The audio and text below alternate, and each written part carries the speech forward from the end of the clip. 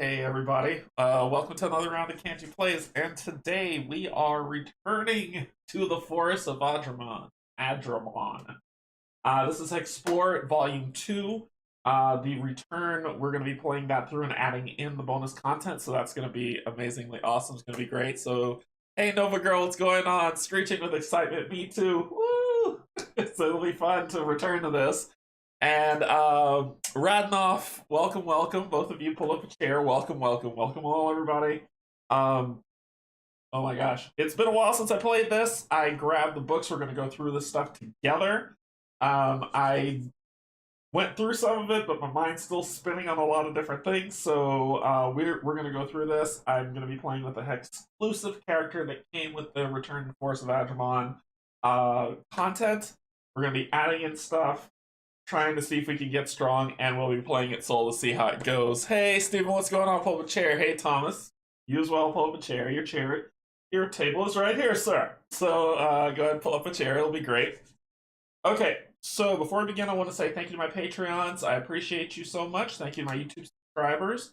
And if you're neither and you're just coming to sit down at a table to hang out, welcome as well. Pull up a chair. This is our table. We're going to play through this game, have some fun, and try not to die much. So we'll see what happens. We'll run through the content in terms of what's being added, what to expect that comes if you have Volume 2 but you don't have Return to the Forest of Adrimon, and we'll see what comes up. So it's going to be good. This reminds me that I still need to complete my order for a Domain of Mirrors and Noctis. Yeah, I completed mine. I am excited. I was thinking the other day, I was saying, what type of game do I really go to that I really love? And what's funny enough is I looked on my shelf, and the majority of them, there's a few dungeon crawls in there, right? But the majority of them are kind of overworld walks and jaunts. That I was like, I think that's a genre that I really like, where you have these overworld, you walk around, you draw cards. It's not table hog heavy, but so Gloom and Kill Forth is an overworld walk. Love it. Right? Great game.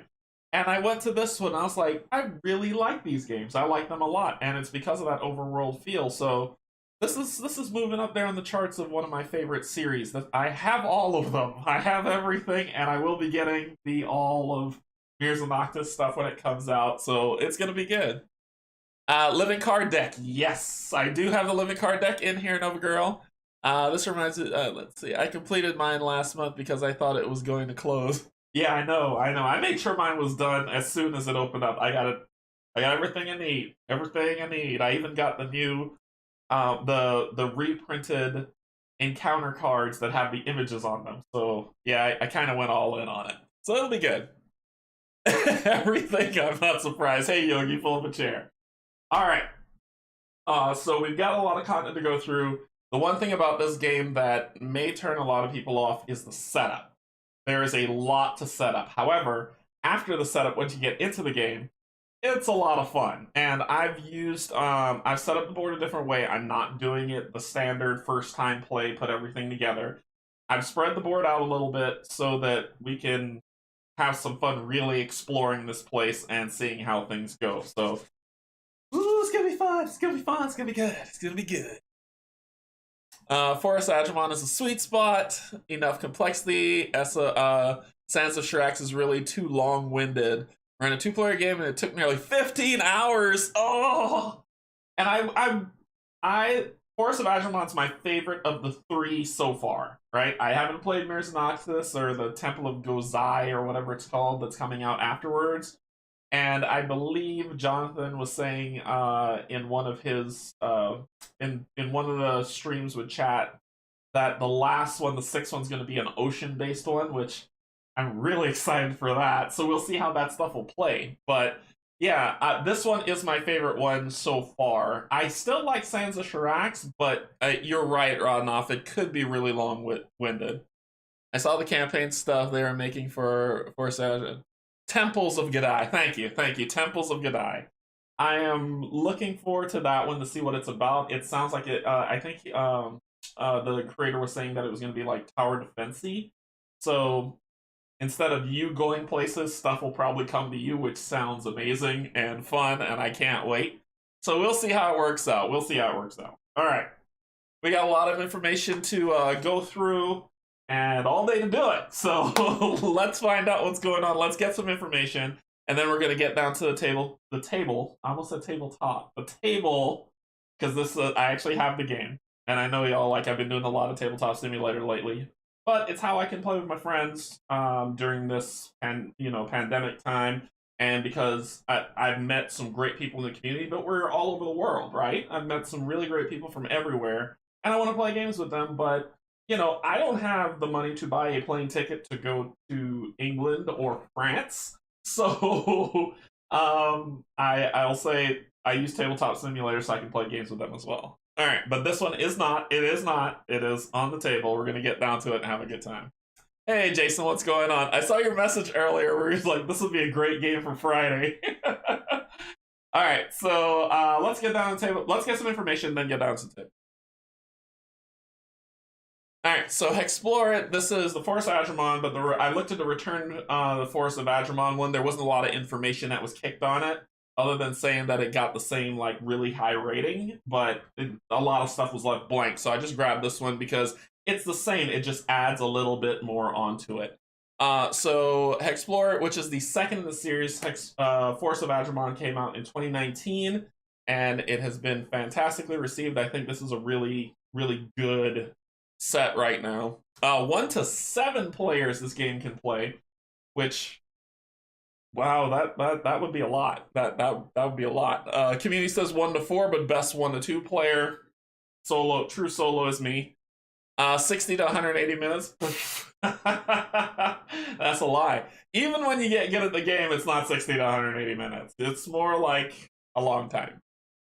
Ages 12 plus, but the community says 10 plus can play, and the weight of this one's about a 3.47.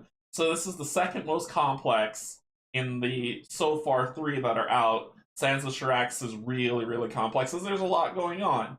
But we'll see how that stuff goes. Designer is Kat, Nathan, and Jonathan. Artists Yanis and Conrad, and published by Mariucci J Designs LLC, which is great. If you die early, I know, Nova Girl, I know.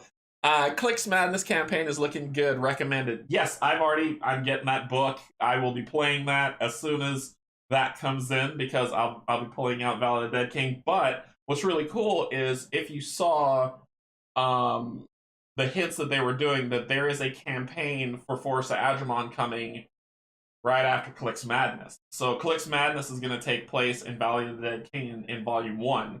And it's a campaign that will span it out. I saw the book. I believe Rob from Rob's Gaming Table has the book, and it looked beautiful and gorgeous. But they are also working on the next campaign, which I'm super stoked about. That is for Force of Adrimon, which is going to be really, really great. Okay, so yeah, we went through this. It's ranked 333. That's kind of uncanny. 3,333 overall.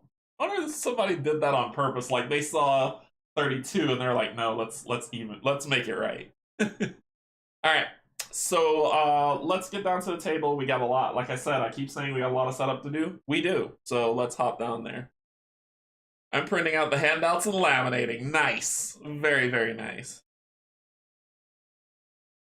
All right, so we've got the table set up. Like I said, I've set things up differently. When I did the Return to Valley of the Dead King, I wanted to do it a little differently. I played out the whole board, no secret reveal nonsense, and just put it all out there. But this one, we're gonna do a little differently. I used one of the from the website. I think it was like the Guide to the Valley, and just set this up in this way. So we've got a lot of hidden stuff to find in this area. Some cities are kind of close together, but a little spread out by what's happening here, so we'll get to see that. And we've got, sunlight pouring in, of course, but we've got our circumstances. Like I said, I'm using that information, so we have the Peril deck that's out there, and we've got over here, we've got the Elwyn's Errand, the What Was That, and the Last Hero. This is all from the Living Card Game that we're going to be playing. So, a lot of Living Card Game stuff added on. Plus, we're adding in, remember, this game comes with 6 2, 4, 5, and 6. This game comes with 6 relics. 6 relics. We're going to be adding in the other 4 for a total of 10 relics that are in this one that we're going to shuffle up and play. So it's going to be a good time. So there's a lot of stuff to, like I said, there's a lot of stuff to set up. The character I'm going to be playing today is the Feather Dragon, which is, let's see, monstrous humanoid. I got some stat buffs. My food goes up to 1, so that'll be kind of like my intro. And this one's all green, so it's going to show through everything, but I'll hold it up here. There we go. I will be playing with this lovely add-on, which is Heroic, and we'll talk about that as well. So that's going to be there. My character is the Wellspring Channeler. It's a Hex-exclusive character, and so begins the puns. So it's a Wellspring, like a Dryad that's on here. They'll be going through it. And I believe because it's a striker and an assist character. So I wanted to get at least a striker for the Hex-exclusive. I'll be playing solo so we can go through that stuff. But we're going to step through setup in the meantime. And just to make sure I don't screw anything up, especially even I have these lovely legendaries that you can unlock from beating or befriending bosses. So more extra power to what we go with. Ridiculous amounts of new characters to go with. This is a lot.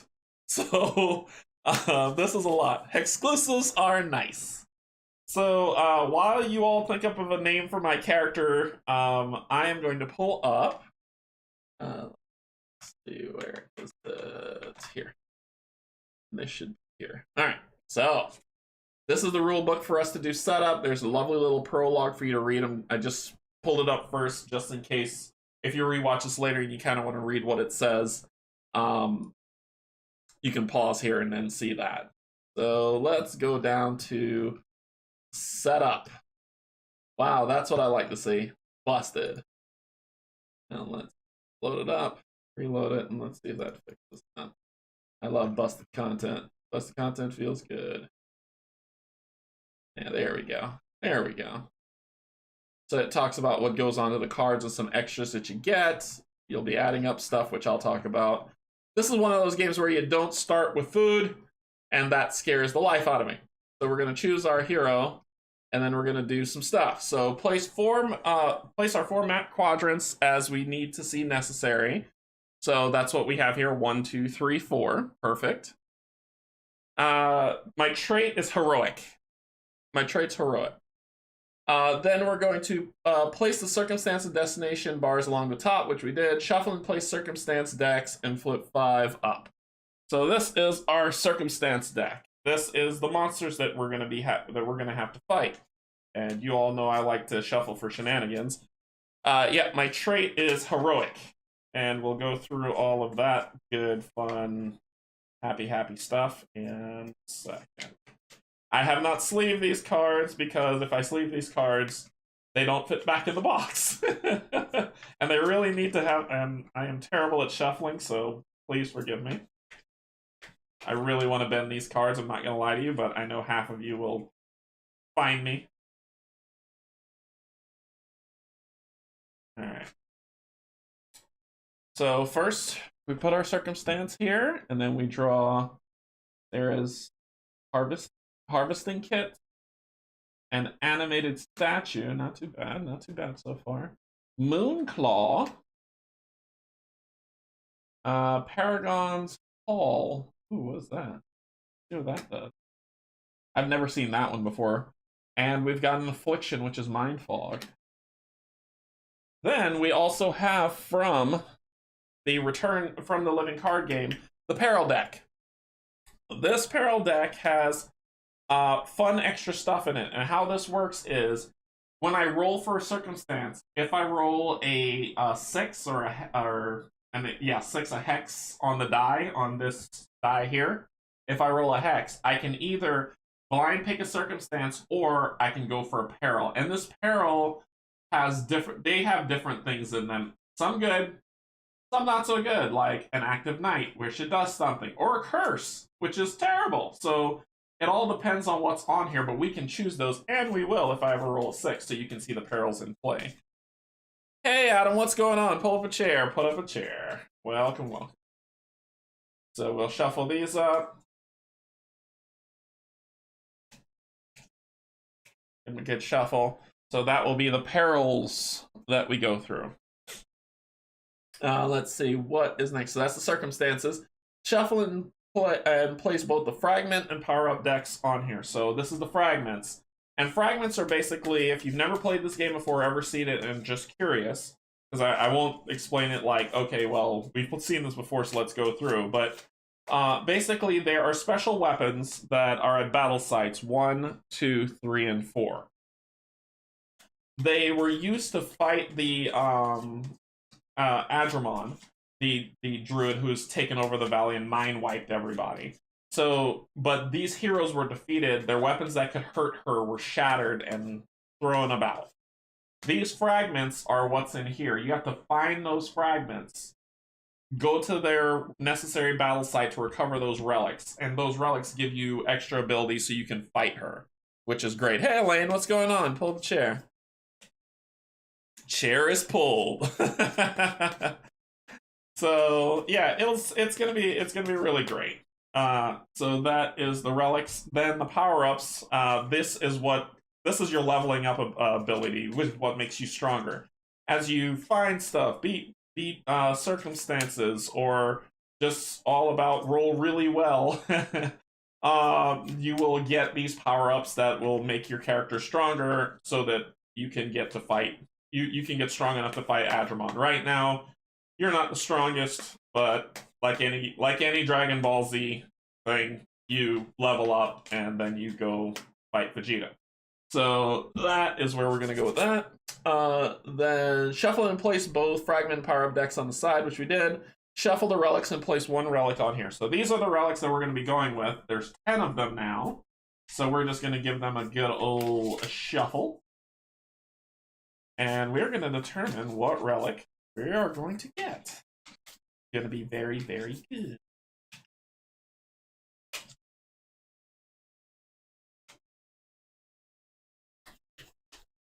All right. Let's see what relics we're looking at. Our first relic is the Crown of the Noble. So that's going to go here. And let's take a look at this. We can break this down. A lot of green, so it's probably going to be a lot of see-through. So first off, you see that requirement at the top? That means that my Navigate, Explore, and Survival needs to be 4+ for me to use this. And if I get those up and I am able to use this, all opponents get -10 Soul Shield, which we'll talk about. It has an ability that we can use. Hey, Rodnoff, thank you so much for becoming a Patreon. Thank you. Welcome, welcome. Thank you, thank you, thank you. Be sure to join the Discord. Be sure to join the Discord to have some fun in there with with everybody. Oh, I got a little blurry. Sorry. There we go. Yeah, I'll get to the character one sec, Adam. So against the Magi, while rolling skills, all heroes may roll all of their skills even if they're equal or lower than the fate cycle. And welder bonus boosts us up +2. So if we have to have a 4+, and then we get even more with these, which is fantastic. So that is the first one. The Wellspring Channeler is our character.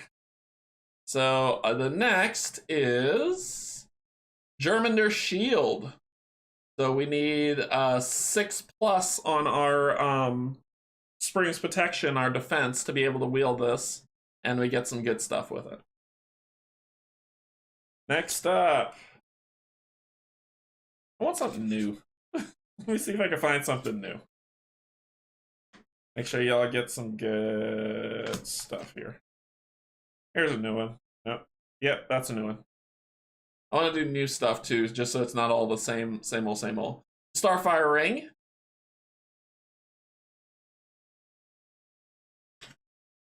Yeah.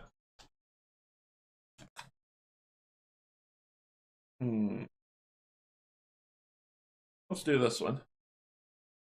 I'll do this one as well. The Figurine of Power. That will be our 4th. And then the other 6 billion ones that are on here are just get put to the side. Cool, cool, cool. Then from there, we are going to shuffle our destination cards. And we're going to be playing, and I'm going to go. This is where we're going to be going aside from the regular setup. I'm going to be playing, because I don't want to be here all day, and neither do you. We're going to do some differences. And let me pull down here, and then I'll pull this up to show you what we're going to be doing.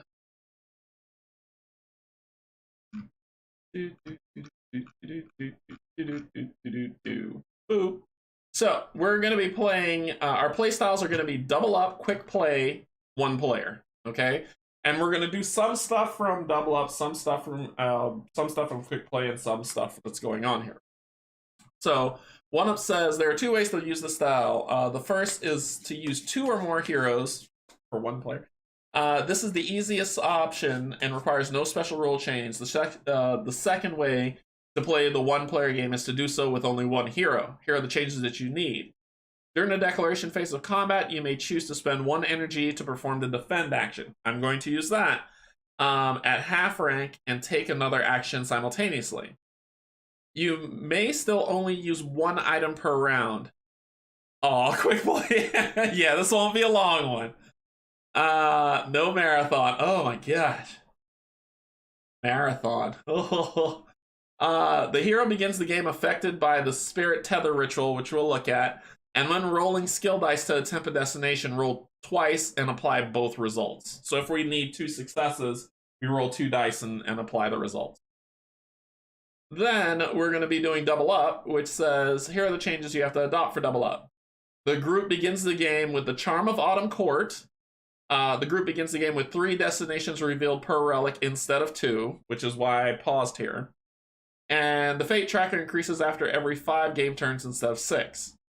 So we can omit that one, I haven't decided yet. And then quick play, power cards are drawn and applied to all heroes and groups instead of individually. Before the game begins, the group draws 3 power-up cards and gains their bonuses. The group begins moving at a rate of 5 hex turns instead of 4. The group begins the game with the charm of the summer court. Sentinels do not appear. I am going to make Sentinels appear. I'm going to ignore that. And reduce the Magi initial soul shield by half. So to 70. So that's what we're going to go with the start. So because of that, our destinations are going to get 3 instead of 2 that are going to get put on here, which will be good. No marathon. I think if I had like a no responsibility day, all day off, I would marathon this thing. But no, not today. So let's put some stuff out here. Ooh, a bounty. There's some things on here that we could find, but we'll see. And 3. Okay, that's our 3 destinations. Then what we do is we grab these, and for the ones that we can find or that are on the board, we label those as quest locations. So we got a G. G's not out yet. N's not out yet. We've got an Into the Acropolis. Huh. She may be gathering fragments to her in order to consolidate her power. Go to the mine entrance of the Acropolis and roll all skills. If successful, you find the tunnel and locate a secret crypt under the Acropolis. Look at this one. I've never seen this one before. Look at this. Let me see if I can make it go closer.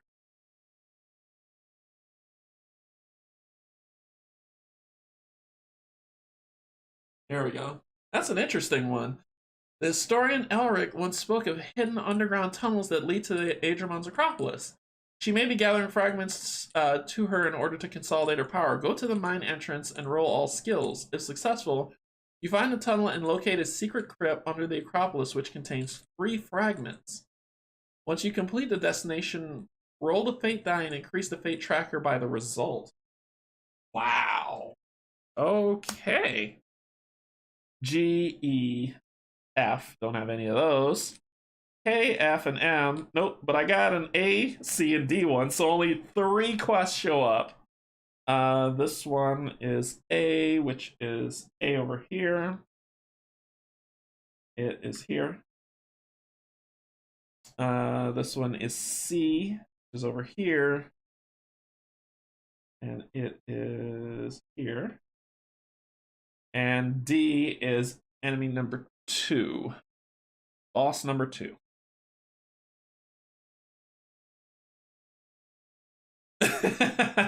I played Sands of Shirax. I did go 24 hours on it though.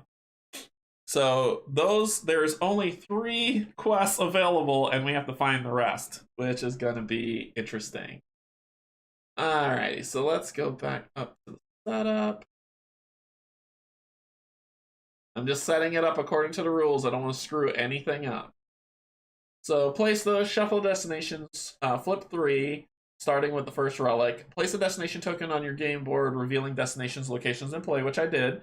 Give each player a green, yellow, and blue die, 10-sided die. Roll a 6-sided die to determine the location of the Acropolis, which is this one. So, where is the Acropolis going? It's going on number 4. Number 4? It is right here. That's the Acropolis. Where am I going to start? I'm going to start on number 6. Well, a hex. And I believe when a hex is rolled, you get to pick where you want to go. Yeah, because there's only 5 cities. So when a hex is rolled, I think you get to pick where you want to start. I'm going to start on city number 5. Maybe. City number 2. City number 2. And because we're in the forest and the city is already enthralled, we wander. So where are we wandering to? We're wandering 6, so we're here. That's where we start. Okay. Alright, so we got the game board set up. We got everything looking pretty. And now we have to start off with getting our starting equipment. And we got to go to our character. So let's go to that. Starting equipment. So searching for gear, initial rolls. Number of heroes 1. We get 3 upgrade rolls and 3 item rolls. So here it is. Searching for gear. So this is our upgrade set. This is our item set. And we start off getting 3 of these anyway to start. I believe it's 3. So there's a lot of stuff that, like I said, setup is an interesting thing for this game. So you gotta make sure you do it all. So first, let's get our relics. We have the Spirit Tether Ritual.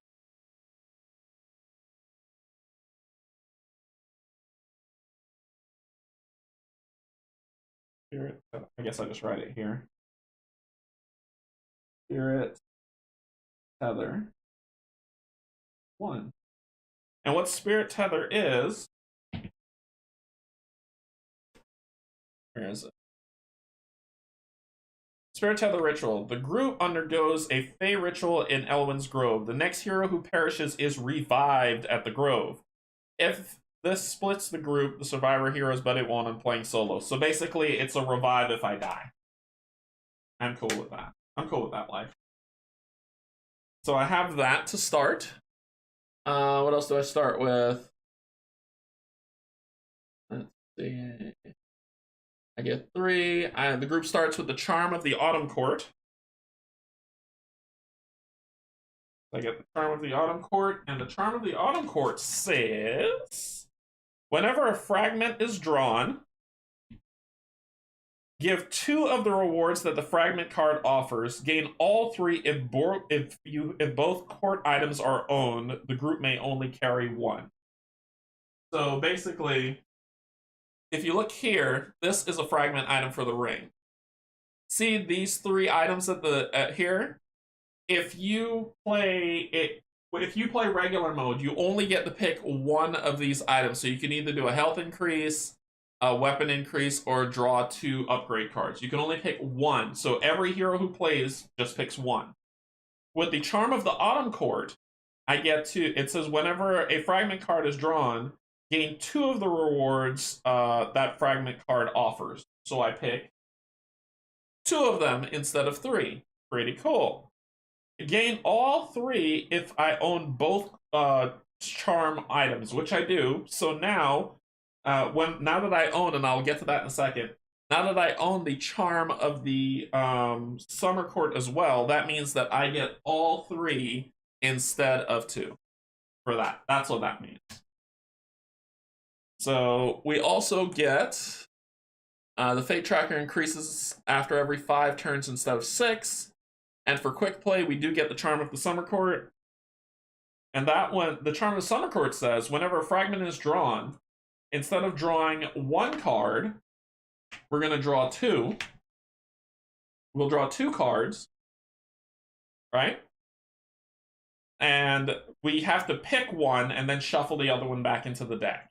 So we'll say, okay, I'll pick these 2. This one looks also awful. I mean, awesome. Shuffle that one back in, and then claim all 3 rewards from that fragment. So that's what both charms mean.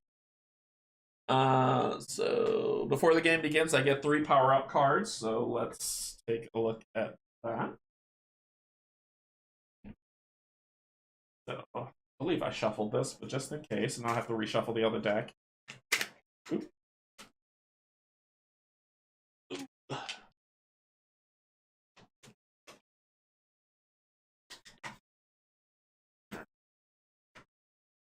So first one, that our Explorer gets a +2. Second one, 3 total, well-executed plan, so your choice, something gets +3. Distribute this bonus between any of your stats if you want. And third, we get attack and second masteries get a +1. So that's going to be that one. There's a lot of stuff to set up, like I said. Then we have to roll for stuff. So I'm not writing anything in just yet because all these numbers are about to change. So that's why I'm doing like this initial pull so you can see what's there. So remember, we get 3 rolls on the gear upgrade. Actually, let's fill this in because the roll upgrades are going to change a lot. I thought I had a finer point one of these. Are you a finer point? Sadden me. Okay, so my Wellspring Channeler is who I'm starting with. And I have Summer Blaze. This mastery deals Autumn Harvest rank health damage and increases your target die rolls by Summer Blaze rank. If you become targeted this round, your opponent becomes burned. You also block half Spring's protection rank damage dealt by burned opponents. At rank 8, anytime you suffer damage from a burned opponent, you deal twice the autumn rank health damage to that opponent. At rank 10, opponents suffer twice the damage from the mastery's burn condition. So that is a lot. That means that I block stuff and I kill stuff really well. Then I have Winter's Bite. This mastery deals Autumn Harvest rank plus Winter Bite rank energy damage. So there's a difference between health and energy. Health is how you kill them. Energy is how you cast magic, or how the enemy casts magic spells. They also have this thing called soul shields, which I'll talk about that in a second. Like I said, there's a lot that's added on, but it's done in a pretty decent way. So I'm starting off pretty strong. My ability score is 3 to start. Do I get any boost to here? Nope, but I do get a boost here. So that's going to turn this. I'm actually going to use this. That's going to turn that to a 4. Then my Spring's Protection starts off as a 2. I get a +1 to defense. That's a 3. My first mastery, which is the Summer Blaze that I just read to you, starts off as a 3. I get a +1, which is a 4. And my second Winter's Bite is a 2. I get a +1, so that's a 4. So this card's done. So I got these today. Then we've got Navigate. I have a 2 +2, which is a 4. I have a 2 +1 +2 for Explore, so that's 2, 4, 5. And this card will be used. And no shenanigans on this stream. None. And then I have survival, which is just a 2. My food rating is a 1, which is really, really bad because you don't start off with any food. But now we have this 3 that we can add to anything. What do you think I'm going to add that to? So this is going to turn into a 5. And that card will be used. So we've done that. Then we've got heroic. Oh, I forgot to do my energy too. My health is 8 plus 3 is 11. And my energy is a 7 plus 8 is a 15. And I'm already, this is the bad thing about this stuff, I'm already running out. So I'm gonna write the thing over here, because I'm gonna be screwing stuff up. What do I want to do? Where do I want to put it? I don't want to write it here. I'll just say I have 1 revive. And chat, you remind me that I have 1 revive. You remind me that I have 1 revive. So 11, 15, 4, 3, 4, 4, 4, 5, 5, and I have 1 food rating, which is great. Now we're going to be rolling for upgrades. I get 3 because I'm playing solo. 3 gear upgrades. Let's see what we get. I got 7, which is survival plus 1. So that goes to 6. I'm okay with that life. So this will go to 6. I got a 6, which is first mastery plus 1. Go to 5. And I got a 2, which is attack plus 1. So this will go to 5. Now I roll for item upgrades. Please, even number. Please. Please, please. Please, please, please. Oh, even numbers all around. So I got a 2. You found a trove of riches. Choose one of the following. Wand of Ashes, Stealth Boots, or Wayfarer's Cloak. So Wand of Ashes, your wand, this wand crafted from the ashes of a reborn phoenix may be charged outside of combat by sacrificing 2 energy. The welder may use the charge to roll the fate die and heal health equal to the result. This die hexplodes on a result of both a hex and 8. The wand may only hold 1 charge at a time, and it's permanent. It does not burn away. So that's the Wand of Ashes. The Stealth Boots. Stealth Boots. This is also permanent. Heroes who wear these magic boots gain a -2 bonus to their skill rolls while searching for gear, and may modify each gear roll result by 1. May be purchased once per hero. Ooh. And we have the Wayfarer's Cloak. Wayfarer's Cloak. Heals 1 health and 1 energy before the movement phase of each game turn. This item only affects 1 hero, may be purchased once per hero, and stacks with similar effects. The wand just sounds amazing. So it's the Wand of Ashes, which says this wand, the welder may use the charge to roll the fate die and heal health equal to the result. But this can happen at any time. It says outside of combat. So outside of combat, I can heal. The Stealth Boots says that I get a -2 bonus to my skill rolls when searching for gear.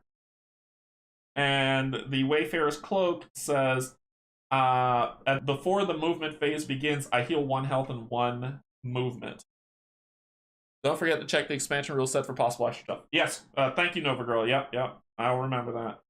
So, I'm thinking the Wand of Ashes is what I'm going for. I want the Wand of Ashes.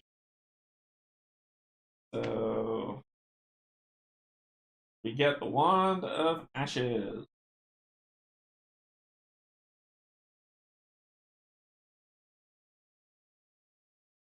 And also, we get 4 food. Woohoo! You have no idea how important food is in this game. So we get 4 food. So that was my 2. My 10. And let me make sure I did that right. Let me try to do that right. Cool.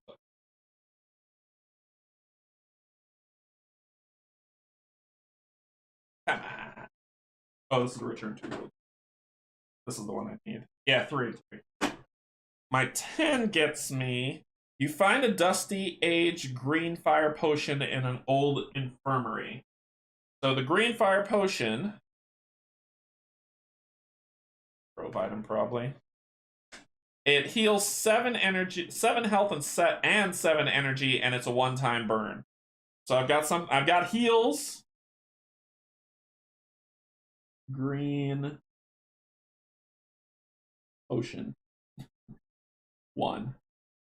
Don't make fun of my handwriting. And then I get 1 food, which puts me at the max 5. I'm at max food here. And then we got a hex. That hex says, you located a set of workshop supplies. Only 1 hero may obtain the items. If we get 3 workshop supplies, we can build the workshop, and that's where we can do upgrades like crazy. So we found 1, and we get a gear upgrade for it. Trait! Trait! It's getting better. I'm getting better at this. If your hero does not have a trait, discard and draw another power card. But we do. So it's trait +1. Our trait, and this is green, so you're going to see a lot of see-through on this one. But you should be able to read the text perfectly. So I'm heroic. Once I get this trait, I get +1 to mastery, but -1 to energy. So my purple mastery goes up +1, which is 6. But my energy goes from 15 to 14. Getting stronger. Now, how to unlock this, how to use this mastery to get boosts. You see those circles that are around the top that are here, all this around? Basically what that means is as I get ... I will get a number in mastery, but I have to do 3 to get 1, right? So, for instance, here's the best way to explain it. Let me go to the book. Because otherwise I'm going to say stuff and you're going to be like, what? So, here. And let's zoom into this so you can see what I'm talking about. So, on the mastery set, you'll see this stealthy thing that's on here that says what breaks down. It says, trait gives hero the distinguishing quality. Players may select a trait or draw 1 at random for each hero at the beginning of the game. I selected heroic. There are many possible ways to choose traits, however you want to do it. The TP requirement, this is the requirement your hero must meet in order to gain 1 trait point. Each time, each time you successfully fulfill the requirement, fill in 1 mark on the trait point meter. That is this. If you gain a rank increase from another source, do not fill in a slot on the trait point requirement meter. Many of these have a per turn limit, which means you can only gain up to 1 specific number each turn. That says, so this says, avoid becoming targeted during a combat round, limit 3 trait points per turn. So then we have the meter. This is the meter you'll use to record your progress in reaching a rank upgrade. In this example, you must meet the TP requirement 3 times in order to gain 1 rank. So for stealth, quite fortunate on that food. Yeah, I know, I agree, Adam. For stealth, for this example, that means that this character has to avoid becoming targeted during combat round 3 times. So let's say the monster attacks another hero. This would be terrible for solo mode. But for more than 1 player, you do 1, 2, 3, then you get a rank up. 1, 2, 3, you get the second rank up. 1, 2, 3, you get the third and automatically boosts survival by 1. Then you get 1, 2, 3, 4, 1, 2, 3, 5, 1, 2, 3, 6. You boost your attack. Your health. Which one's that one? That might be energy. I can't remember. But you boost that up by 1. And that's how these work. And this says each time you roll, so this is the ability that you get innately. Each time you roll target dice, you may choose to receive a -1 bonus to your target die for each rank in stealth. At rank 6, you may avoid that group. So that's how this works. So that makes sense, because I know I was blabbering on just now. So for mine, let's go back to that you're going to do the see-through on. Ooh, that's a little blurry. Move it away, put it back. So mine says, become the I need to, so as heroic, I need to become the target of an individual target attack to boost up, and I'm going to be boosting up navigate and my health as I tick around this meter. So my innate is you may choose to gain a +1 penalty to your target die for each rank in heroic. Once per round, you may block up to heroic rank damage one target receives. At rank 6, once per combat, you may choose to receive all damage each ally would receive and reduce the damage of each instance by half. So I take on all damage and I deal with it. Now this is going to be interesting. I want y'all to read this ability here at the bottom. It said, feather dragons are a treasure to behold.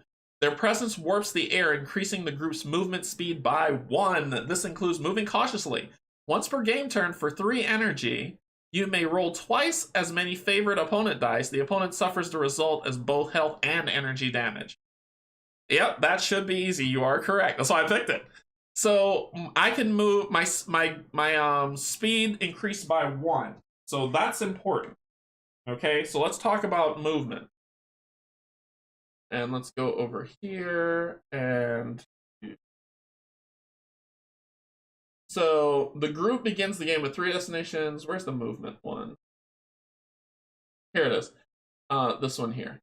So this for quick play. The group begins moving at a rate of 5 hexes per turn instead of 4. So usually our normal movement is 4 and our cautious movement is 1.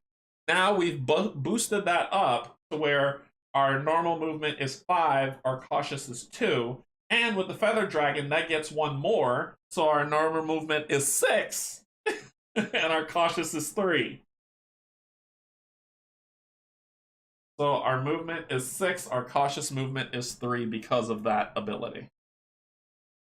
Like I said, this is a lot of setup, but we'll get there. But we've already got a trait upgrade that's already on here. So we'll dot, this trait gets here, so now it's 1. So I got 1 on that track.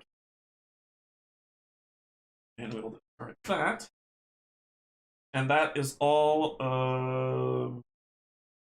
Yep, that's all of that. Alrighty. We're doing solid. I don't have a name for this character, so I don't know who to pick. I don't know what name to give this character, but my favorite opponent is a monstrous humanoid. So, favorite opponent, monstrous humanoid. That means that if I run into a monstrous humanoid, I get to roll the favorite opponent die, and it can explode, hexplode, and I can just keep beating the crap out of it. Okay. I think we're ready to start the game. Like I said, setup is crazy. I need to shuffle this. Ooh, no shenanigans. So, oh my god. It's insane. Alright. We got our relics. The only thing I'm not sure of is if we can find, when it comes to relics, hey, what's going on, Matt? If for the relics, and this is what I need to look up, is that if we're supposed to cull the deck of fragments or just keep them all together and we're just kind of finding junk. So let me zoom to that real quick. Oh, also, I started in City 2. City 2 says it's Myron. Myron used to be a rich city. I'll pull that up. Myron used to be a rich city on top of a gold mine. After its destruction, the natural resources decreased, but it is still present. Each hero gains either 5 additional gold or 5 additional food. So I'm going to get me some 5 gold because I'm already maxed out on food. So I'm good. Okay. Thank you, thank you. I want to know more about moving the hero, rolling your skill dice. The relics. I want to know if I'm supposed to call that. That's what I'm looking for right now. Yeah, lots of rules. Love it, love it, love it. Love the rules, love the conditions. We'll be back to these conditions when stuff out. Here we go. So, relics of powerful items. Relic forging, you have to go to the battle site that it's on. But what about the fragments? Fragments are pieces of broken relics and are rewarded in ways to do it. Fragment number. You'll need to find all fragments that belong to a relic in order to reforge it. Each fragment grants each hero an extra reward selected from 3 options, but we get all 3. The group keeps all fragments found, even if the fragment belongs to a relic that is not currently in play. Cool. So it stays. So basically, the fragment deck stays where it stays, which is this guy. And I'm supposed to shuffle this because I already know what the top looks like. All right, we're ready to play. Oh my gosh. Okay, I'm not drunk. I promise. I promise I'm not drunk. So, my movement is 6 and 3 for cautious. Alright. So, we've got this here and this here. Alright, so we can actually... If we go to a city, we can attempt to loot a city. Which is Enthralled Cities. So it says, skip the circumstance phase when entering an enthralled city. So we'll roll on this table here that says the effect of what happens in the city that we have to deal with, and just kind of deal with it. And then we can search for gear if we're successful if we want to go through an enthralled city. But right now, I'm feeling myself a little bit. I think I can try this survival one, especially with this lovely, lovely 6 that I got. And that one's on C, which is up here. So I can move 1, 2, 3, 4. But that would not be moving cautiously, since moving cautiously is 3, and moving normal is a 6. I can move, if I move normal, basically what that means is, when I move normally, I can move up to 6 spaces in any direction. On roads, I'm safe from circumstances, but off roads, I then have to roll this and deal with whatever circumstance comes up. And there is an affliction that's out there that would bother me. If I move cautiously, I get to roll this die, and I get to say whether I'm going to face this problem or throw it away and get another one. So it gives me some options if I'm cautious. I'm being very careful on what's happening. Oh boy. This one's 3 away. What are you? 5 roll on a die? Why the heck not? Let's do that one. So... I'm gonna move through the city. I don't want to go through it. So 1, moving cautiously. 2, 3 on here. So I land on there. So that's my movement part, and this breaks down into 5 phases. Movement's the first one. Then we go to skill check. Each hero rolls their skill die individually. You'll succeed if you roll, see what happens. So because we move cautiously, you're moving slowly and carefully. Move only 1 hex or remove your normal speed following a river or a road. But because we've got our cautious 3, navigation automatically succeeds, so we don't wander. We don't have to roll for it. Let's see. In addition, you may discard the circumstances you roll this turn if allowed. If they're unavoidable, that ain't happening. So, but I still need to roll for survival and for explore. You're not drunk? Why on earth not? So I have to roll lower than a 5 or lower or a 6 or lower.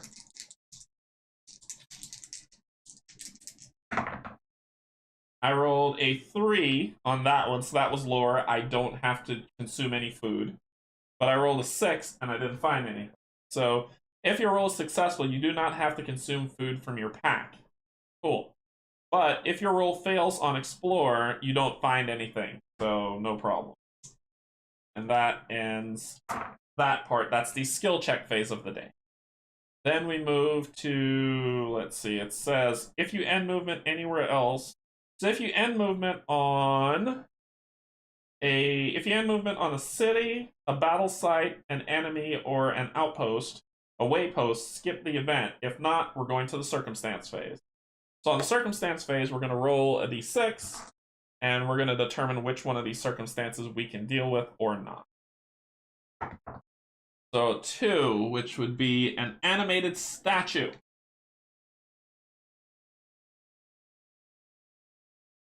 So the animated statue has, let's see, if I beat it, I get 3 gold. It has 14 health, 4 magic, 4 energy, and I'll roll a d6 to see what it does. Single target health. If the target is defending, they receive all defended damage as piercing energy damage. So you can hit me pretty nasty. He's going to spend 1 energy, single target energy. This is energy damage. Block 10 for my hit on a 4 and 5 on a 6. Group health and single target explore. Those who fail are disarmed. Oh. If I kill him, I just get money. Nah, I don't want to. So we're going to discard this guy and draw some blood wasp. A little bit more pliable to the health track, which will go on just fine. Okay, so that ends that phase, the circumstance phase.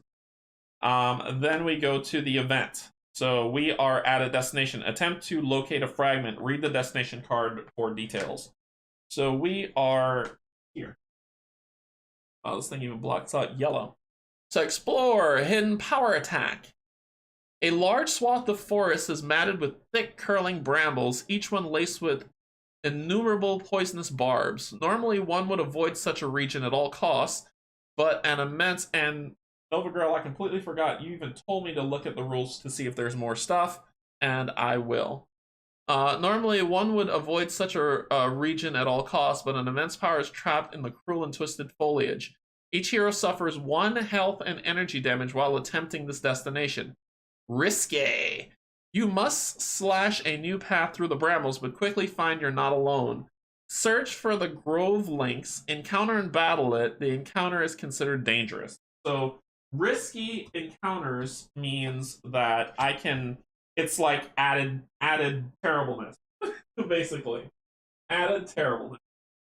Nova Girl told me to look here for setup, and I completely said I wouldn't. I didn't. I did the trait setup. There are legendary cards, which I'll add and we'll talk about as I kill bosses. You'll see what legendary cards mean. There's Keeper's Blessings, but I gotta find those to do it.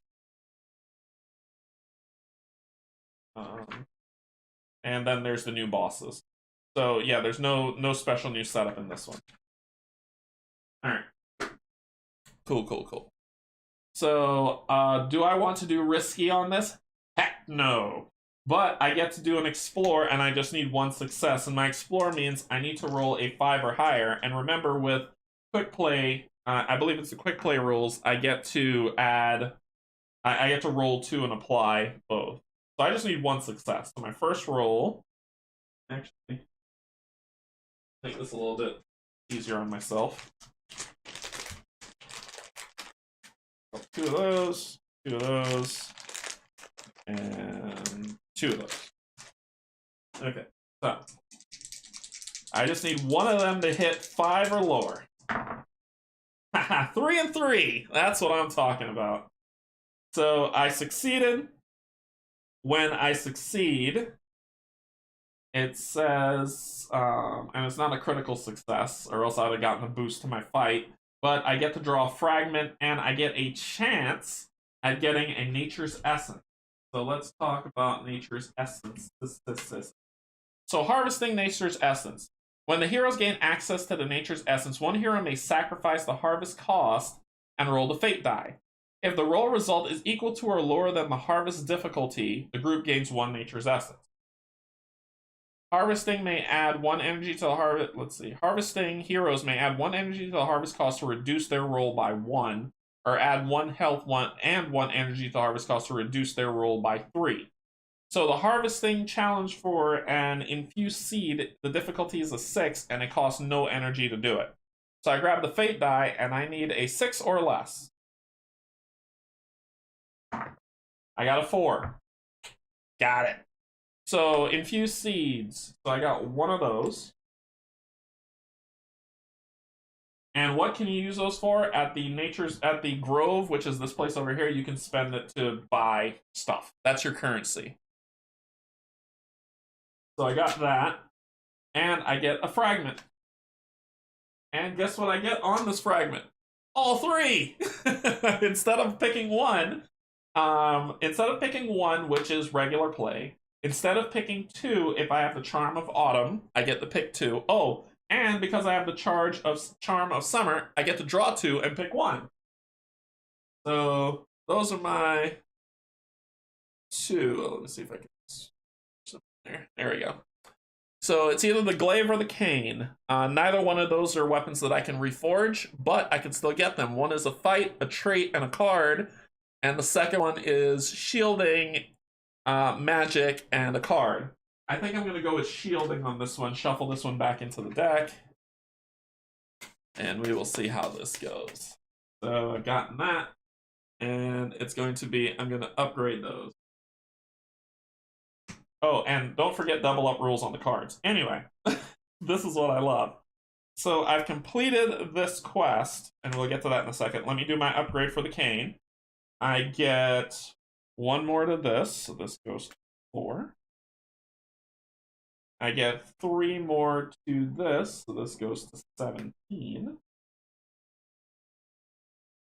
And double up rules, where I would get 1, I get 2.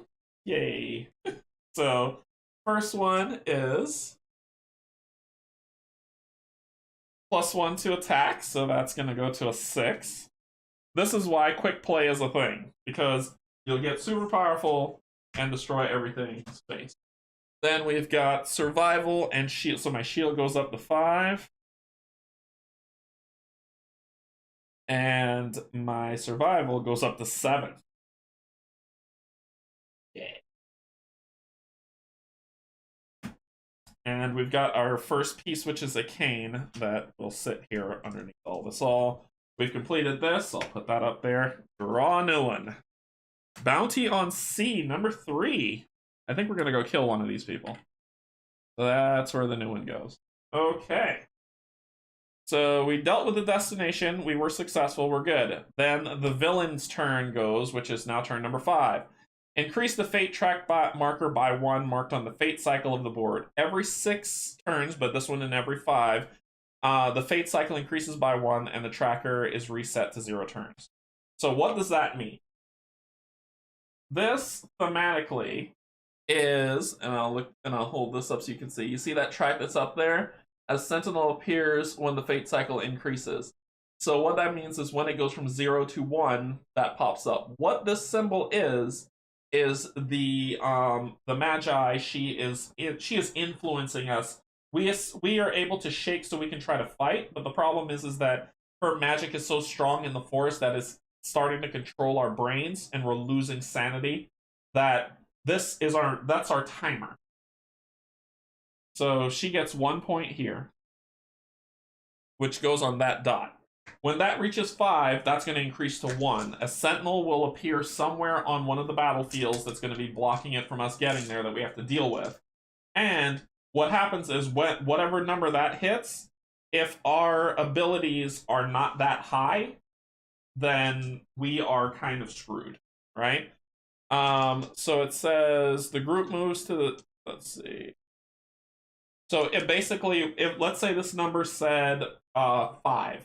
If that number said 5, I've lost the ability to use Winter's Bite, and I've lost the ability to navigate. That means that every single time I go to have to roll to navigate, I fail automatically, and Winter's Bite is closed off to me. So as long as those numbers drop, like keep going up, I start losing abilities as my mind is becoming warped. So, cool. Let's see. Once it's fully mind wiped, I lost the game. So the heroes must face Adrimon during the event phase of the game turn when either of the following scenarios occur. So she will come and attack us. This is, once again, a timer, because you can't say to let it go to infinity. The group moves to the center of the Acropolis. We fight Adrimon.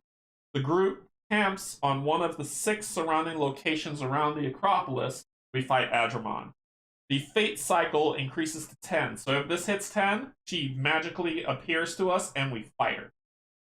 So we've got that many rounds to deal with it. Yes, you look away and I'm doing well. This is what you get for looking away. So those were the 5 turns, and then all you do is flip it over and do it again. So I've beaten this one. This comes off. Goes back here. Alrighty. What do we want to do next? We want a boss fight. There's a bounty here, but I want to fight this boss. The boss is 4 away.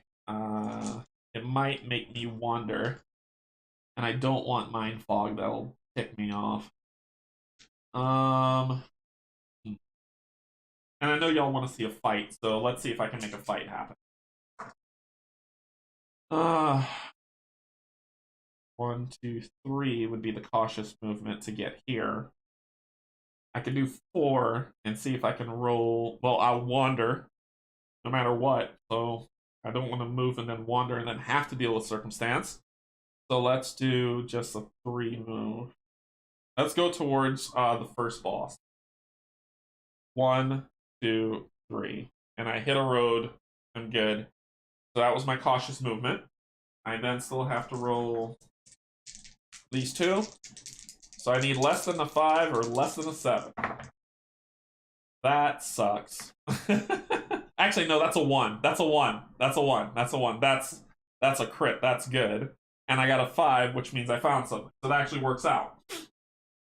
That's good. So on a survival check, if your roll is successful, you do not have to consume food from your pack. If any hero rolls all 3 hexes, if any hero rolls all 3 rolls all 3 hexes during the skill phase, draw 1 power card and give its bonus to all heroes. So that's all 3. But I don't think I get anything special for rolling 1. But this one says if your roll is successful, you find 2 gold worth of treasure. But this is double up, so instead of 2, it would be 4. So I'm at 9. So I don't consume any food for that. If you roll a critical success on your survival skill during the skill phase, you do not have to consume food from your pack, and each hero heals 1 lost energy. Good. You end an affliction affecting the group, or you find an infused seed, that you may attempt to harvest. If multiple heroes roll this, find an infused seed. Let's do that. Infused seed. That doesn't cost any energy, and I need a 6 or less. I rolled an 8. Nope, didn't find any. So that is good. Okay, so we're good. Then we go to the next phase. I'm on the road, so we're on circumstance bits, but I moved cautiously. That's a 6. Peril time! We got a peril! So, oh no! No! Nightmare! Search for the wild magic, black unicorn, and revival stone cards. The pattern of this place seems changed in a significant way. It feels as if a great tragedy occurred here. A twig snaps loudly nearby. Play wild magic, then face a dangerous black unicorn. If you vanquish it, the group finds a revival stone. So search for the wild magic, black unicorn, and revival stone card. Where's that? In peril?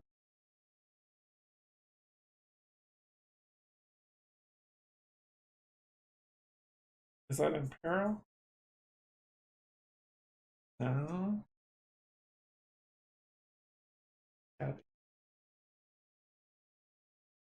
we looking for wild magic, black unicorn, and revival?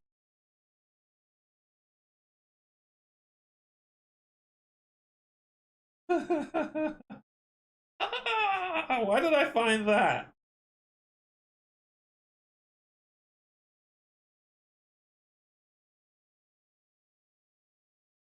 Black unicorn, wild magic, and revival stone.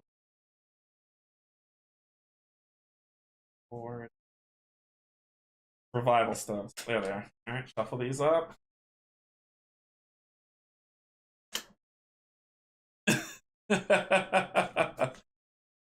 Nightmares are the worst types of nightmares.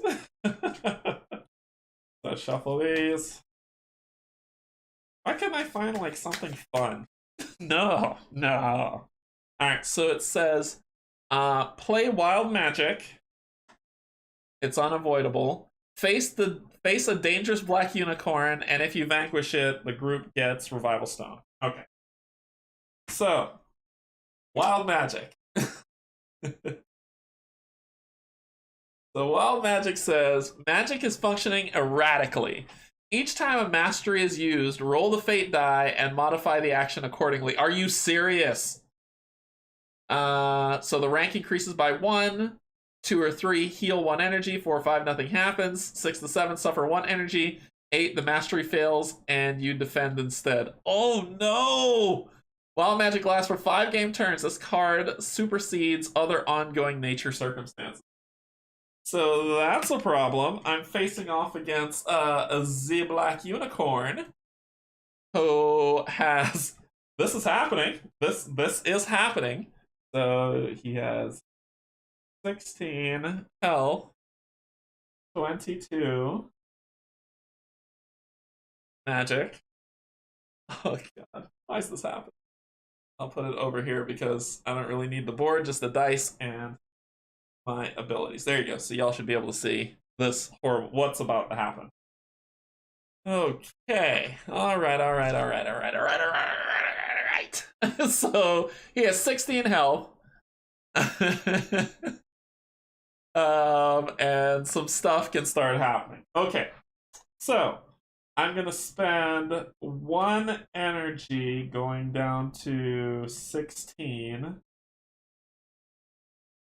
to protect myself with half of 5 rounded. I think it's rounded up, I believe. So it'd be 3. And then I'm gonna use Summer's Blaze, spending 1 more, going to 15.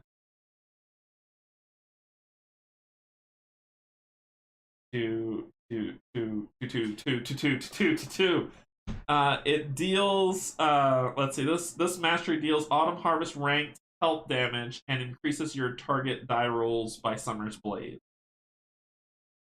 I don't know what that means. So burned opponents, oh, they get a, wait, burned opponent bonus? What? If you become targeted this round, your opponent becomes burned. So I'm gonna burn them. So it says, this mastery deals Autumn Harvest, which is 6, rank health damage, and increases your target die rolls by Summer Blaze rank. I don't know what that means. You also block half Spring's protection roll damage dealt by burned opponents. So he becomes burned, then I block him. So I'd basically be blocking him 4 of whatever he's going to do. But I don't understand the increases your target die rolls by Summer's Blaze rank.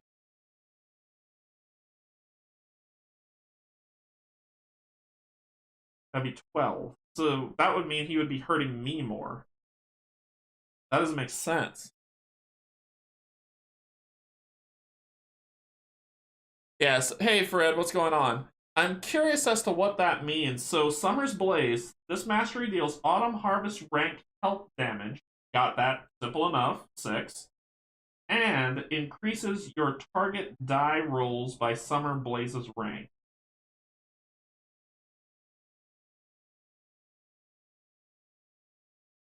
Target die roll. I don't know what that means.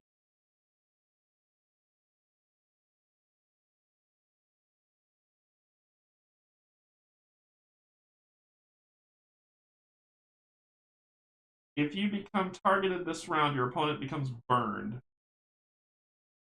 Burn says Burn targets lose 3 health at the beginning of the declaration phase of each round and heals 3 less each time their health is healed. The healing reduction stacks, but the health damage dealt does not. Target die rolls only matters when there's more than one character. Okay, alright, cool. So, I'm hitting him for 6, and he's about to get burned. Let's see what he's doing. Hey Tara, what's going on? Mernin. I knew it'd been said, but this COVID thing really sucks when you have it. Thank you, Canje Studios, for the distraction and helping to keep me calm. I'm so sorry, Tara. Oh my god. I hope you feel better. I'm so sorry that happened. Yeah, we're here together. We're here with you. So don't ever feel alone. We're here with you. You can watch me roll terribly, if that helps. So I rolled a 2. I really hope you feel better. I rolled a 2. Group health. The unicorn heals health equal to the damage dealt. Kidding me? And it does 6. So I block 4, which means I take 2. 11, 10, 9. So I'm down to 9. And it says the unicorn heals health equal to damage dealt. I dealt 6 to him. But he's burned. He doesn't heat. Burn means this actually works against him. He heals 3 less, so he would heal. So I did 6 to him, which would take him down to 10. But then he heals 3, which takes him to 13. So I only did 3 damage to him. Yeah, get better fast, Tara. And I do hope it stays mild for sure. We are here with you. We are here with you. Okay, so let's make sure that doesn't happen again. So I'm going to spend... Oh, and you're burned, which means that the declaration phase now you're going to lose 3 health because you're burned. So you go down to 10 anyway, jerk. So, I'm going to do... an autumn let's see, you're burned currently. I'm just going to do an autumn harvest now. So I'm going to do the 1 to block, taking me to 15, 14. And so I'm going to spring protection and autumn harvest. Another 2. God, guy. Okay, so I blocked 3 of your 6. So I'm going to take 3 damage going to 6. I'm going to use a potion. And you take 6 going to 4. You heal 3 going to 7. And then at the other turn you're burned, you go to 4. Okay, I'm going to use this potion because I don't want to die. Yeah, I'm going to use that potion because I know you're going to do something stupid. I'm going to use this green potion. And the green potion, 7 health and 7 energy. So I'm going back to full, but I'm going to still use the shield and an autumn harvest. So. Alright, what are you going to do? Same thing. I just keep rolling 2s. So he's going to take 6 damage going to 0. Then he's going to heal 3. And then the burn will kill him. I won this fight. He's going to hit me for, let's see, 3, 6, 3, so 8. I'm down to 8 health. And then he gets burned, which kills him for 3. Burned is awesome. Your bad rolls does put a smile on my face as I feel the pain. I suck at rolling too. We're rolling bad together. So that kills. I did beat the unicorn, so he's beaten. And it says 1. Oh, and he's deadly. He's deadly. He's deadly. He's deadly. He's deadly. He is deadly. Deadly means that he has +5 vitals, so he actually has 5 health left, and he deals +1 damage. Okay, so let's burn him again. So he rolls a 4. So I gotta hit him one more time. He rolls a 4. He's doing energy drain on me, which is fine. He needs to spend 3, which he'll go down to 19. And he hits my energy for 8. That's perfectly fine. So my energy is going to go to 7 because I would have used 1 to shield. And I hit him for 6 and he dies. That's how I beat him. Then I get the revival stone. I almost forgot he was dangerous. So you uncovered a smooth elliptical stone that bears you guys read it probably with. You uncover a smooth elliptical stone that bears druidic marks. You're stunned when you realize this is a revival stone. The great druids were said to have created only 3 of these long ago. Cheeky Sarah on the Broadway. Thank you for playing this game. I've had it for 6 months and want to figure out how to play it properly. No problem. You're always welcome at the table. When the revival stone, let's see. Heroes may charge the stone outside of combat by sacrificing energy. This energy can come from multiple heroes and remain across multiple game turns. When the revival stone is charged to 10 energy, the energy may be consumed as if it were an item to revive a fallen hero to full vitals. The revival stone may only hold 1 charge at a time. Ooh! Alright, so we finish this peril, and we get rewards from this guy. So we get 2 fragments. Pick 1. I'm so good. What do we got? I am definitely doing this. This is happening. We don't even need to look at the other one. That's happening. That is part of the figurine of power that I want, and it gives me and it gives me 3 health boost. So that takes me to 14. Oh, no, sorry. 3 health boost, so that takes me to 20. That's energy boost. 20 energy. My shielding goes up to 2, 5, 6, 7. And I gain 4 boost cards because of double up. 1, 2, 3, and 4. But we are not done yet. Not done yet. So the black unicorn has been defeated. Oh, and I get the test for the S. I rolled a 3, so I got 1. So we're at 2 of. Oh no. Wrong. I got 3. I did get that one. This is an essence vine. I need to spend 1 health or 1 energy. I'm going to do 1 energy going to 6. And I get 1. Okay. And 5 gold, which would be 10, so I go to 19. Now we get rid of Black Unicorn, and we have to deal with this. I don't want to take the ball off of this one yet. Hey, Matt. Hey, Canje. Did you add the living card expansion? Yes. Yes, Fred, I did. I did. Always has it. Yeah. So, what does this card mean? Very important. I'm going to hold this up here because I want green in full glory. You see that lovely thing at the top right there? You see that? When that is drawn, boop, another mark goes there. So when you draw that, it increases as you found the figure. But we get boosts.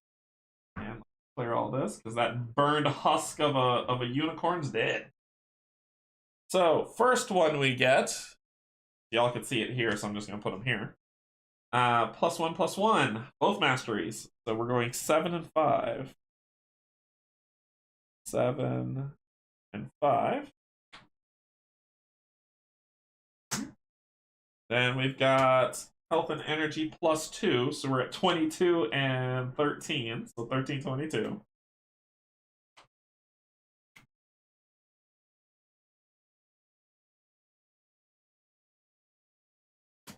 Then when our second mastery goes up to 6.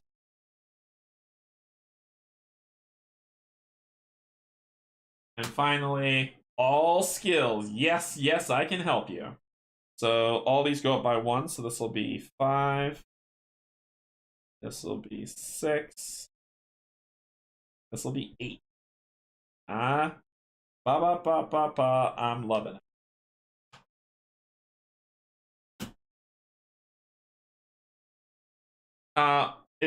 Let me check the rules on that. You could have a point. Let me check. Let's check the rules on those cards. You could be right, Fred. Let's check.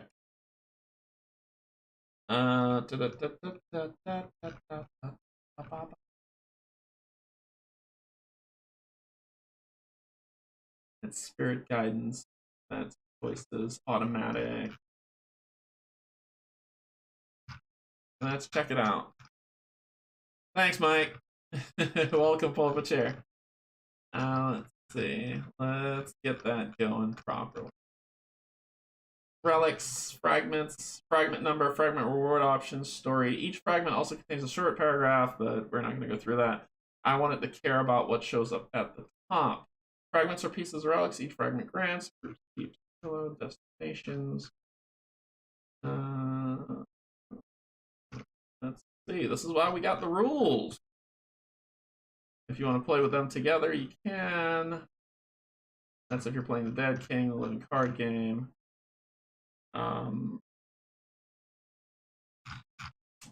Let's scroll back up to the top and see if we can find it. I could have sworn I saw that in the rules, but I have been wrong before. I will be wrong again.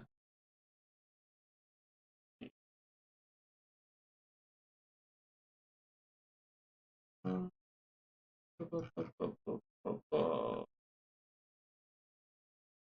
on, show me what I want, what I really, really want.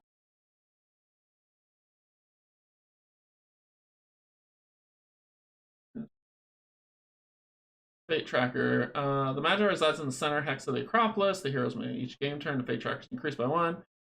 After each 6 increase, the Fate Cycle increases by 1, but it would be 5 if the Fate Cycle is ever equal to the hero. Use it. Teleports, mind-wiped heroes. Mind-wiped heroes may no longer participate in combat and are treated as being dead for the purposes of rewards. Sentinels. The Fate Tracker symbol. Here it is. Some cards have the Fate Tracker symbol on them. When the heroes play or discard a card that has this symbol, increase the Fate Tracker by 1. This increase happens only once. Yep, so you are correct. Let's wipe that. Now what this means, and what Fred's talking about, this is why we have the rule book. This is why we have it. When I play this card, basically when I'm forging the weapon, I increase the track by 1 because of this. That's what it means. So basically, right here, when I find all 3 pieces of this figurine and I'm going to merge them together, and I go to merge them together, I have to increase the track by 1 because I will be discarding this card to get the weapon. That is what that means. So, great catch. It does not increase right now. Thank you, Fred. Thank you. Okay. What do we got? Just bought Valley of the Dead King. That's awesome. Valley of the Dead King is an amazing intro to this game. It is an amazing intro. And Steven, I think you would like it a lot. It does have the kill forth feel to it as the overworld walk. I love how everything about these games look except for the back of the cards. It's like whoever was in charge of that was just like, I don't feel like working today. Please, plus sign and exclamation it is. To be honest, it does. I won't fault them. I think it tells, it conveys its intent very well. I'll say that. It conveys its intent very well. Okay, so Wild Magic's still going. We got a Revival Stone that we need to put 10 energy into, but we're hurting from that fight with the Unicorn. And that was just the circumstance. That was just the circumstance. We don't have to deal with any events. We're not on anything, so the villain phase, we increase the tracker by 1. Okay. I need health back, because I'm not looking super special right now. The green fire potion would have been nice, but we've got this at Wand of Ash. By charging outside of combat, by sacrificing 2 energy, the welder may use the charge to roll the fate die and heal health equal to the result. I can choose not to move and rest. And if I choose to rest, if I choose to camp, I'm going to get 3 health and 3 energy back. That's just kind of wasting turns to heal up, but I really can't find much. You know what I'm going to do? I'm going to use the Wand of Ash sacrifice 2. Go down to 4. I don't have anything that's unavoidable, right? Yeah, I don't need to fight anything right now. And so I'm at 8 and 4. I will then, using that, the Wand of Ash, it says that I heal, I roll the fate die and heal health equal to the die result. 6. So I heal 6. 14. It's a permanent, it doesn't get lost. And then I'm gonna keep on moving, no stop, cautiously. 1, 2. I'm just gonna move there and stop. Now that I've moved, actually, I'm gonna go 3 right here so I can get two blocks in. Now that I've gotten here, I get to reveal 2 areas because one's gonna be right here, and one's gonna be right here. So the first one, and I gotta make it fit, is H with a new boss.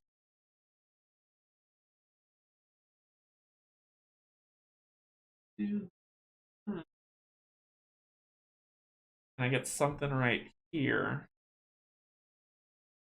I don't think I can fit any of those big ones in, but I can fit a smaller piece into this bad boy.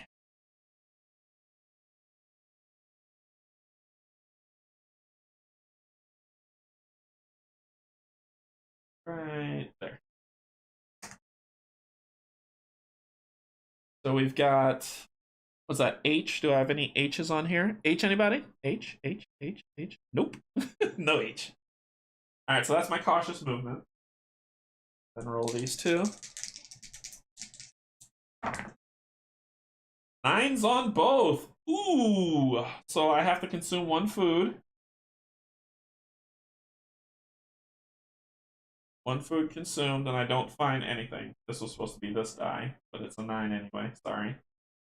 Sorry. It's supposed to be those 2, and I rolled a 9 on both. So I have to consume 1 food. That is not good. Okay.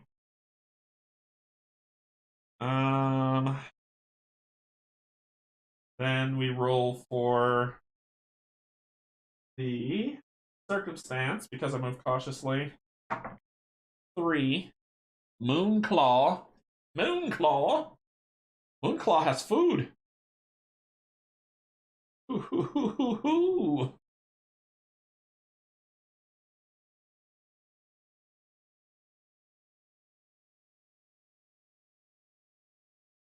I'd be blocking for 4. And then that half be 3, so I could block for 7. And I could burn you.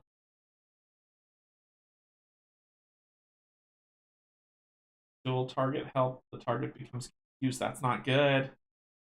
Drained is not good, and bound is not good. But it has food. Ooh, if I had more energy, I would be more inclined to fight this creature. It should be 13, not 14.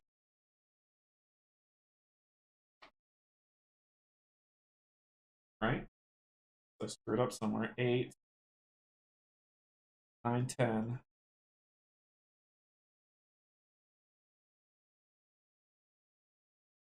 And then I rolled on that table, which would be 13.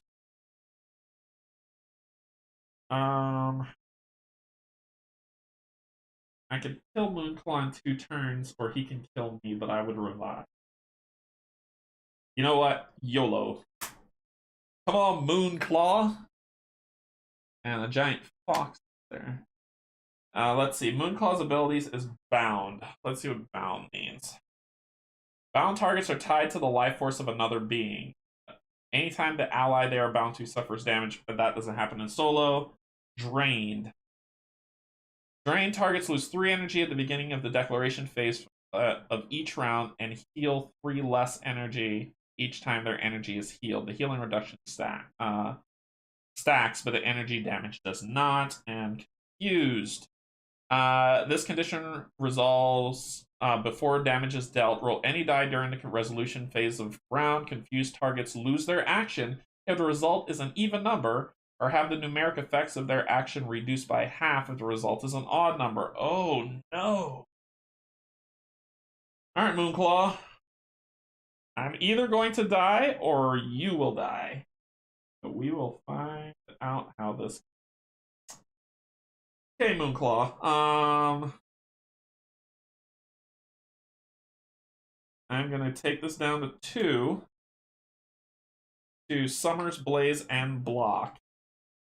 So Summer's Blaze, this will be healing is 7 divided by 2, about 3. And burn opponent bonus, which doesn't matter for this fight.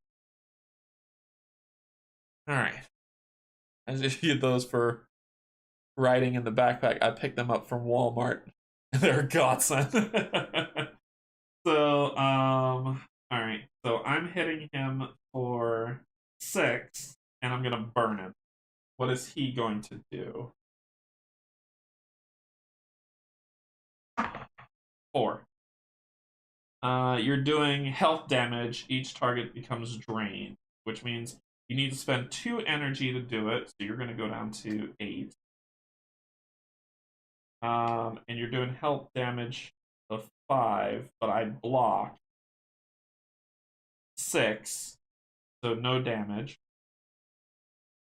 And I hit you for 6, and you're burned. So this is you go down to 8, and you're burned. And then at the beginning of the declaration phase, you lose 3 more, so you go down to 5. And I'm going to hit you 1 more again. So we're going to do just 1 block with the shield, going down to 1. And I am going to just do an autumn harvest on you.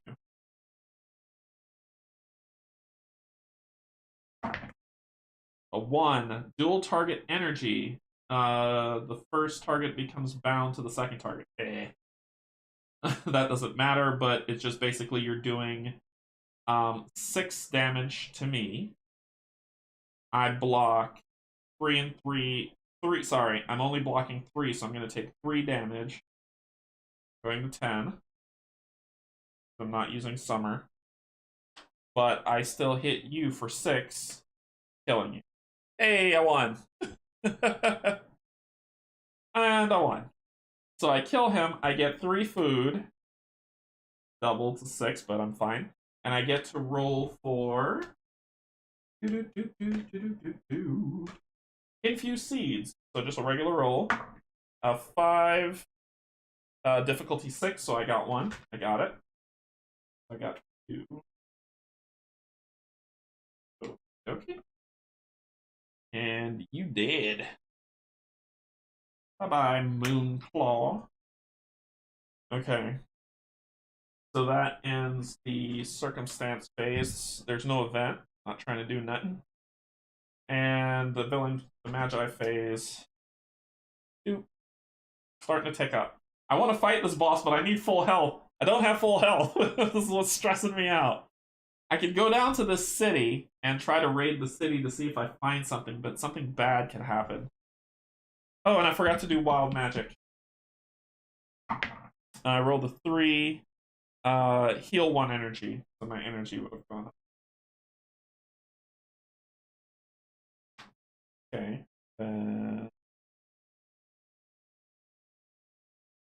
That's 5 game turns that I have on that. That's 4-3. I would be on 3 game turns. So we're down to 3 game turns. So I gotta roll that before anything else. Each time a mastery is used, roll a fate, which I used a mastery just now. So now we're down. I could try to raid a city. Here we go. Enthralled cities. So it says, skip the circumstance phase when entering an enthralled city. Enthralled cities are dangerous places filled with valuable equipment. Heroes may search for gear in these locations. Each hero decides whether they team up or not. I just want to rest, man.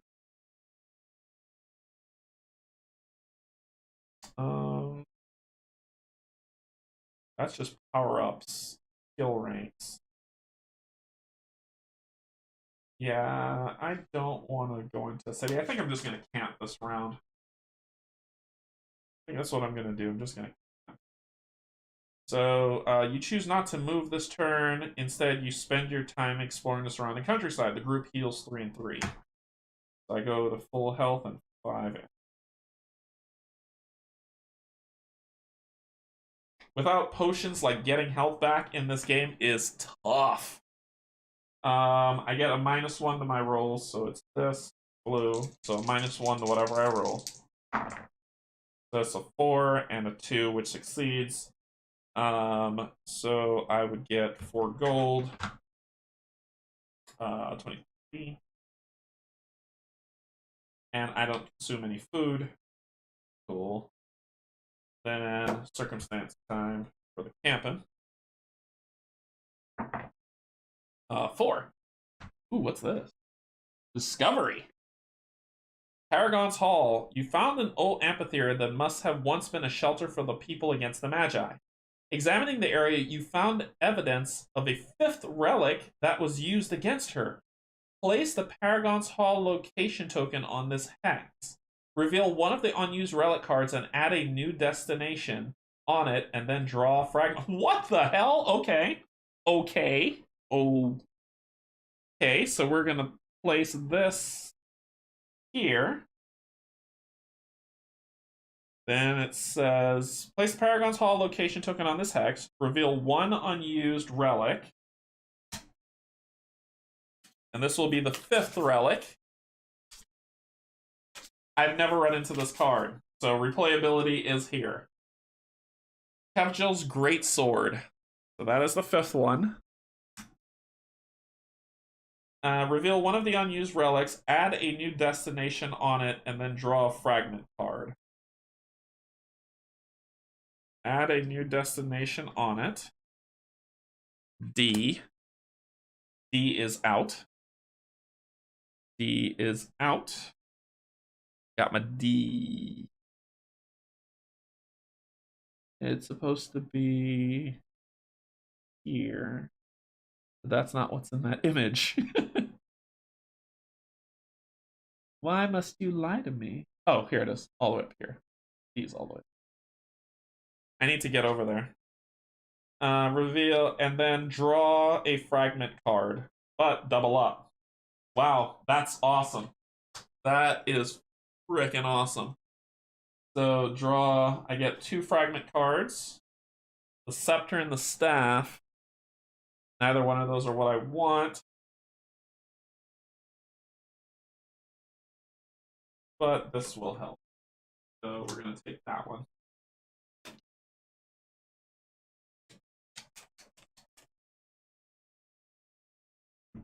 So we're going to increase. That's pretty awesome. So we're going to increase, we got the scepter. We're going to increase our Winter's Bite power by 7. And our navigate to a 6. Then we're going to draw 2 power cards due to double up. Energy goes up +1, so this goes to 14.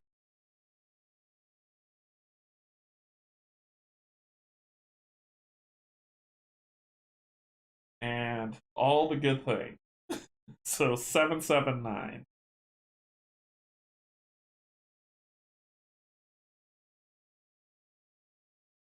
Okay.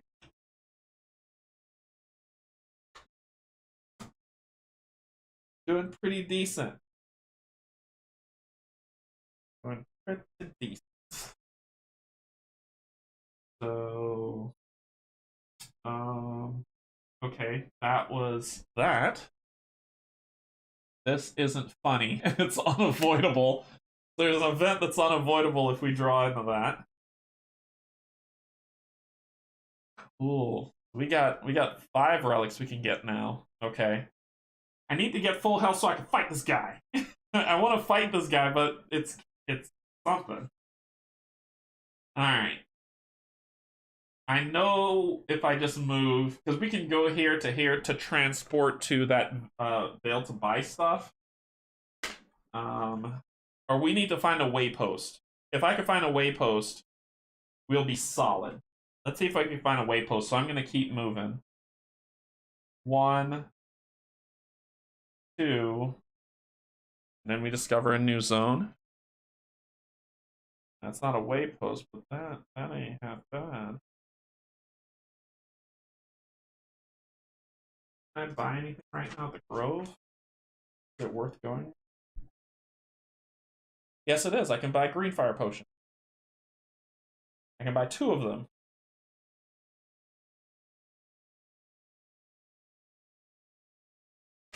Oh, hell yeah, let's go. 3, 4. I'm going to just move not cautiously. We're going to roll. I got to roll all 3 this time to see if I wander. 7, 7, 9. 7, I don't wander, thank God.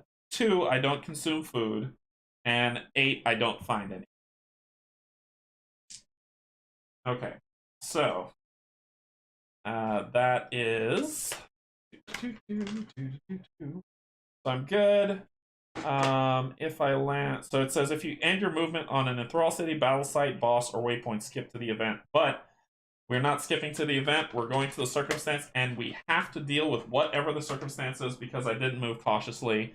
Please, not a 4, not a 5, not a 4, not a 5, not a 4. I rolled a 5. I knew it was gonna. I knew it. Mind fog, affliction, and this would go down to 2. Draw 1 more card. Fog in the forest is.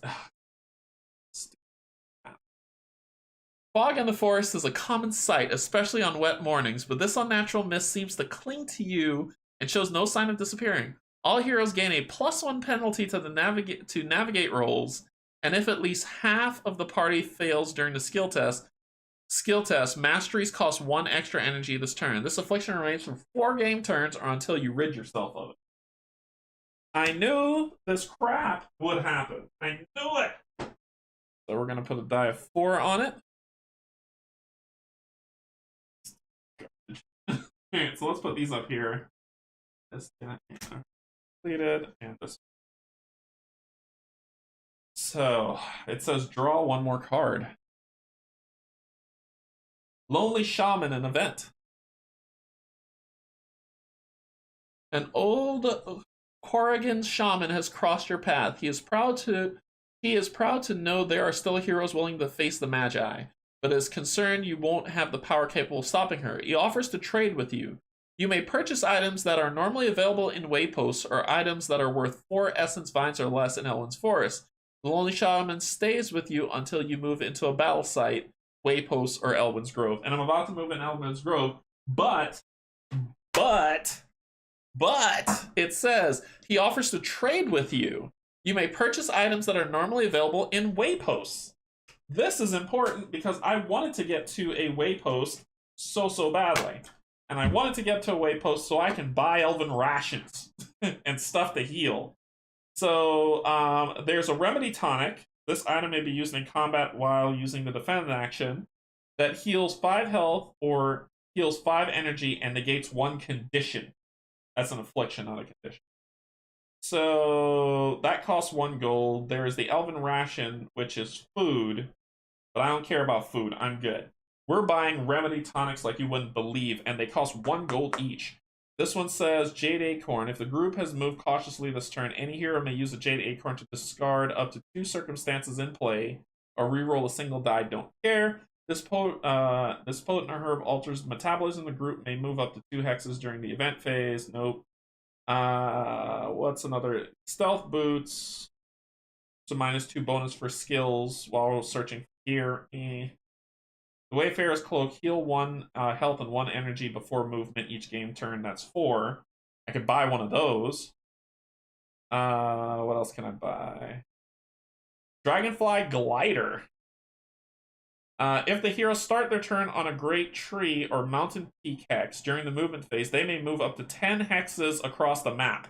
This is considered to be normal movement. Gain 2 additional movement speed if the heroes also use harvesting equipment last game turn. Or I can buy workshop supplies. This item must be acquired 3 times from 3 different sources. Once you've obtained all 3, I unlock the workshop. And that costs 4 gold. So I'm gonna spend 4 gold on a workshop. Luckily, get acorns, acorns, acorns, acorns, acorns.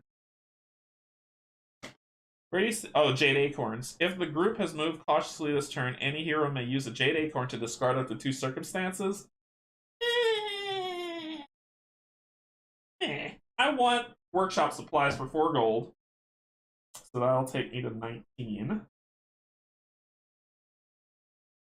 So I got my second set of workshop supplies. That's 1. I need remedy tonics, like you wouldn't believe. That costs 1 gold each. I'm gonna buy probably like at least 10 of those. Let's see. Elven Riding Saddle. Increase the group's movement speed by 1 hex every turn, including moving cautiously. The group may only carry 1. So I'm gonna get some Elven Riding Saddles for 4. That'll take me to 15. Elven Riding Saddle. Here they are. So my movement increases to 7 and 4 respectively.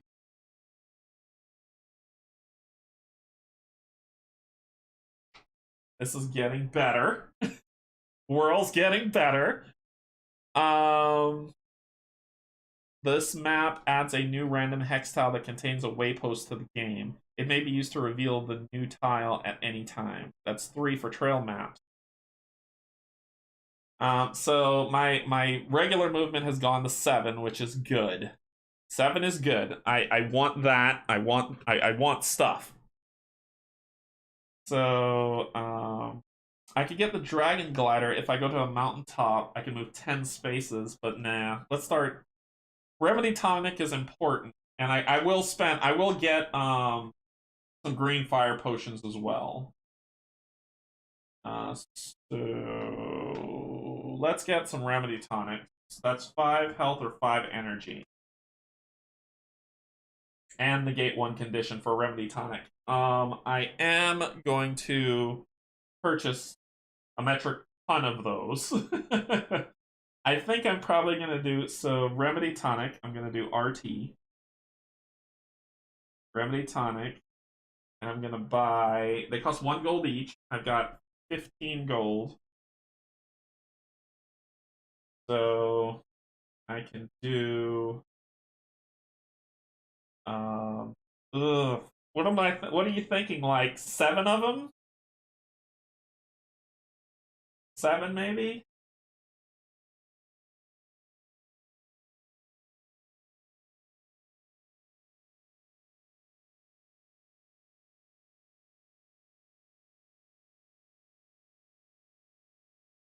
Tell you what, I'm going to buy the Wayfarer's Cloak, that every movement phase I'm going to heal 1 health and 1 energy. So let me do that. So I'm going to go to 11 and buy a Wayfarer's Cloak.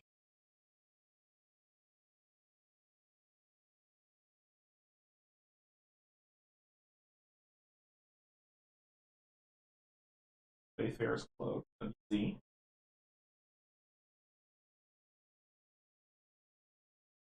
Okay, in case I misremember. Harvesting equipment reduces fate die results by 1 when harvesting. Additionally, the group may now climb the great trees that exist in the world. This allows you to harvest nature's essence there. Ooh. Ooh, ooh, ooh, ooh, ooh. I think I'm going to, but I'm going to buy some potions here now. So I'm going to buy 7 of them, which will put me at 4 gold left. I'm about to use 1. I want to fight this guy so bad. But I'm about to teleport to the grove, too. I don't want to teleport to the grove now. Well, actually, I can and then appear over here and then move.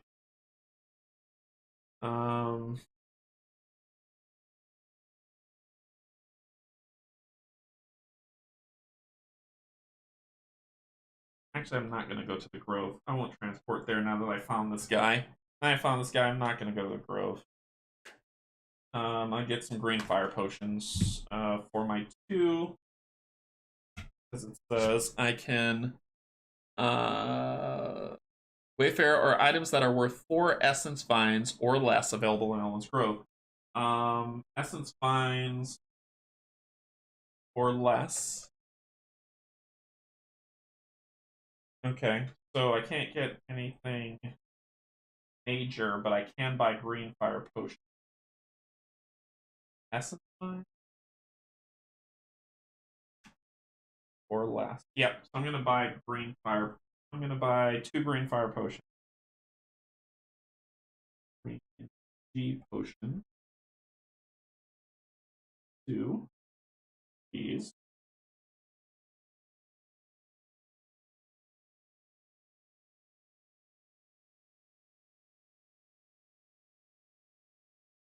And I think that's all I'm gonna buy from him.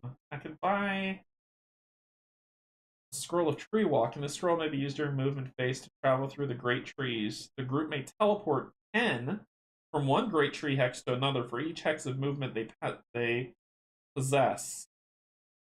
Where are the great trees? It's in the trees, man. It's in the trees. There's one right here, one right here. No, oh no, there's one right there, one right there, and one right there. Ooh. Roll, and it's a one-time burn though. I think I'm gonna chill there. I'm gonna buy one more. Nope. Nope, nope. That's it. I'm done. I'm done. I'm done. I'm done. I'm done. Okay. So we put back. There is some type of gemstone that's unavoidable. I'm gonna immediately use a green potion. Get 7 and 7. So that'll put me at 14 and 7, 12. 14, 12. Cool. There's an event. I can go to the Grove if I want, but I'm not gonna go this time because I got everything I want from that wonderful card.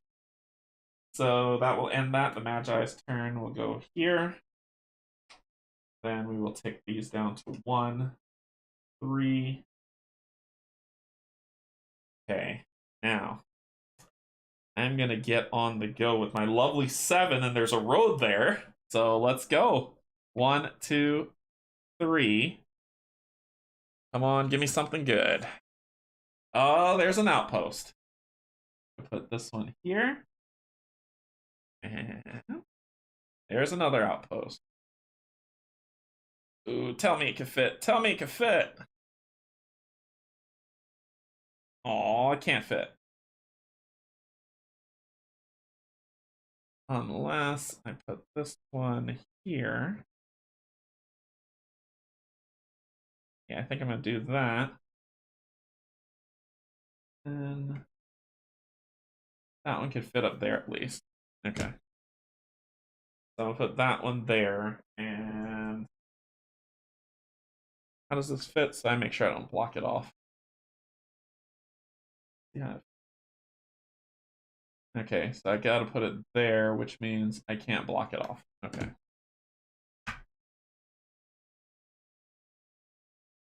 It depends on if you want to play Mirrors of Noctis now. So, do I get Mirrors of Noctis now, or just save up and get everything all together during the campaign for the next game? So to answer that question, I would say there's still 2 more volumes. I would say if you've never played this game, get Valley of the Dead King. Get Valley of the Dead King first. You can still buy Mirrors of Noctis. You can still buy Force of Adrimon and Sands of Shirax. If you've never played this game, get Valley of the Dead King first. Okay? That's all I got to say about that. Because you need to find out, you need to learn the base rules before you dive into the deep stuff. So I'd say get that one first. Play and enjoy it because it's an awesome game. Then get Force of Adrimon, which adds these new rules that you're seeing here today.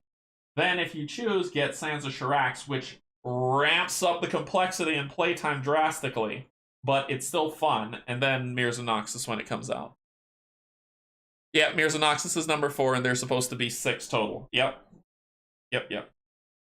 Okay, so we are going to shuffle off.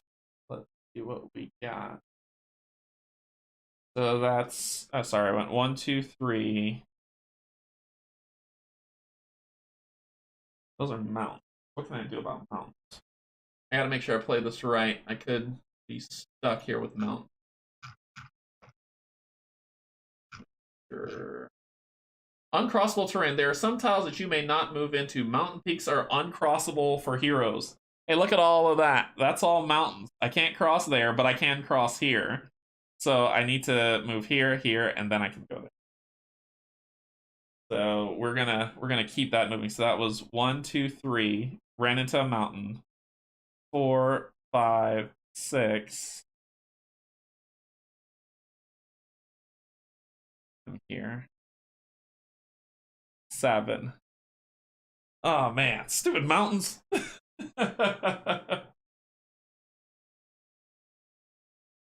Okay, so that's where we landed. I ran into some mountain. Awful. Just awful. Alright, so we need to roll all 3. Roll a 6. Yep, found some money. Roll a 3, don't use food. And roll the 5, I don't get lost. So I found it would be 2 gold, and now it's 4 because of double up. So 8. Run into that guy one more time. It says the guy stays with us, the Lonely Shaman. It says the Lonely Shaman stays with you until you move into a battle site, waypost, or Elwyn's Grove. So we can still keep shopping from that guy. And I love it. I love every minute of that. That is an awesome card.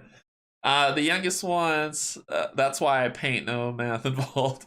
The youngest one's Valor the Dead King. The Mrs. one, Smears and Noxus, and I want Shirax. This has to be the least hype in my house.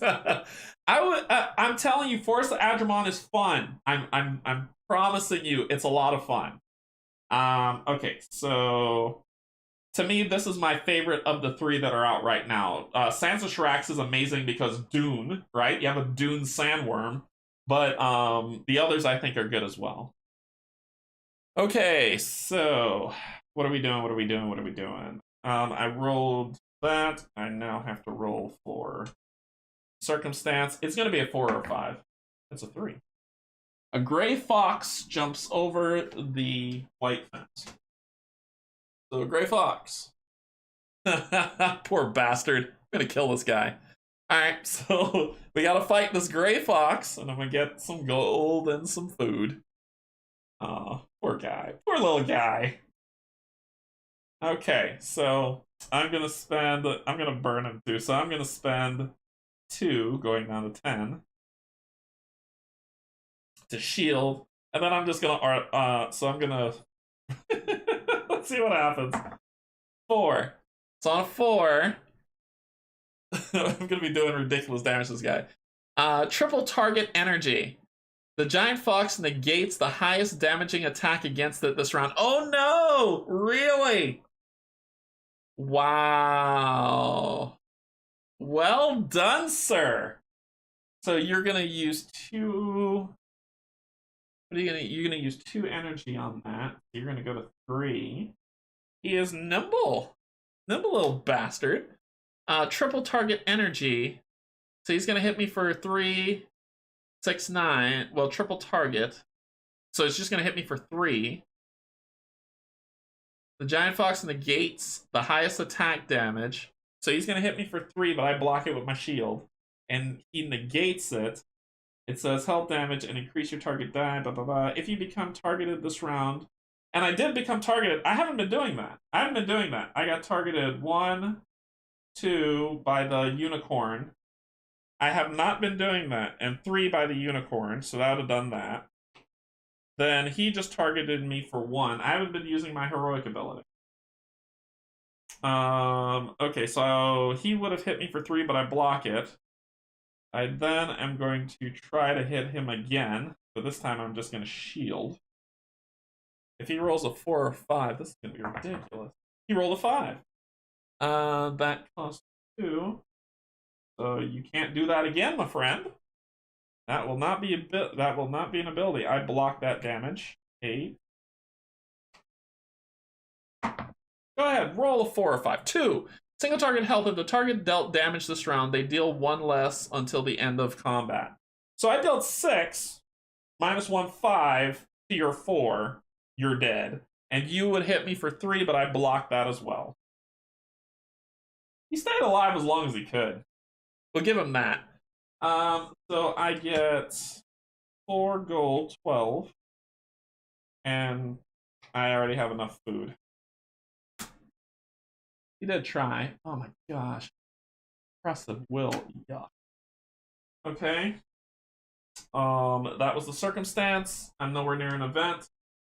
So then we will go with the Magi effect, which goes here. A 1 comes here. And we wipe that out. She begins. Maginoxus is my top priority in terms of interest level. It's the closest to the Castlevania game that I've been campaigning for in One Stop Core Shop Discord that I'm likely to get. If they made a Castlevania board game, I would be all over it. All over it. But you're right. I'm interested in kind of like the vampire, gothic feel of the other game. The vampire themes and expansion stuff looks like promising horror. It really does. And we'll take a look at it after this. I can't wait for Sirac. Seems the heaviest of the 4. I'm super hyped. It's not. It's actually not. If you look on the site in terms of complexity levels for this, Maginoxus is on par with, in terms of complexity, with Force of Adrimon. The most complex game is Sands of Sirac. That's the most complex. So it's not the top one. It's not the most complex one of all yet. According to the designers, they say Sands of Sirac is more complex. Okay, so that ticked. This goes away. This goes to 2. Oh, I keep forgetting to roll on that. That was a 4. 4 says nothing happens. Okay. So, what are we gonna do? Well, now it's our new turn. We're gonna move 7. 1, 2, 3, 4. Sorry. We do 1, 2, 3, 4.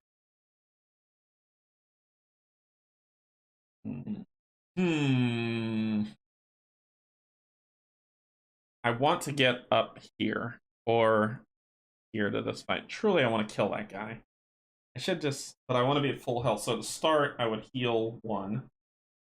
This will go to 9. Before combat, I'd probably drink a potion to boost again. I need to find a place to freaking rest. That's what I need to do. I used to be able to rest in cities. The group may choose to pay 1 gold to heal all the health and energy while on the waypost. Yes, please. 1, 2, 3, 4, 5. We moved regular. Let's see if we wander. We do wander. We don't consume food, and we find gold. So that'll take us to 416. But we do wander. We wander here. Awesome. So this is where it's going to start moving faster. Circumstance. 3. Oppressed will. Of course it is. Draw 1 card. The overwhelming power. Oh, well. This is getting harder. Candy just might be a kindred spirit. If there was a Castlevania board game, I would be all on it. Yes, indeed. What do we see here? I can't wait for Sirac. Seems the heaviest of the 4. It is. Sirac is rough. When if DGG ever delivers my copy of Ancient Blood, I'll let you borrow it, Canje. I actually, Mike, I backed that one too. I have the Ancient Blood coming, so I will be playing that. Oppressed will. It'll draw 1 more card. The overwhelming power of the Magi bears down on the party, making it difficult to concentrate on anything, any thought or task. Whenever a hero rolls any die, they must roll again and take the worst result. If any hero rolls a hex on the reroll, you end the effect and draw a fragment card. If this affliction remains for 4 game turns or until you rid yourself of it. So I will get a fragment card if I roll a hex on a reroll. And it's there for 4 turns. And I draw another card. What is happening? Event, a Nixie's invitation.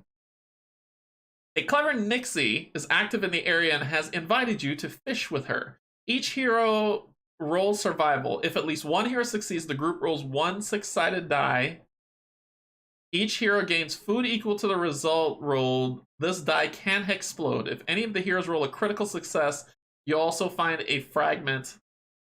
So, okay. So each hero rolls for survival, and remember, I've got the oppressive will crap happening.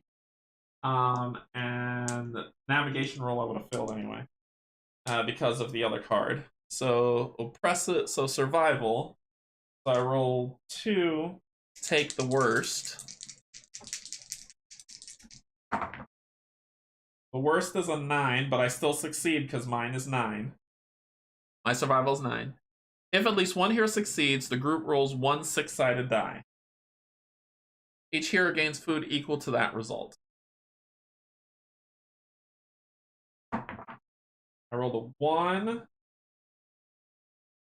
And because of oppressive will, if I roll any die, and a 2, so a 1. So I'd gain 1 food. But that's it. If any of the heroes roll a critical success, you also find a fragment. I did not. Ooh. And let's see what that symbol means with the thingamadoohickey on it. Is that an expansion thingamadoohickey? Why? These dice are suspect. No, they're not suspect. Pay no attention to what's going on over here. Let's see. There's some new Grove items that I have to remember that we can buy, but we're not there yet. I just want to see this symbol. There's a symbol that showed up at the top. I just want to check on that.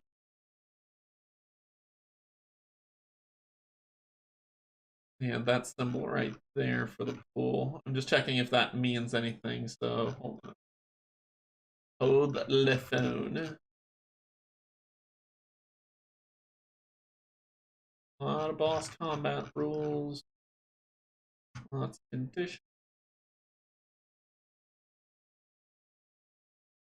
For the symbol. Looking for the symbol.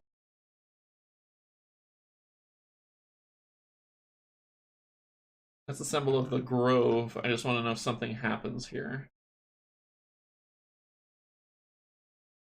Symbols mean everything in this game. Come on, show me the symbol. Nope, nada. Okay. Oh god, what is with these conditions? Oh gosh. Okay, so I'm in an area that doesn't really do anything, so the Magi is gonna just start it up again. Okay. I'm gonna cautiously move on to the outpost so I can stink and rest. Then I'm coming for this guy. Okay, so I move on to the outpost. Just need to roll these 2.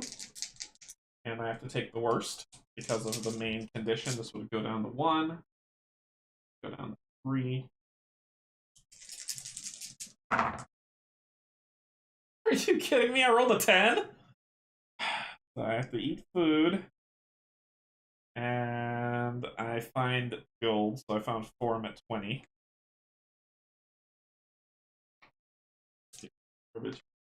I'm angry. I'm angry at that.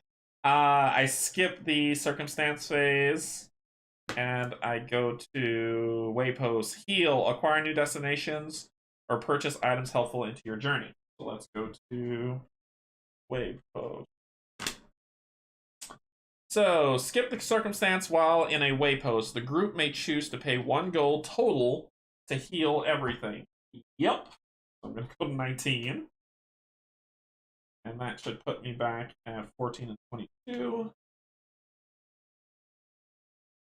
Alright, so now I can do something.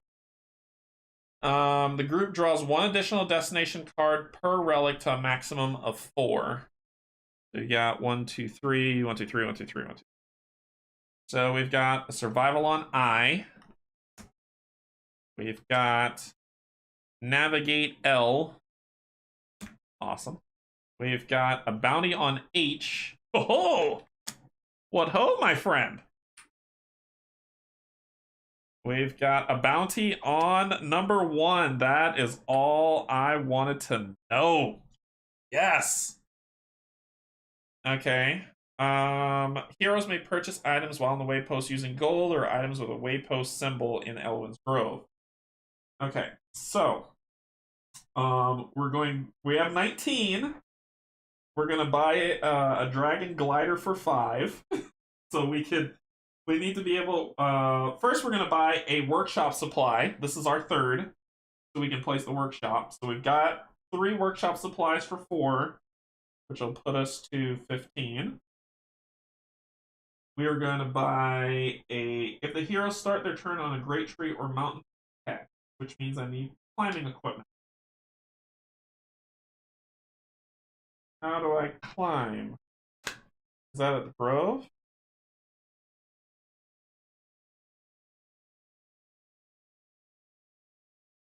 Flicker stones. Scroll of tree walking. The scroll may be used during movement phase to travel through great trees. Fawn's Charm, automatically negate 1 condition. Species infusion. Ooh, that would be cool if I have 2 of those, but I only have 1. Let's see. Constitution boosters 1 time, Wand of Ashes. Harvesting equipment, so I can harvest stuff. Saddle rides, workshop. I am going to buy the glider. Going to 10.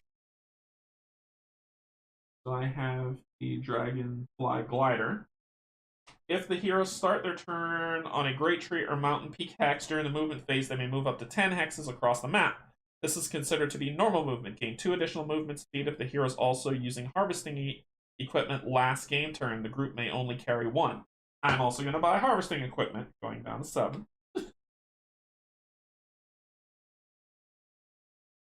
Okay.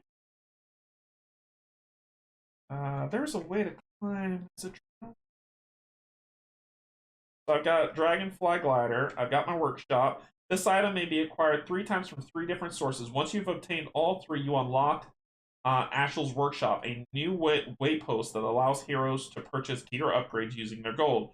Place Ashel's Workshop location token on any Great Tree hex.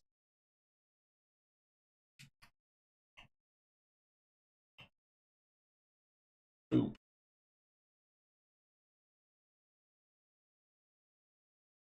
Okay.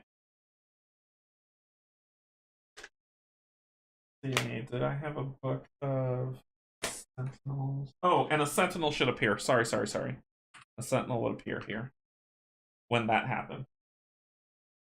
Sorry about that. Almost forgot. Okay, how do I got harvesting equipment. Increase the group's movement speed. The group may only carry 1. This item may require normal movement.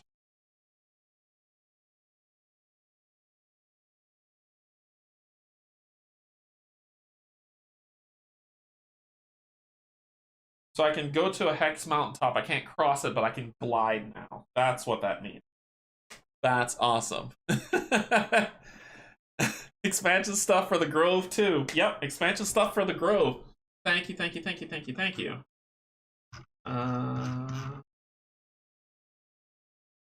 Let's pull that up.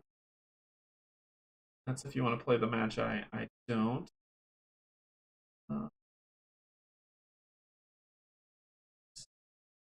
Here we go. Alright, so let us turn this on. So, Elwyn's Grove, there's Keeper's Blessing. Some Elwyn's Keepers have the ability to bless the heroes with powerful incantations. When the heroes arrive in a Keeper destination, they may choose to camp there in order to gain the Keeper's Blessing. So we can get in A, B, C, or D these different blessings that boost us up. My only quibble with this is that there's no placard for the expansion stuff. Yeah, I know. I really do wish there was a placard.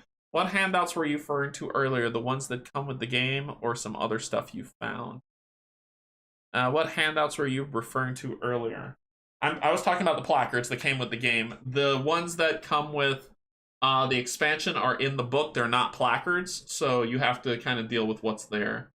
So, like, I get a reflecting pool, grains of disruption, star flowers, the horseman's mask. These masks are lifelike, yet somewhat ominous. While under the mass effects, the party suffers no energy drain while using Moonroot. Webmaster's Fate Turner. Then there's all this stuff. Umbra's Night Sky Flail. Yeah, no problem. No problem. Sorry if I took too long to answer that one. So there's no outpost, no outpost things, but there are blessings that we'll look for as we go through the game. So, yeah. Okay.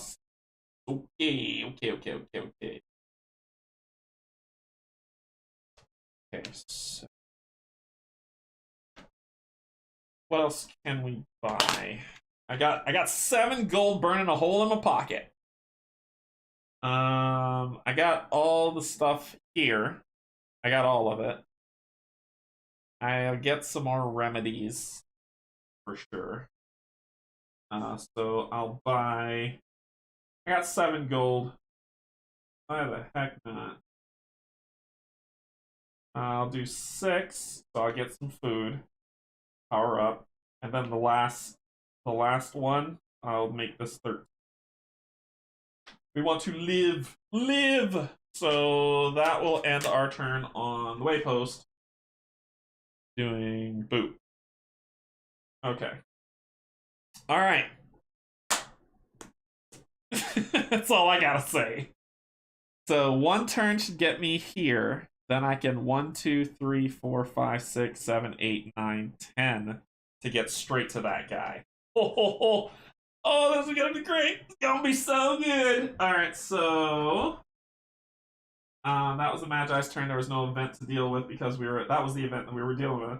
So now for my turn, I'm gonna move 1, 2 to this lovely mountain peak. Stop there. I have to roll terribly. Oh, this would have gone away at the new turn. And this would have gone down to 2. So take the worst. The 10, nothing, and the 6, I'm fine, don't consume any food. Alright, so that's that. Then I roll to see a hex. New peril. Maybe mark the keeper areas. Yeah, that's true. Let me mark the keeper areas. Let me mark the keeper areas so I don't forget. Trix's blessing is on A. It's here. So make sure to, like I said, make sure to point that out when I land there. Alistrain's blessing is on B. Right here. Halvian's blessing is on C. At this little hut. And Toot's blessing, a Toot blessing, is on D.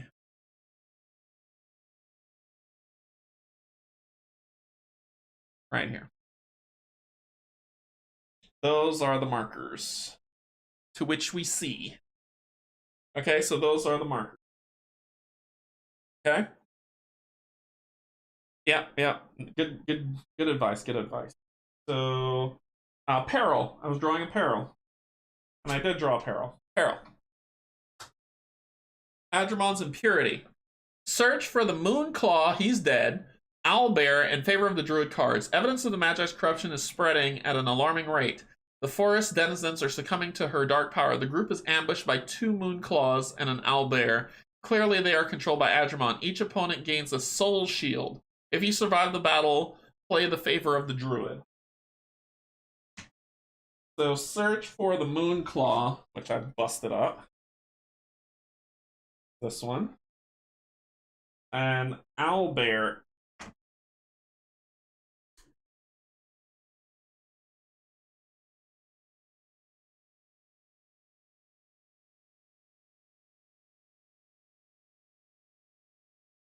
Owlbears look. Ooh, this could be bad. So search for the Moonclaw owlbears in favor of the druid. Oh, favor of the druid.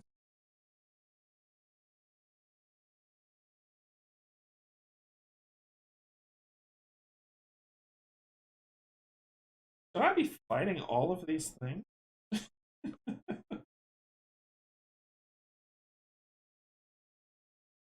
Is that in discard? Favor of the druids? Might be in discard. No.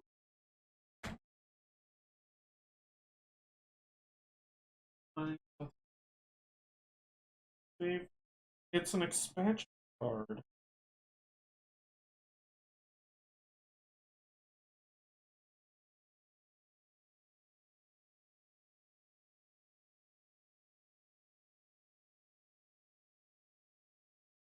It could be a peril.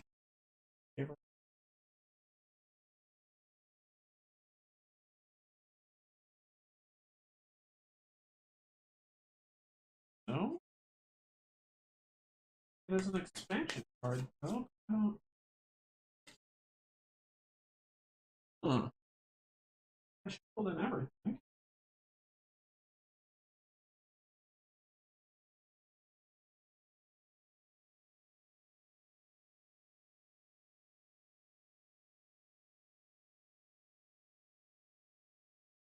So many cards. So little C.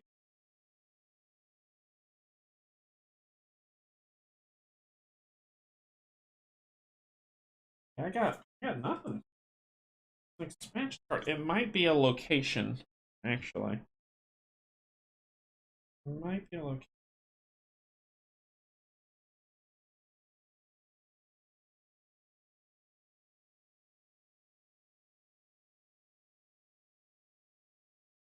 Oh, a location. And once I entered a waypost, the guy went away.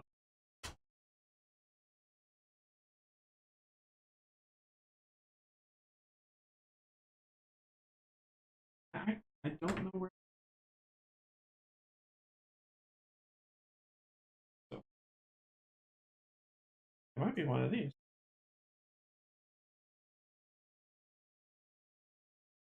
That last hero stuff. Here it is. There it is. It was one of those. Favor of the Druid. So we got. So then it says the group is ambushed by 2 Moonclaws and an Owlbear. Clearly, they are controlled by Adrimon herself. Each opponent gains a Soul Shield. Soul Shields basically say they have double health. That's all it means. But 2 Moonclaws and an Owlbear. This might go south fast. Facing multiple opponents. How does that work in combat situation? The encounter or boss's combat can occur in many phases. Combat's very straightforward. Declare actions, 4 abilities, target types, calculating effects, grounding moves. Fleeing from combat. During the declaration phase of combat, heroes who wish to flee must roll or navigate with a -2 bonus to the roll. If successful, they leave combat after the declaration phase and thus cannot be targeted. If unsuccessful, they just are going to defend. I think I am going to run. I don't think I could fight 3 things. Yeah, it's simultaneous fight. Jeez. I'm not fighting 3 creatures at once, all with stuff that can batter me down, so I'm gonna run. I am running. Sorry, I don't want to. Don't want to do it. Well, it says I'm ambushed. Let's see what the ambushed effect means. Does that mean I can't run? If I do ambush. Ambush. There's no condition for ambush, so...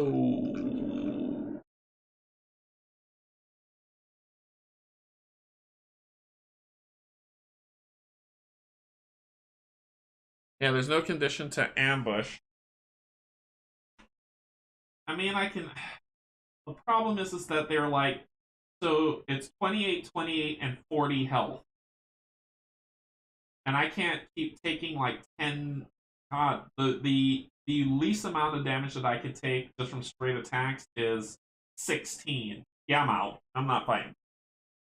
I'm running away.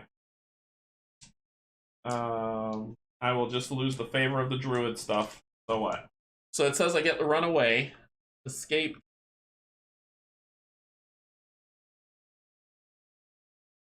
Escaping battle. I just saw that. Cards, favorite opponents, their types. Escaping battle. I just saw that. It says I have to roll.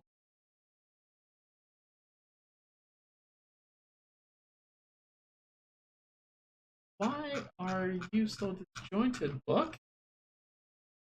I think it's, does it say navigate?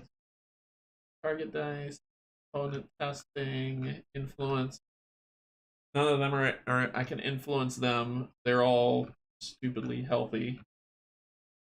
Dangerous, they're not dangerous enemies, but geez. Fleeing from combat. Here it is. During the declaration phase of combat, this one here, heroes who wish to flee must roll their navigate with a -2 bonus. So I need a 9. So basically, I don't roll a 10 and I get away. But the oppressive will is on there. So I rolled an 8 and a 7, which is fine. I'm perfect. I'm perfect with it. I am solid. So I get away. I don't want to face this. No. Oh, thank you. Oh, thank you. Not with that oppressive will card. So, yeah. No, thank you. No, thank you. I get away. Okay. I got an 8, and I needed is a -2 bonus, so it's a 6. I just didn't need to roll a 9, and that was a 10, sorry. Okay, so that ends that. The Magi does her thing. New turn, this goes down to 1. I cannot wait for this card to go away. And I'm going to glide 10 from up here. It says, with the glider, it says gain 2 additional movement if the hero used harvesting equipment last game turn. Nope. Let's go. 1, 2, 3, 4, 5, 6, 7, 8, 9, 10. Boom. We glide. Okay, so we glided, we landed. That was normal movement. Then we need to roll this.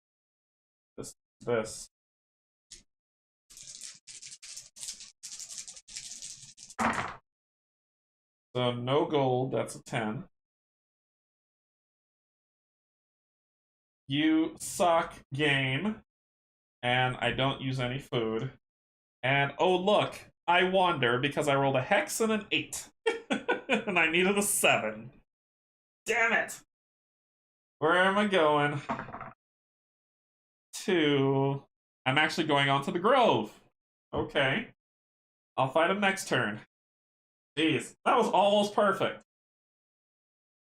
Okay, so I landed on that one on A2. So it says we need to do the circumstance now. So 1 harvesting kit. You found the remnants of a forest-born elder. It appears he was attempting to harvest the heart of the forest when he was beset upon by the Wendigo. There is a little left of the creature, but you do find some of his belongings, including an advanced elven harvesting kit. Whenever the group attempts to harvest, they may attempt to harvest twice, allowing them to obtain an additional lesson. Cool. I'll hang on to that lovely treasure. That wasn't bad. That wasn't bad. Skeleton. Okay. And the event I landed on. Let's go to the expansion. So it says when the heroes arrive in a keeper destination, they may choose to camp to gain the blessing.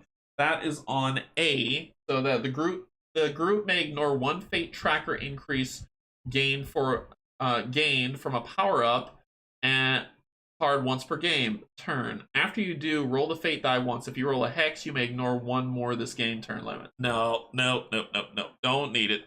Don't need it. So she will not. You go away. And I increase, because this card's getting discarded, I have to increase the horribleness of this, putting her at 2. Okay. Here we go. Cautious movement, 1. Let's fight this big guy. We've been fighting for it. Let's get there. We're just doing a regular roll this time because that card's gone. I got a 9, which means I don't eat food. I got a 6, which means I get some money. Get 4 gold. And we are solid there. Then we enter a fight. So no circumstance. We are fighting number 1, storybook. Story time.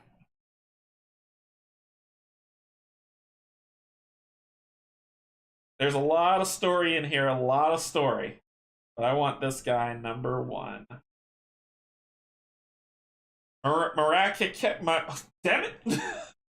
His name is Melikalikimaka. So his name is Murakakek. Anyway. Murakakek. So we're fighting Melikalikimaka here, the Mad King. So this is who we're going to be taking on. Okay. So he's a monstrous humanoid.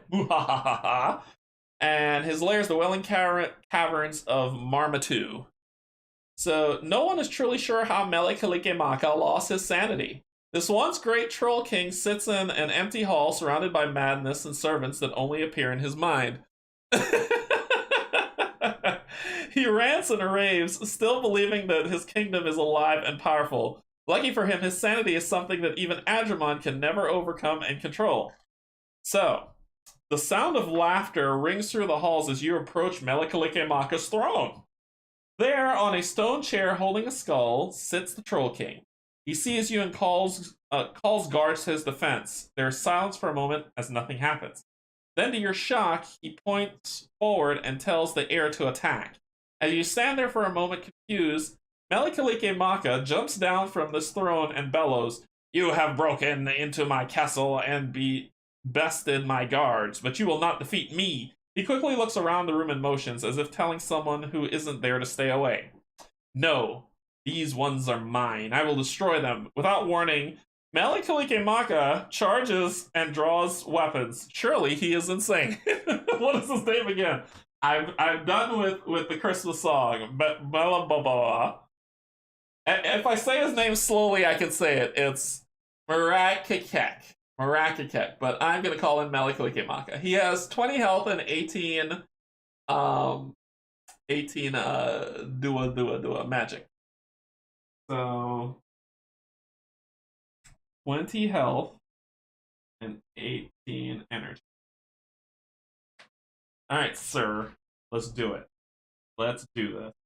So I'm gonna spend 1 to block and 1 to burn. So going down to 20. 1 to block and 1 to burn. And I don't have anything stopping me from fighting. You are... And I get my Hexplore die, which I'll roll in a bit. So you are going to do... Number 3, Bolt of Fire.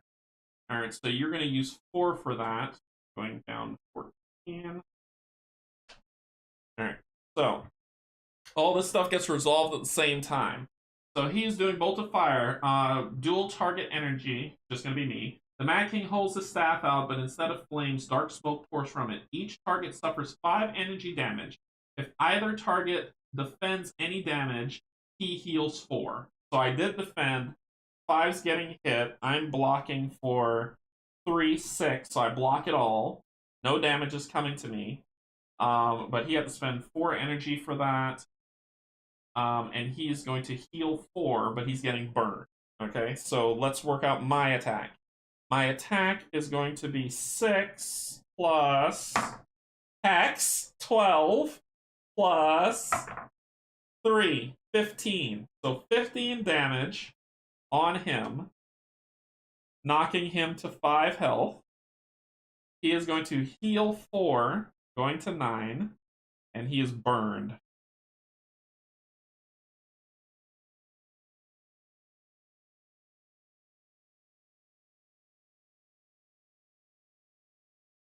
Now I'm not increasing difficulty.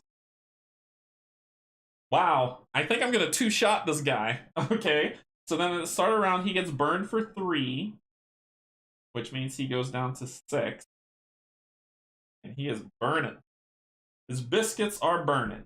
So we are going to do 1 block here, going to 19. And that's the block, and then I'm going to ooh. I don't want to do energy damage to you just yet. I want to get the level 8 on this stuff. So I'm going to just autumn harvest you. So you are going to 4, do the same thing again, bolt of fire, which would be, you're down to 10. I do defend all that. You would have healed for 4, but let's deal with this in turn. I do 6, 12, Jesus, 14.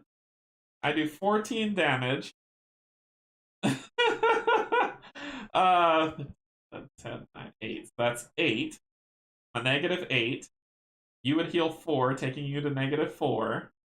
And then you're burned back to negative 7. And you're dead. And a 1. And I burned him to ash.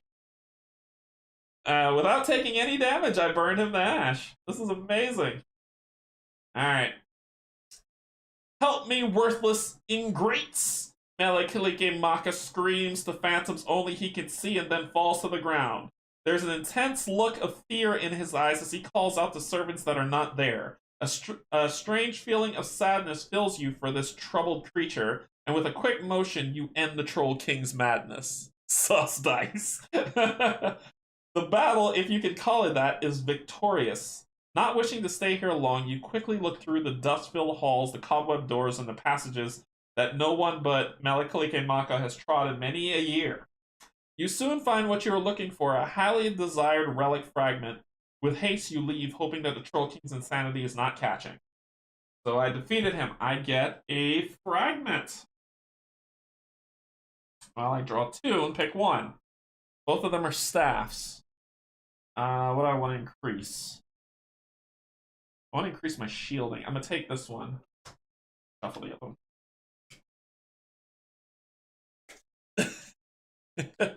How dead are you, Ezreal? I know, right? So we get that. So I'm going to increase my Summer's Blaze by 2. So that goes to 9. I'm going to increase my shielding by 2, so that goes to 9. And I get to draw 4! 4 cards! Ah! 1, 2... Oops, sorry, wrong one. 1, 2, 3, 4, do the double up. So my health is going to go up by 3, taking me to 17.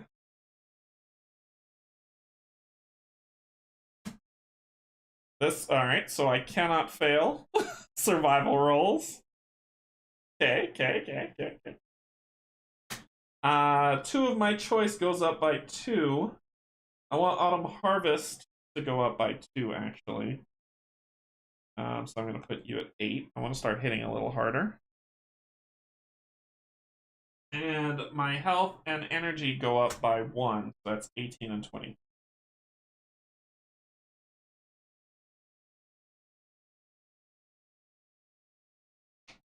Okay. So I got that fragment. Then my defense. Oh. Oh, Nelly. So I say, oh, a ton, because I get a legendary card. Let's look at this. In the expansion, there are legendary cards. There are legendary cards. And I get the Grey Dragon Skull item for defeating Melekilike. That is this. Can you feel the power coming from this off of this? A trophy from long ago before the Mad King lost his mind. Vitality swap. Once per game turn during the declaration phase of combat, the wielder may spend 2 energy to raise each hero's health to the highest current health amount the heroes, and lower each hero's energy to the lowest current energy amount of the heroes. Sacrifice. Once per game turn during the skill phase, the group may sacrifice 1 infused seed. This is about as close to a roll and write as I'm getting. I'll still end up with ink all over my hands, I'm sure. I know, right? Each hero adds their current health and energy together and divides the total evenly between their vitals. The new values may exceed their rank. Trade. This item may be traded in for 6 infused seeds in Elwyn's Grove. Wielder bonus. I get a +2 to, just for holding this thing, I get a +2 to energy. So that takes my energy to 25. So I get that. I also get +1 to defend. So that's a 10. And then I get 2 more of these. Double up is great, isn't it? Which I'll go, that's 19 and 26. Can I just go fight Adrimon now? 19 and 26. And new trait. Oh, which means he targeted me twice. God, why do I keep forgetting this? He targeted me twice. So therefore, I would have improved on this by 1, going 8. And then ready this up. And then I get an extra boost on this guy. Or if your hero does not have a trait, discard, draw on the power card. So I get that. Yeah. Psycho. Cool. Okay. We need to start finding stuff. Okay. So I get 3 gold doubled up to 6, so I'm at 10 gold. And my food is looking good. Alright. America, you're dead. Okay. So he's dead. That's what you call short work. So he has been defeated. And because he's been defeated,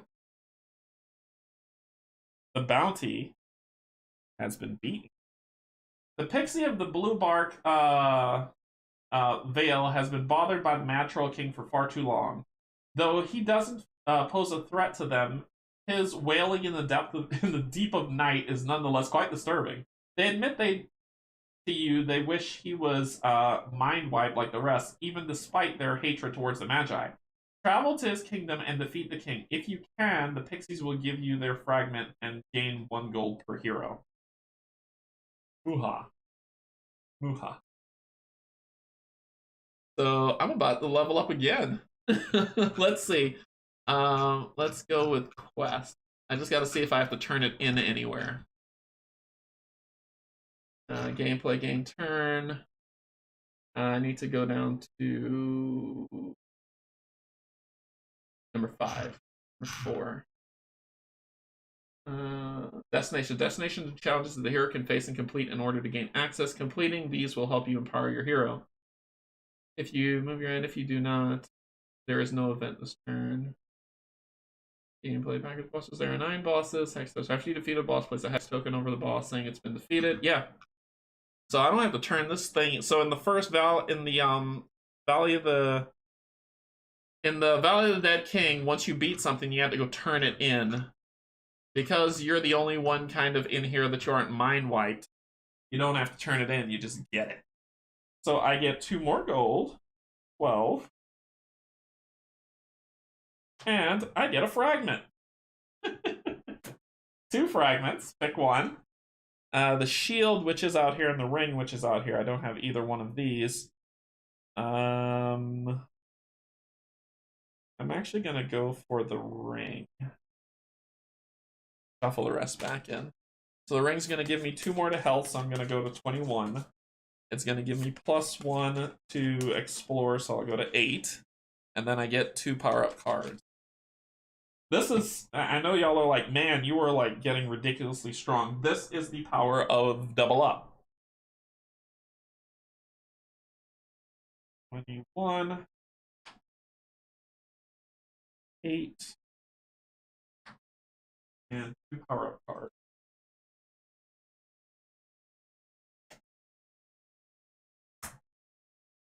+2, so this is going to 10. That's what I like. This is going to 12. What I really like. That's going to 9. Bring it on. Bring it on. Okay. Cool, so we've completed that. You're dead. We got 2 more bosses to bust up. We got 2 more bosses to bust up. So boss number 2 is also a bounty that we're going to go for. Oh yeah, we're going for that. So that ends that event. Magi does her thing. Okay, so I'm not on a mountaintop, so I can go 1, 2, 3, 4, 5, 6, 7 actually on regular movement. Hitting the roads. 1, 2, 3, 4, 5, 6. Are you number 2? No, you're number 3. Where's number 2? Hey, number 2. Oh, you're over there. Let's fight number 3. Why not? Number 3. Theranos? Fight Theranos. Number 3 is either Theranos or the Noble. Ooh. Ooh, let's see about the Noble. See if we can face him instead of Theranos. Expansion. Road. Bosses. New bosses. Let's do that. So there are 4 new bosses in Return to the Forest expansion. Each boss has its own unique trigger and or spawn condition. For more information on bosses, read page 34 35 of the core rulebook. This is the spirit of the man who became the dead king. His fallen spirit lives on, tied to his trigger. The moment the heroes gain the last of the 2 crown fragments, the battle with the noble triggers. If the heroes manage to defeat or influence him, they gain the completed relic. Oh, ooh. Okay, so we're going to fight that guy when we complete our relics, but right now we're going to take on Theranos. Let's get to him. 1 on the road, 2, 3, 4, 5, 6, 7. We need to... I was on the road, so we need to roll all 3. I got a 10 on food, which matches. I got a 10 on that, so I don't find anything. And then I got a 7, so I don't wander. We are going into this fight. So I don't consume any food. And we're at a fight, so we're going to skip the circumstance. And we're fighting a Theranos. 38-24.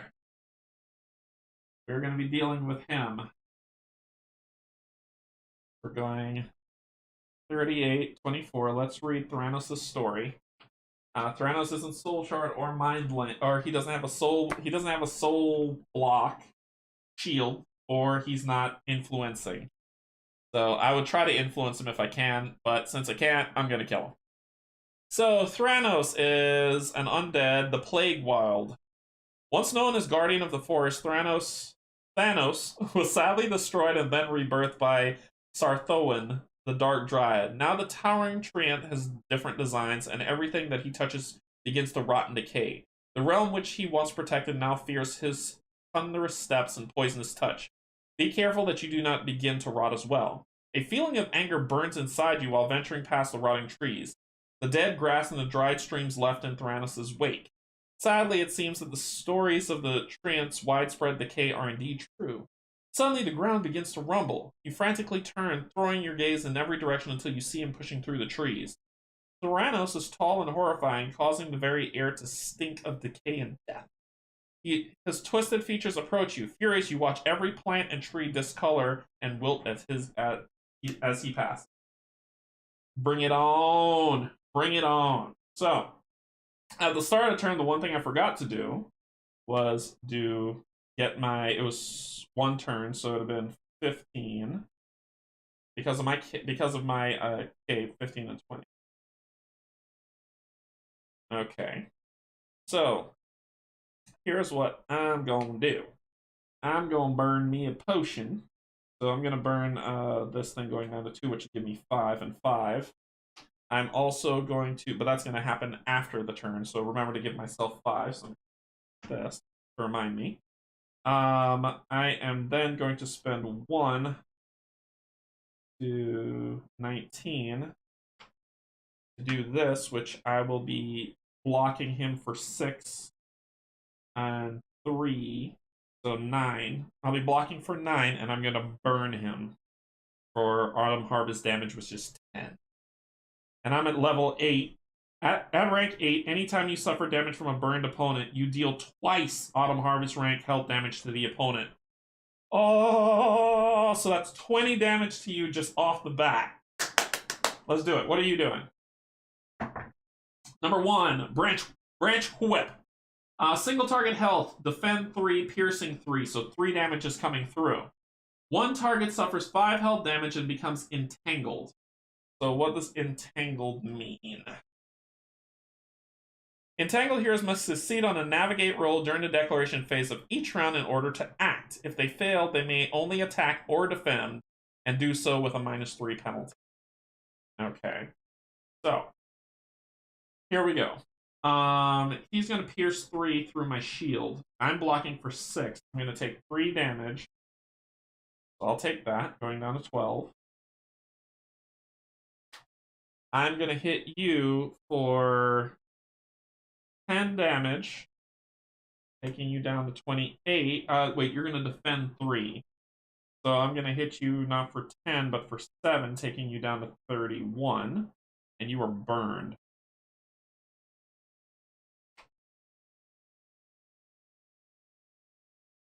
And I'm entangled, which means I'll have to pass to act normally this round with what's coming next.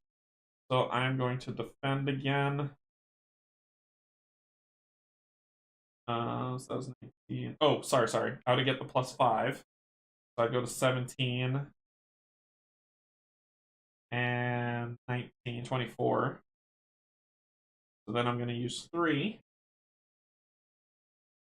I'm going to use 3 to do my shield again. This time I'm blocking for 6. At the start of your turn, you take 3 damage. That's 28. Yeah, 28. You go to 28.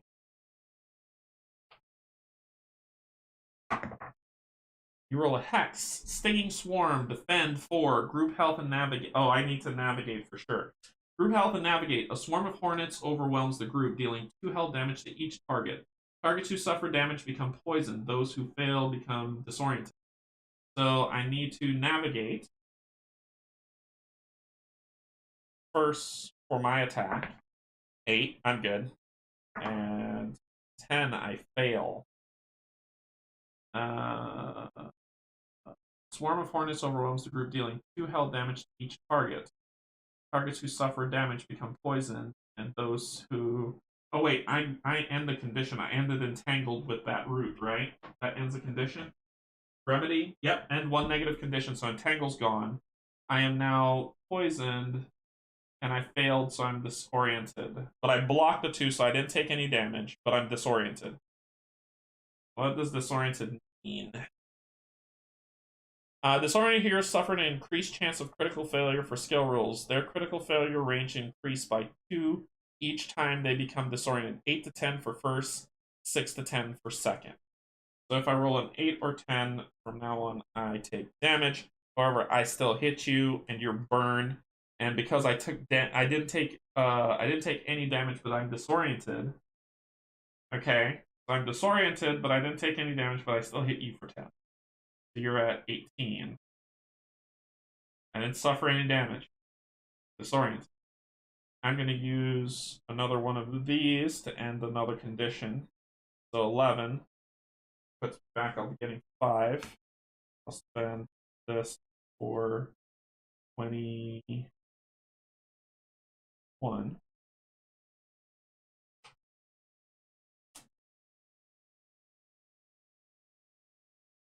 And we're going to autumn harvest you for 10. What are you going to do? 4.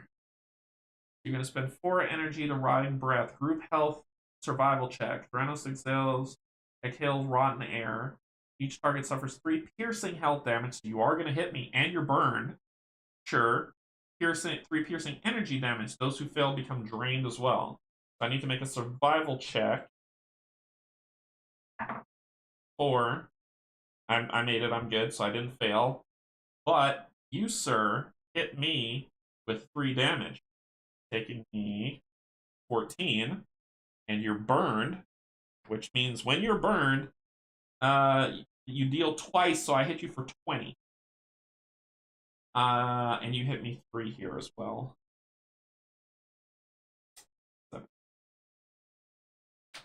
Canje, did you end up getting Tidal Blades too? Yes, I did. I backed Tidal Blades too as well. So I hit you for 20 because you're burned. And it says, at rank 8, anytime you suffer damage from a burned opponent, you deal twice Autumn Harvest rank health damage to the opponent, which is 20. You're dead. Wiped them out. Wiped him out.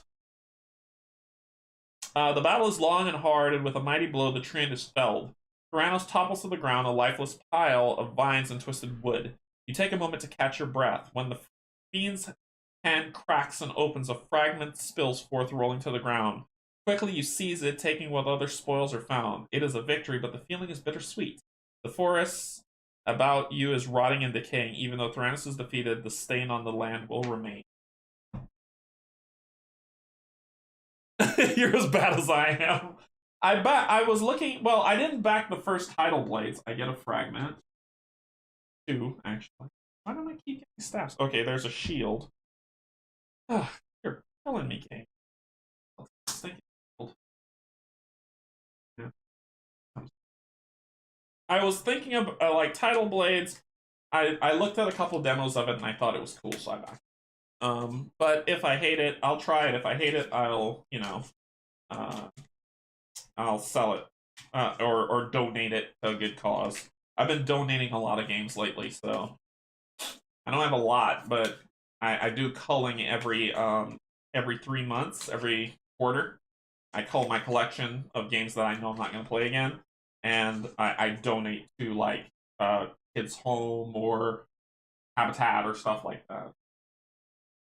All right, so I get +1 shield, so that goes. I get 11. Okay. And I get 2 of these. I need to find more of these things. Look at that. All stats get boosted. All of them. That's what I'm talking about. 11 and 14. Then this is 10 and 8. This is 9, 10, and 12.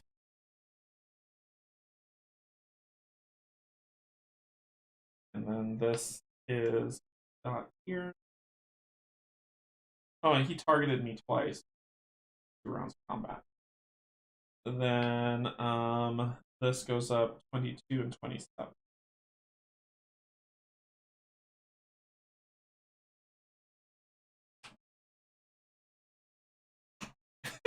Really? 13. Okay. All right. And I was supposed to get 5 health from this, so this would have been 19. And that would have been 22.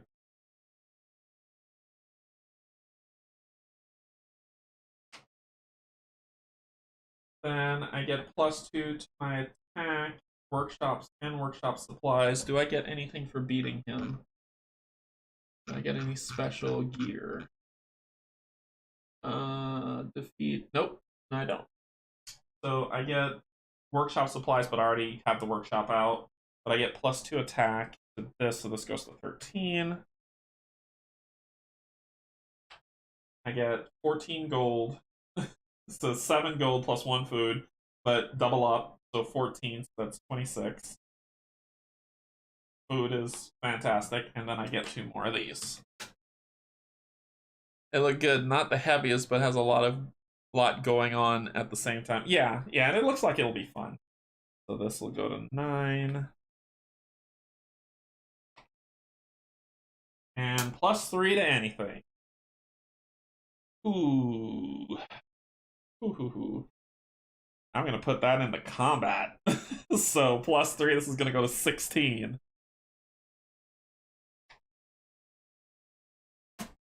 There. I want to kill something immediately. I ain't playing around with these people no more. I ain't fooling around with y'all no more. Alright, so that is, and that was what were you? 3? 3. Defeat the undead can succeed, and they promise you a fragment they found and a chest of treasures from the small folk. So I get another 2 fragments that I shuffle these properly because I'm tired of drawing stupid staff that I can't get.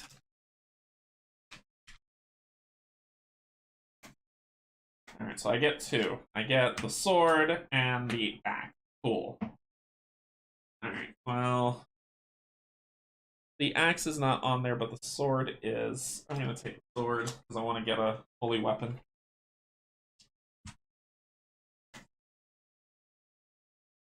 Okay, so I get +1 to this, so this goes to 17. That's what we like to call extreme prejudice. And this goes up to 14. And then I get 2 more of these. +2 to defense, going to 16. So my defense is at minimum an 8. And mastery of that goes to 12, which unlocks its final ultimate ability. At rank 10, opponents suffer twice the damage from this mastery's burn condition. Ooh. 12. So it takes 6 on burned. Let me make sure I read that right for burned. Burned. Burn targets lose 3 health at the beginning of the declaration phase. So now it's 6. They're going to lose 6 health at the beginning of declaration. Okay. I don't need to do Summer's Blaze anymore. I've fooled around long enough. Winter's Bite's going to be nice, though. I'm at level 9, so the 8 level at rank 8, piercing damage to drained opponents deal is converted to normal damage. So it says this mastery deals Autumn Harvest rank plus Winter's Bite rank energy damage. If the opponent targets any of your allies this round, that opponent also becomes drained. They won't. Additionally, you can block equal to Spring Protection rank plus Winter's Bite rank. So I could block for 25 and receive damage and receive half the damage allies would receive. At rank 8, piercing damage to drained opponents deal, which it won't. So I'll never use. You'd only use Winter's Bite in a group. Otherwise, Summer's Blaze. So this is now what's this? 16 divided by 2, so 8. So my max block is 16 damage. Okay. All right, that's a thing. That's a wrap. Oh. Right, we're doing stuff.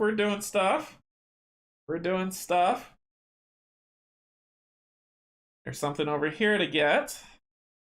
What are you? This is C. Survival check. Twisted Fate. Ooh. That looks fun. It'll give me a fragment. Okay, so that is that event. Magi does her stuff. One of these days I'm going to get you or Rob to play On Mars Anachrony. No. I looked at On Mars and I was like, hey, because I talked to Steven about it and said, hey, I might want to play it. And then I saw On Mars and I was like, no, sir. Okay. We're doing pretty solid. I'm getting super strong. I should find everything. So 1, 2, 3, 4, 5. Let's go. New round. And I would heal 1 and 1. So 20 and 23. 1, 2, 3, 4, 5. That was a normal walk. Let's see if we wander. Oh, sorry. Where do we wander? Nope. I need to see if we wander. Sorry. We find stuff. We do wander, and we hexplode. So if we hexplode, if you're critical on this, you do have to consume food. You do not have to consume food from your pack, and each hero heals 1 lost energy. 24. The one number I can't get. Alright. You end an affliction affecting the group, or you find an infused seed that you may attempt to harvest. If multiple hero, so I'm going to try to get this infused seed. So 6 difficulty. I got an 8 I didn't find. Wait. I got the supplies. I got the supply thingy. I got harvesting equipment. Reduce the fate roll by 1. Nope, not gonna work. I am near a keeper for sure. But I failed, so where am I wandering to? 6. I wander here. What circumstance am I dealing with? Number 4. Event. This isn't funny. Unavoidable. Wait, did I do this? I think I did this. I got this. This isn't funny. 3 mischievous fairies have played a terrible prank on you. They're hiding half of your food. Each hero rolls navigate. If at least 1 hero succeeds... Hex. Ba-boom. So, nope, I'm good. I get all my food back. Each hero rolls navigate. If at least 1 hero succeeds, you manage to find the food hidden among the trees. Oh, it's navigate. I was supposed to roll green, but whatever. Whatever. I got that. All heroes lose half of their food. The rude fairies laugh at your poor luck, but I found my food. Jerks. Do another workshop. Okay, a discovery. So that was that. That was the circumstance. Magi does her stuff. I heal 1, 1, 21, 25.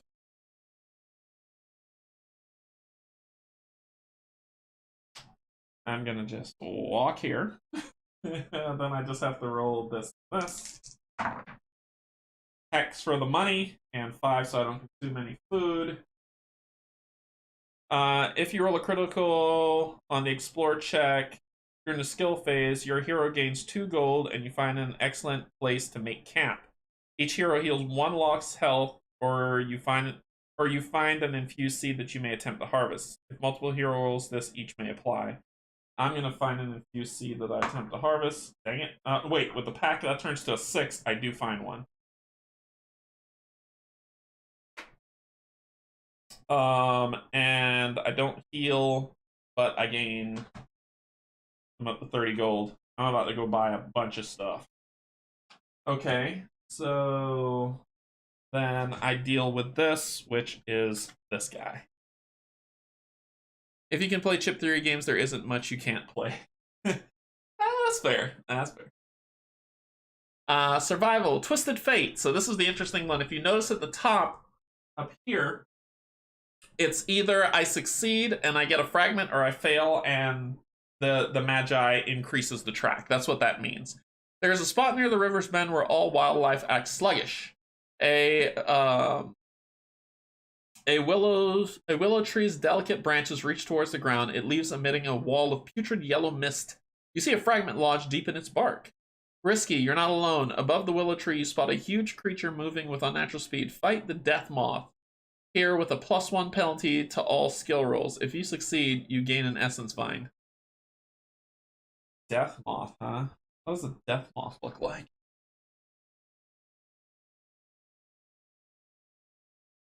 Do I want to risk it?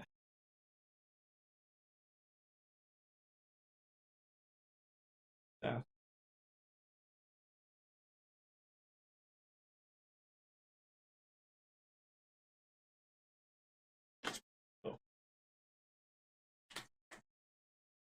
Oh my gosh.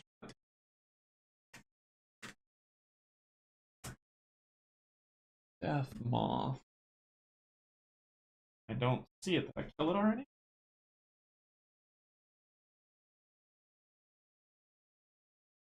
Yeah.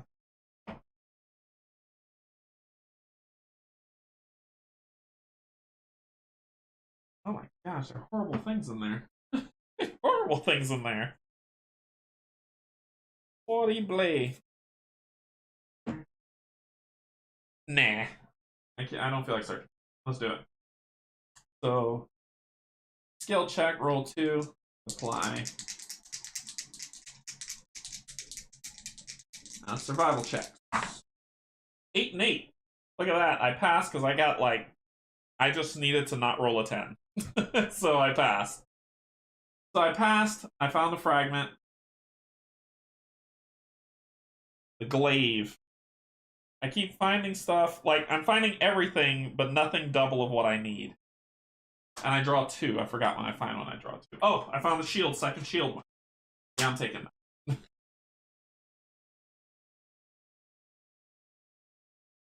Skull patterns on its wings. Ugh. I don't want to fight that. Yeah, I'm not fighting that.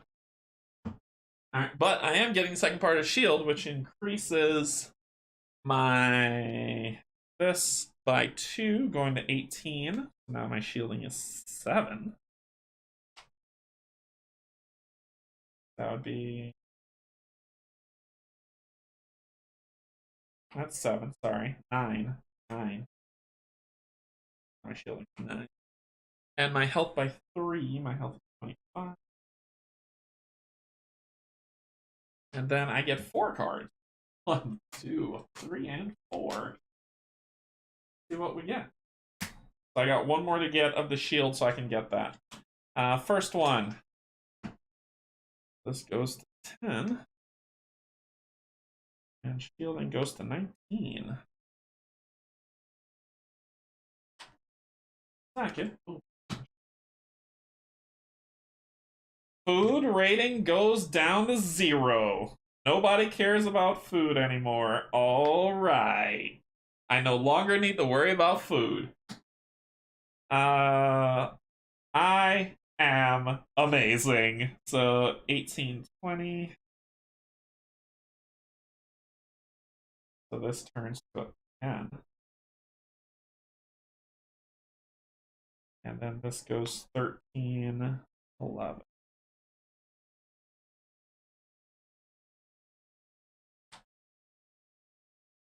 Favorite opponent, I get to pick a new one. So, monstrous humanoid. What is the Magi? She will be my favorite opponent. What is she? What are you, lady? You are a construct. You're a construct.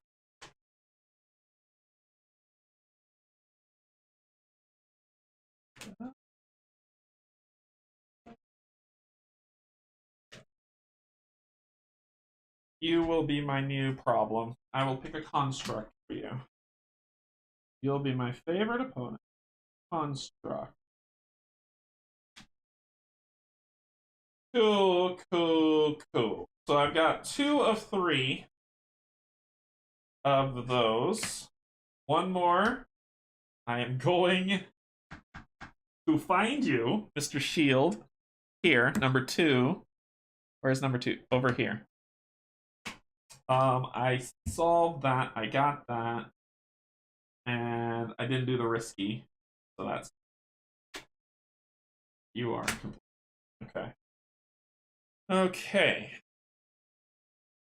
That ends that. You do your Magi thing. I can start selling food for extra gold now, I know. Wait, dice rolls. Canje can't fail. This game's broken. I can fail if I roll a 10. A 10 is a crit fail. That's the only way I can fail now is if I roll a 10 in anything. Okay, so this is done. Alright. Oh, and she increased that. Sorry. I keep forgetting to put the damn sentinels out. So that's a sentinel. I need to get to this sentinel and I'm gonna fight that thing. Because fighting sentinels actually, here we go. Sentinels, their health would be 18-6. Oh yeah, I'm gonna kill you.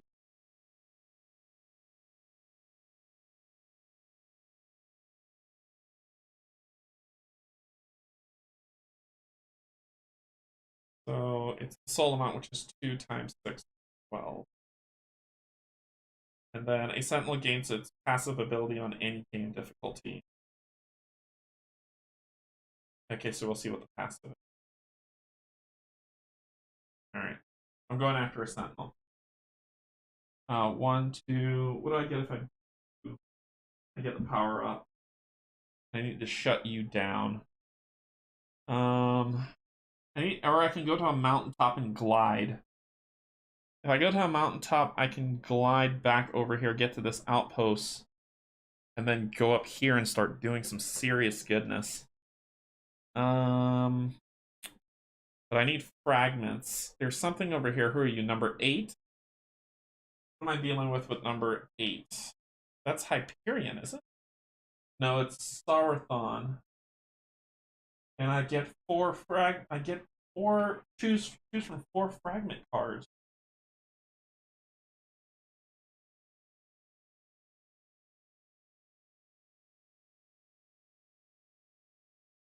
I am coming for you, number 8. My workshop's there too.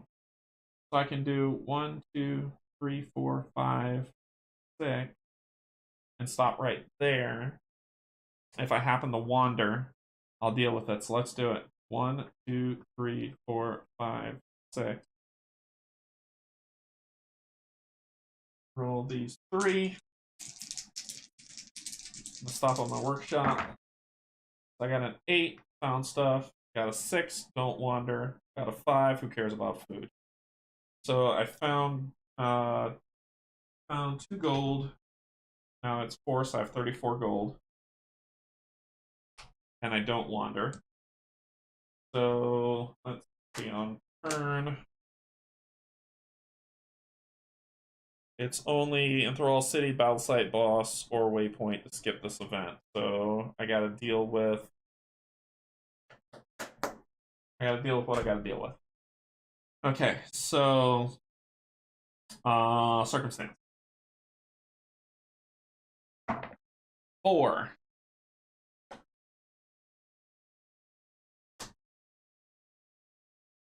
Shul's Workshop. You've befriended a band of forest-born eager to dethrone Adrimon. They are led by Shul, a skilled armorsmith. By trade, keep this card. When you gain at least 2 workshop supplies, you may create the workshop. I already got it. On any great tree. Travel there and Azul gives each hero 2 free upgrades of their choice. You may bring Azul 2 additional workshop supplies up to 2 more times. Each time you do, draw 2 power-up cards and give each hero twice the reward. What? Ta. What? Oh, you done messed up now, my friend. So, it says you may create the workshop on any grade, which I'm on right now. Travel there, and Azul gives each hero 2 free upgrade gear cards of their choice.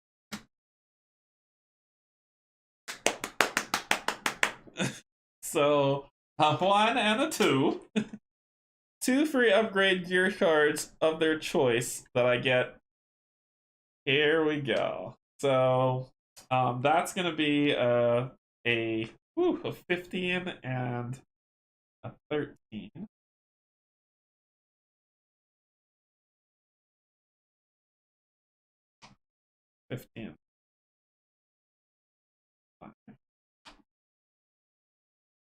And energy goes up to 28.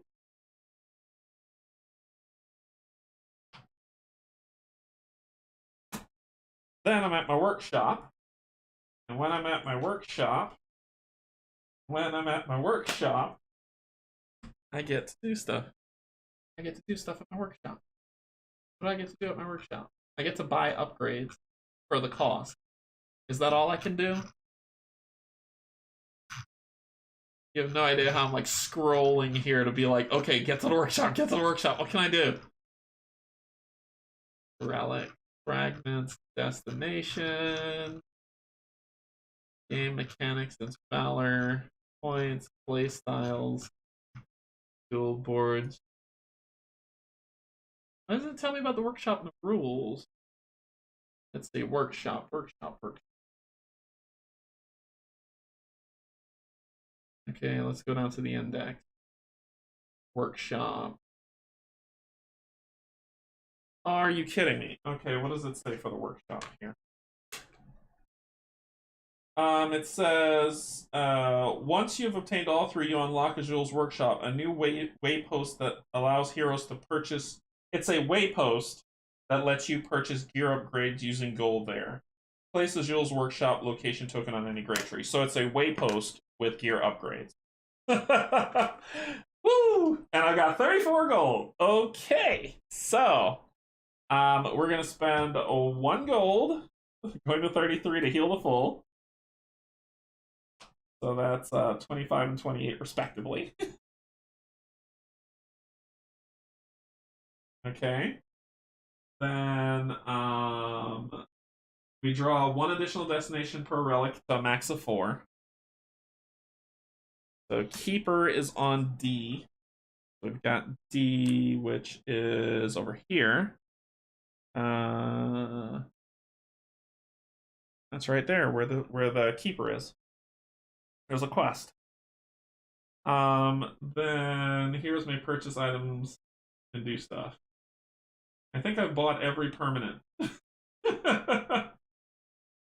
think I've bought every permanent. So let's start. Oh, I didn't buy the stealth boots. Heroes who wear the magic boots gain -2 bonus to their skill rolls while searching for gear. And may modify each gear roll result by 1.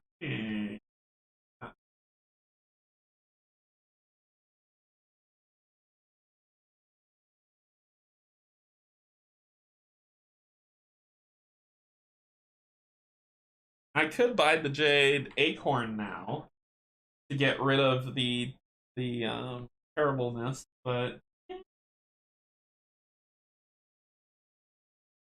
let's buy some more remedy tonics. I'm gonna buy 3 more, going to 14. 30. And then let's look at these gear upgrades. So I'm gonna spend 3 to take my navigate to a 10. 3 taking me to 27. I'm gonna spend 9 to do 4 and 5. Take this to a 20. Like I said, I ain't playing with these creatures. 20. So I'm gonna spend 9 of 27. What's that? 17? 16? 17? It wouldn't be 17. It would be, because 10 would be 17. 18.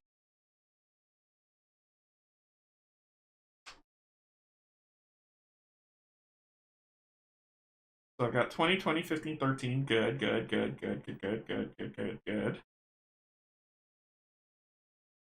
So I got 18.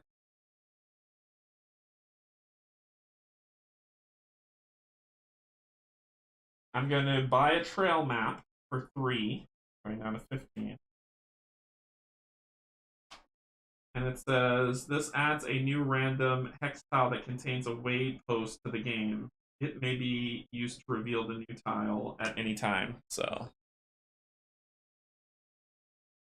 a new hex tile with a waypost.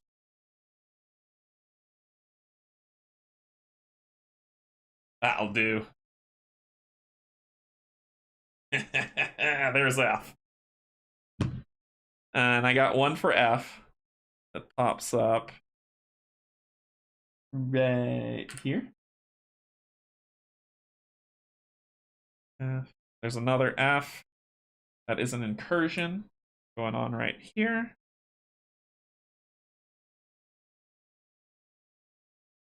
And I got 15 gold left. That's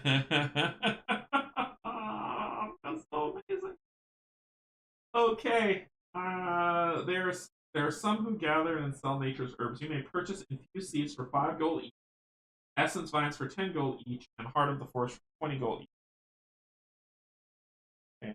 So let us take a look at what I can buy. I want. Let's see. Play with the.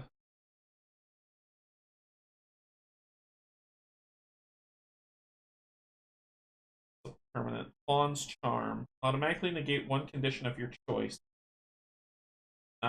You suffer from while defending. The item does not function outside of combat. Yes, I'm going to buy the Fawn's Charm. I need 2 of these ones, so I'm going to buy 1 of the essence vines for 10 gold.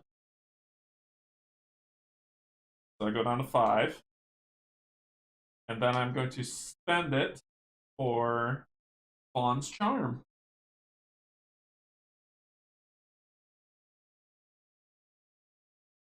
Because it says you could buy it at an outpost. Yes. It has the outpost symbol right there. So it says automatically negate one condition of your choice you suffer from while defending. This item does not function outside of combat. I'm good. Solid. I am solid. Magi's going to do her thing, increasing this to 3.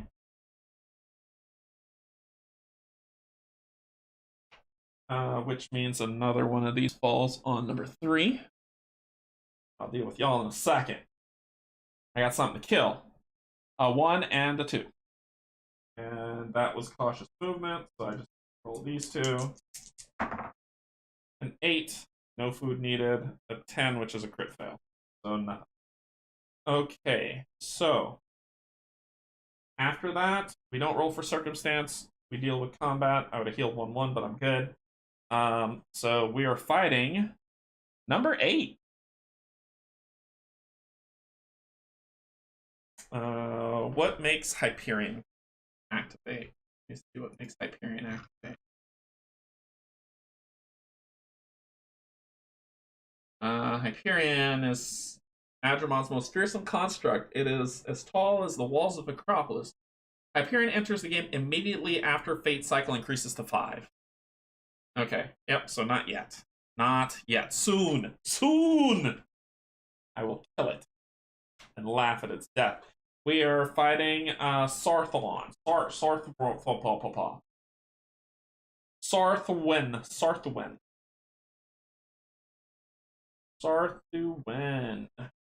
Sarthwin's a magical creature. Lairs in the brambles. Within the hills of resides this formidable opponent. The Dark Dryad is being filled with evil intentions, corrupting everything she contacts. Her Melalir's bramble, which was once known for its twisting beauty, is now home to her garish designs. It is said that those who oppose Sarthwin succumb to the same corruption that has taken the land. Be careful that you do not fall to this power. Gazing upon her destroyed land brings your blood to a boil. The grass has withered, bark falls from the trees, and a host of woodland creatures lie dead near poison springs. With clenched fists, you advance upon the Dryad comes into view. Sarthwin opens her arms, parting the drying trees so that you might easily approach it. Welcomes you with distaste. Are you truly the best that Elwyn could find? She asks with a terrifying, echoing voice. The dryad looks you up and down, saying, I am sorely disappointed. With a flick of her arms, she summons an army of twisted briars to encase you. Bring it on. 76. I am not about messing with y'all no more. 90. Okay. You're not my favorite enemy yet, but I am going to be attacking the face off of you. So first, I'm going to spend 1 to shield and 1 to Summer's Blaze, taking me to 26. My shielding is now 10, 20. So I'm blocking 20, and you're going to get burned. And then my next attack is going to hurt you. So I'm going to hit you for 20, and I'm blocking 20. What are you doing? 4. You're going to spend 10 energy to mana reversal, negate all healing this round. Any hero who would receive healing this round instead suffers half the amount of health damage. Any hero left unaffected by mana revival rolls survival. Those who fail become bound to another hero. So survival is blue. It's not a 10. An 8. I made it. So, my good friend, I am not healing. You spent 10 on that, knocking you down to 80. And I'm going to beat the brakes off you. So I hit you for 20, taking you down to 56. And you are burned. Next round, at the beginning of the round, you lose 6 health, so you're down to 50 from being burned. I then am going to spend 1 to block. Going to 20. I'm a Summers. I might Summer again. No. I'm not.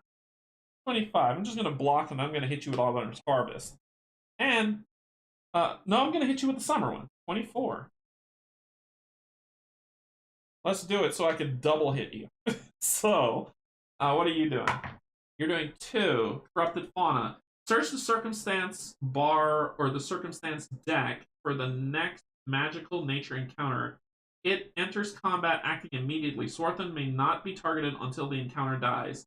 If Corrupted Fauna is rolled again, the same encounter returns and gains the undead type. Okay, so magical. It says magical nature, right? Magical nature, a forest drake. It's gonna die immediately. So it says, it enters combat acting immediately.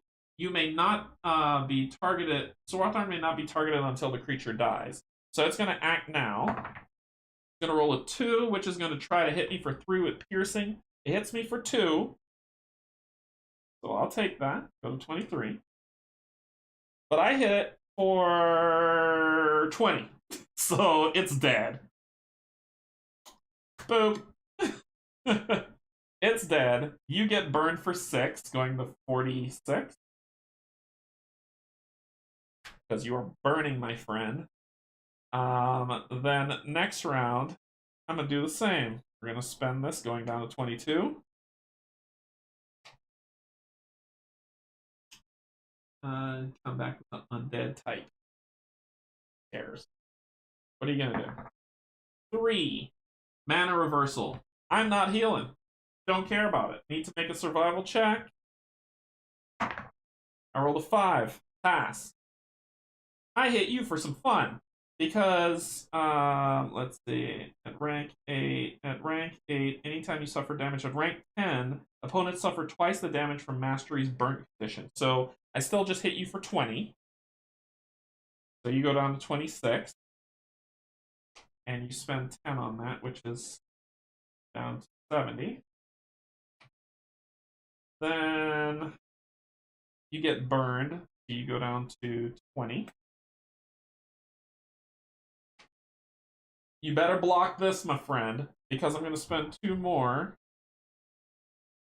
20. That's down to 20. What are you doing? 5. Twisted Inversion group. All targets swap their current health with their current energy. Sure. The new amount may not exceed their maximums. Oh, I'm not feeling well. So my health is 20 and my energy is 23. Cool.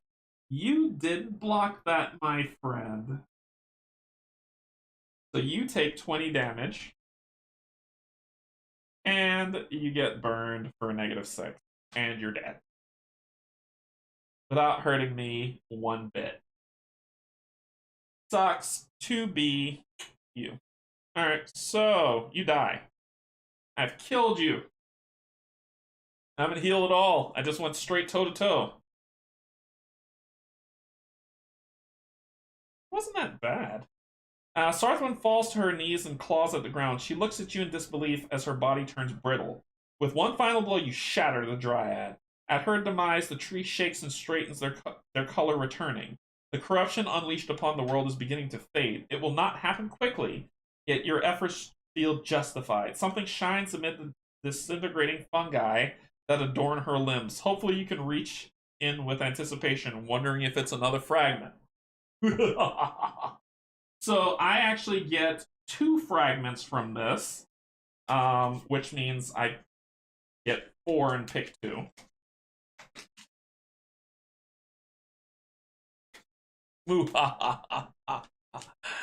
I am all powerful. So we're gonna get either the cane, the glaive, that's one of 2, the ring, or the scepter. Well, I'm taking the ring for sure, so I'll shuffle the scepter back. And the cane or the glaive? What is out there?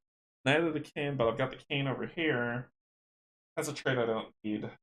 The glaive is more shielding. I'm gonna take the glaive and the ring. And I'll shuffle those back. So, what do we got here? This is gonna go to 15. This is gonna go to 21. I get 2 power-up cards. Go away. Then my health is gonna go +3. 25 to 28. My fight is actually gonna go +2. So I'm going to 22. And I get 4 cards. Alright, I have the second ring and the glaive.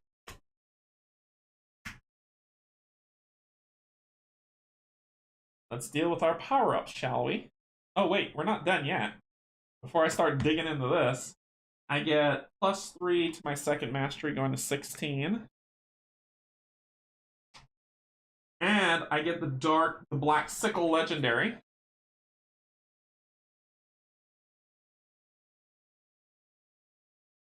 I don't feel right carrying this. A twisted relic that can leech the life and power from what it cuts. Corrupting essence. This item can drain the power from infused seeds, essence, vines, and hearts of the force, destroying them in the process. Sacrifice an infused seed. Draw 2 power-up cards. Each hero chooses 1 card to gain the bonus from and receive the reverse effect from the other card. Sacrifice an essence. Draw 2 power-up cards. Each hero chooses 1 card to gain double the bonus from and receive the reverse effect from the other. Or the heart, draw 3 power-up cards. Each hero chooses 1 card to gain triple the bonus and 2 negative. This item may be traded in for 1 heart of the forest and Elwyn's, and the wielder of it gets +4 survival. I'm probably going to trade that in. Then I get 4, 2, 3, 4 because it says 2. I'll put those on top. I get 20 gold, so it's at 25. And food more than I can handle. You have been defeated. Then I completed this quest for number 8, which I get 16 gold. This is ridiculous. 41. And another relic. So let's shuffle this up. Should I just go fight Adrimon right now and end this?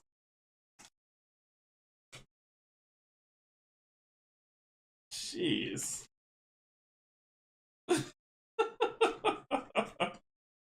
Alright, let's see what we get. I think I should just go fight Adrimon and end this. This is embarrassing. Alright, so you get 2. Scepter, which I don't care about. The sword, we're gonna take the sword. So I gain 2 more power-ups. Oh my gosh! +1 to this, going to 23. And this goes to 16. Okay. Alright. So I got 2 parts of the sword, 2 parts of the ring, 2 parts of the shield. I just need 1 more of each, and I could go start claiming stuff. But I have 1, 2, 3, 4, 5, 6, 7, 8, 9, 10, 11, 12 upgrades to do. So let's do them. My magic goes up by 2 to 30.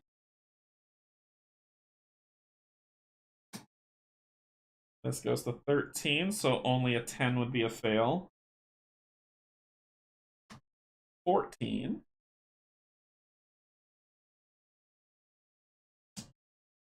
25. And 23. 24.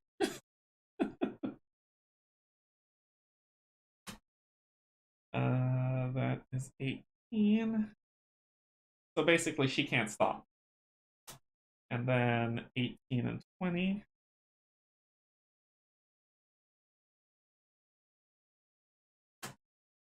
19. This is how powerful I can get in this game. 25. But this is with double up. If you play the game without double up, you won't be this powerful. This is double up quick play. 20. Fight all the bosses, get the Valor. And then pick 2 of my choice. I'm gonna go for this. Both of those are gonna be 26, 27. Distribute the bonuses on any 2 stats. Sorry. So this has to be 26. And my shielding will be 26.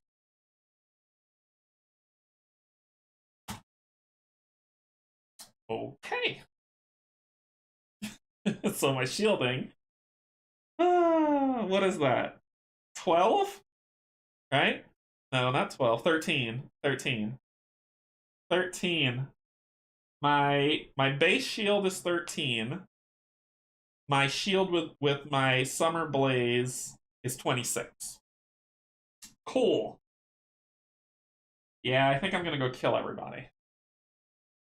So those monsters have fallen. We've got a number 4 over here that we could finish off before moving on to these lovelies. But I need to get to a mountaintop so I can glide 10. And there's 1 right here. So that is that. Her turn. Boop. And he targeted me. So that would do that, which would do that. And I would max it out. This would give me 30, actually. Start of the turn, I do this. I get 24 and 21 respectively. There's an incursion I could deal with. That wouldn't be too bad. I could do an incursion to free that outpost. And basically a horde of mind wiped are invading the waypost. Be careful, they are dangerous. If you defeat them, you'll save the waypost. Ooh, and I will get so much upgrades. Yes, sir, I am going 1, 2, 3, 4 cautiously. Just no 10s. I got a 10 here, crit fail, but I don't need to consume any food anymore. I'm not wandering because and where I need to be, and I'm at an incursion. Let me see if that means circumstance. Nope. Nope. I'm at an incursion. Nope. Sorry. No, I have to do. I'm at an area with an incursion, which is a waypost.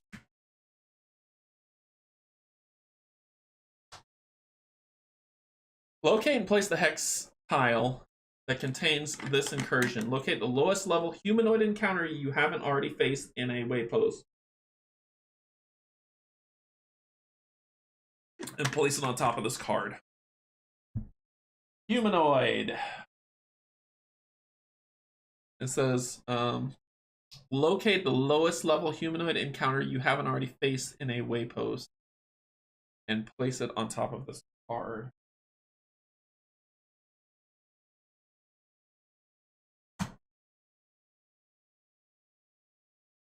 Giant wood. Wood giants. I read this. I don't know what happened. Wood giant, not giant wood. Wood giants there. So, they are dangerous, which means they have +5 vitality, so they're at 31 health, and they deal +1 damage. If you defeat them, you'll save the waypost and will also receive double the encounter reward. That's a fragment. Okay. If the fate cycle increases twice while this destination is in play, the waypost becomes in Thrall City. Discard the incursion and place it in Thrall City token.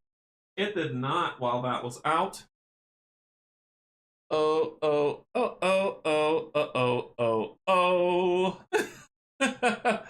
So let's deal with this. So you have 31 health. Let's see if I can one-shot you. And 8 energy. And you deal +1 damage as a dangerous, because I'm doing starter. I'm not trying to modify them any. Okay, so let me move this to the side a little so you can see my stats. Okay, so I'm going to spend 2, going down to 19. So my shielding is half 13 and 13 for 26, so my shield is 26. And I'm going to hit you for 26. You are going to number 3. Dual target health. Targets who suffer damage become vulnerable. No. No. So that goes to 5. Okay. So blocked. And I hit you for 26, which leaves you with 5 health left. And you are burned. And that knocks you down. That kills you. Okay, you're burned. So you're burned, and you suffer double burn damage at the plan phase, which takes you to -1.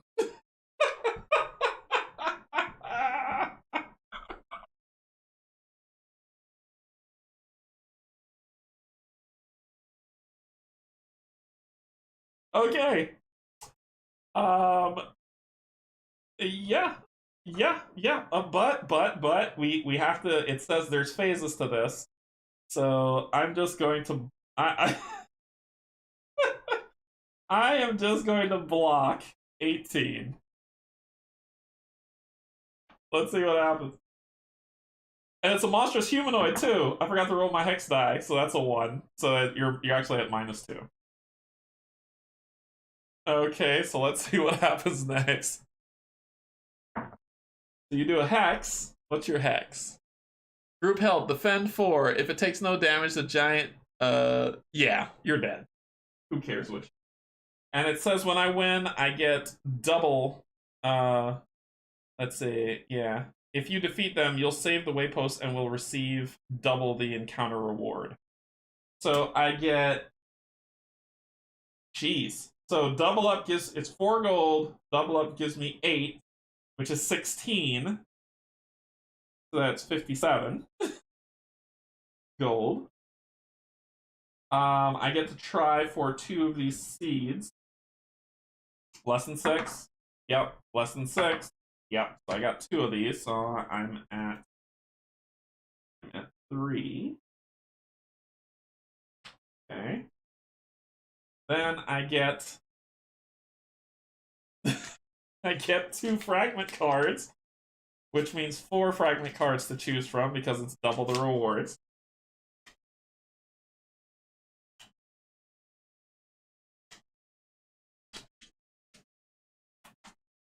So double the encounter reward. Yep, double the encounter reward. So see what we find. Scepter, don't care. Come on, come on, Scepter. Oh, really? I'll take shuffle that back. The figurine or the crown? Figurine. So I'll take those two. Shuffle these back. Stupid Scepter. Alright, so the figurine first. I get plus 2 to this, taking me to 32. I get, this goes to 11. As long as I get over 10, fine. And I get 2. Then figurine, I have 2 for. Next one is the scepter. I get plus 1 to this, going to 21. I get plus 1 to fight, going to 27. And 2 of these. I don't care about the scepter. Then, for completing this, it says if the fate cycle. For completing this incursion, I also get the reward, so I get to try for that. I'm not going to try for that. I just want this. I just want the bonus for clearing that first.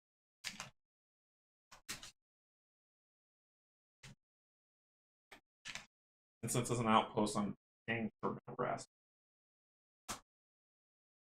Straight up amulet. That's not out. And the sword. I'm going to take the sword. That's the 3rd sword piece, what I needed. The sword gives me plus 2 to fight, so this is at 29. Health is 33 now. And I get 4 more. 1, 2, 3, 4. And I have everything for the sword. The sword is at... The sword's up... Wait, where did I put it? The sword's here. I just need to go get it. Okay. So let's see our power-up. Tip, to ease the stress, there are only 2 actions per turn. There are only 10 to 12 actions possible. The player aids are a huge help. Hey, Kate! Canje, hey, how's it going? Hey, Kate, how's it going? How's work? So this is 34 and 33 respectively. 34, 3, and this is 12.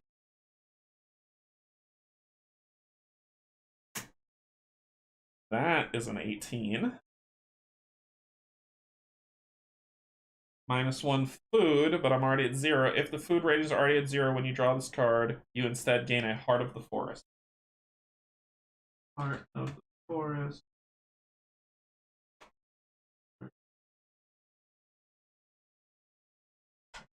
Is one of these big ones. One of those. Plus 2 health, taking me to 36.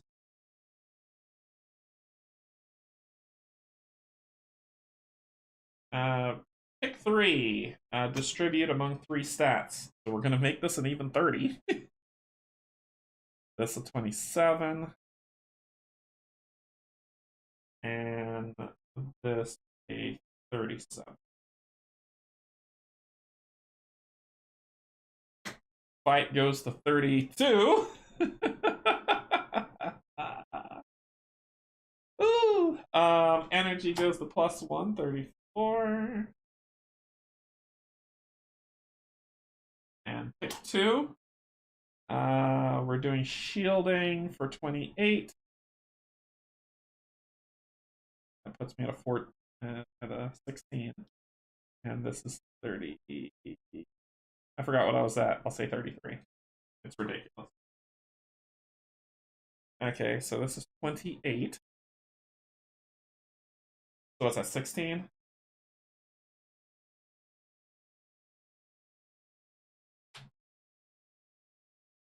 No, it can't be 16. That'd be 38.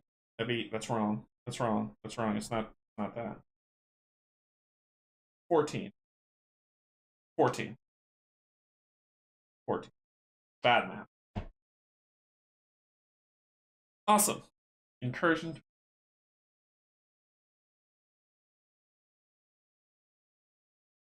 This incursion's gonna fall as soon as that happens. That's gonna be a fallen one on M, but I didn't find M yet. Okay, so that was that. Per turn. I'm going to fight number 6 in a second, but I'm going to chill at this outpost. Spend 1 gold going to 56 to heal the full. That's 37 and 34. I don't want to buy anything. I really don't want to buy anything. I'm good. I'm good. Well, I could buy some stuff. Let's see. The Ring of Waves, once per turn while out of combat, the group may use the Ring of Waves to teleport 3. The group may only carry 1.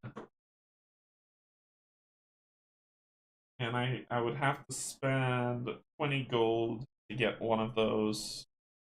I have 1, so I have enough to buy that. What's the next permanent thing I could do?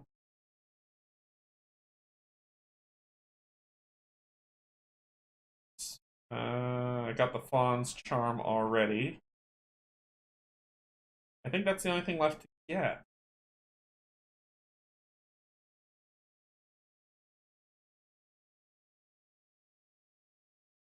Yeah. I'm gonna hang on to my cash. Hang on to my cash. So that ends that. I don't have to roll because I'm in a post. I don't have to draw a circumstance, but she does tick. Next round, let's go fight ourselves an 8th level boss. Or let's go get ourselves our sword. How about that? Let's go get our sword. So I can go here. And if I land there, then I can move 1, 2, 3, reveal that, which I do have. I do have a hex for that. Which could be this one, right? Yeah, that'll fit. Okay. So I'm gonna move 1 here cautiously. We can't cross it, but we can stop at it so I can glide. So that'll end my turn. Cautious movement. As long as I don't roll a 10, I'm good. I find more money, so I'm at 60 gold. Circumstance choice 1. Find a skeleton. Nah. No, thank you. Okay, then she will tick 1.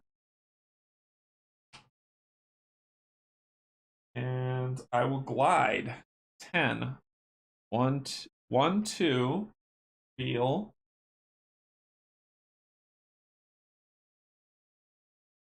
3, 4, 5, 6, 7, 8, 9, 10. I almost would have made it, but nope. That's where I'll stop. Right on you. And that is a 2. Number 2 monster. That is a regular move, as long as I don't roll a 10. I did not. I found more money. 64.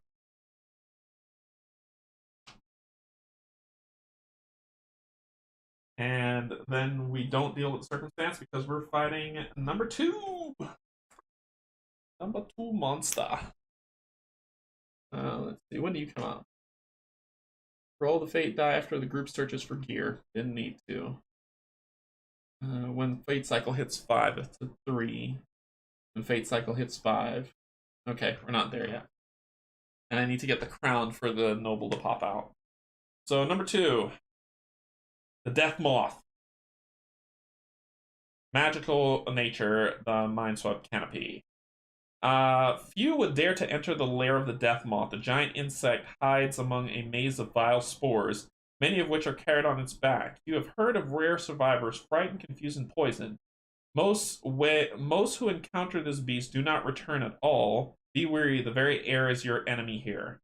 The old woman's warnings hangs in your mind as you approach the fungus-filled home of the death moth.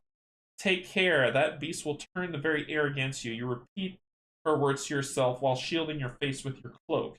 The horror of your predicament emerges as you see a giant winged insect feeding off one of the mind white.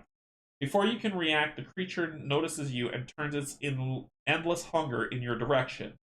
As the moth's wings begin to beat, the air swirls with an array of pollen and spores. With weapons drawn, you steel yourself for the battle to come.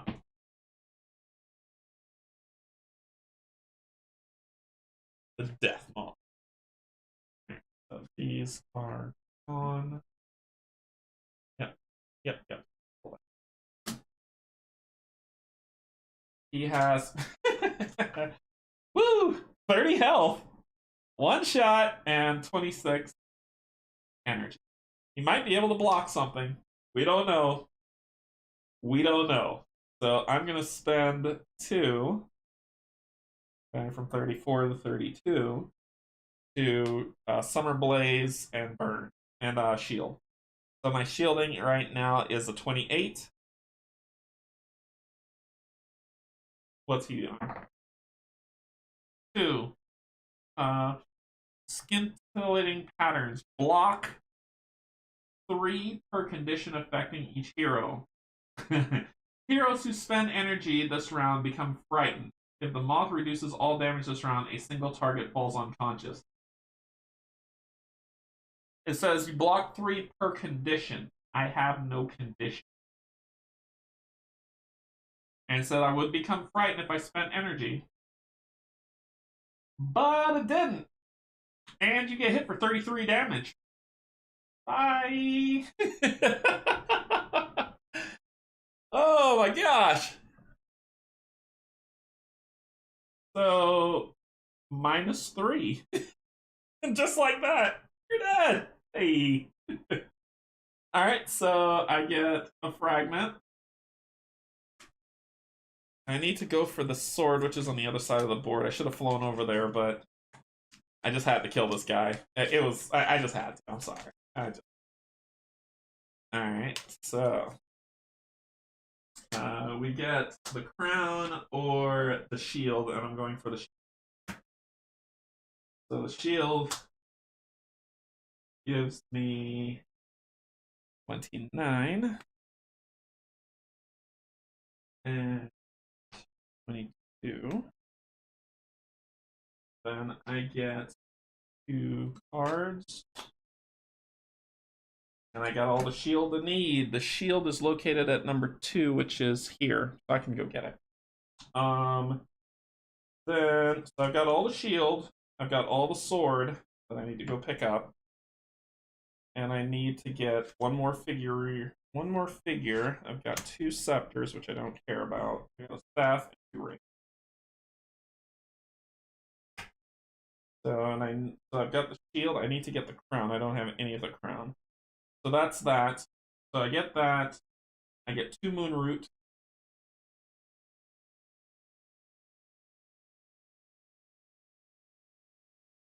I get +2 energy. So that takes me 36. I get 2 of these, killing you. I get 10 gold, 74. And 4 food, but I don't need food anymore.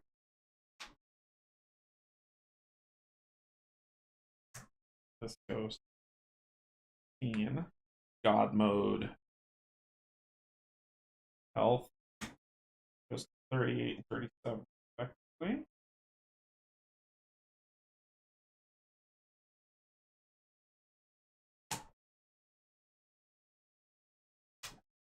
$21 and 23.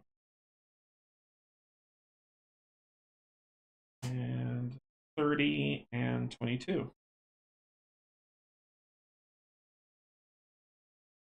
This goes to 15.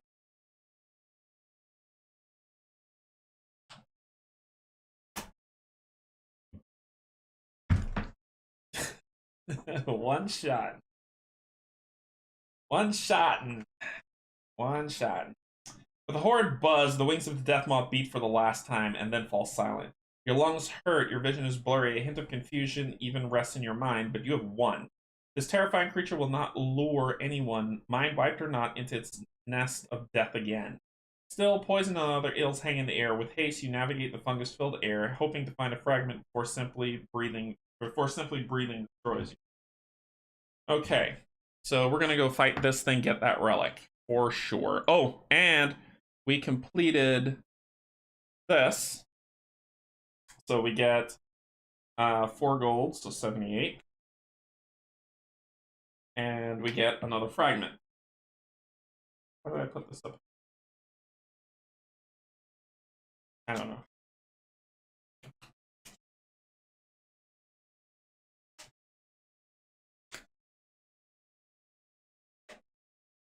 Come on, give me something good. There we go. 1, the amulet. 2, the figurine. Thank you. So we got the figurine. Gives us 2 and 2 for energy and life, so 40 and 39.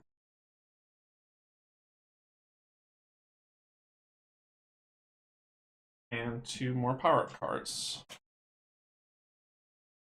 Done.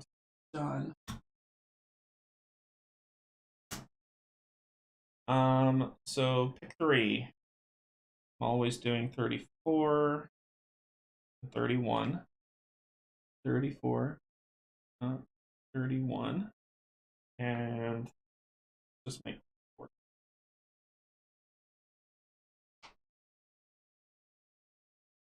Hey Canje, you just showed. Hey Canje, you just showed back up in Mel and Rob's Aeon's Endgame. What? I don't know what that means. Did they name a character after me? I love it. I want it to be the most annoying character possible. 32. 23 and 24.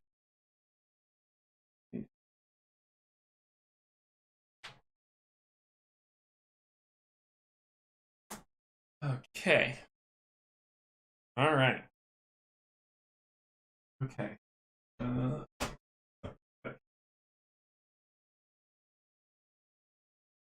Temperature's getting a little hot. I'm gonna cool down a little. Yeah.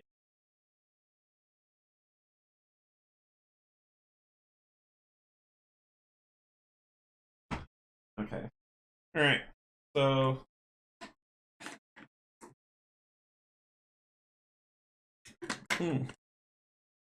Excuse me. I have a drinking problem. Okay, who are you? You're on 3. What's 3? The ring. The only one I don't have everything of. I've got everything for the figurine. I just need the ring for the 4th one. So I got everything else save for that one. Okay, so that ends that. You're going to go to 4. So there's 1 more, and the other creatures start popping out. 4 goes here, so I'm going to have to fight some stuff. All right. So we could do 1, 2, 3, 4, 5, 6, 7, 8 for sure. So I can move 7. 1, 2, 3, 4, 5, 6, 7. We're gonna see if I wander.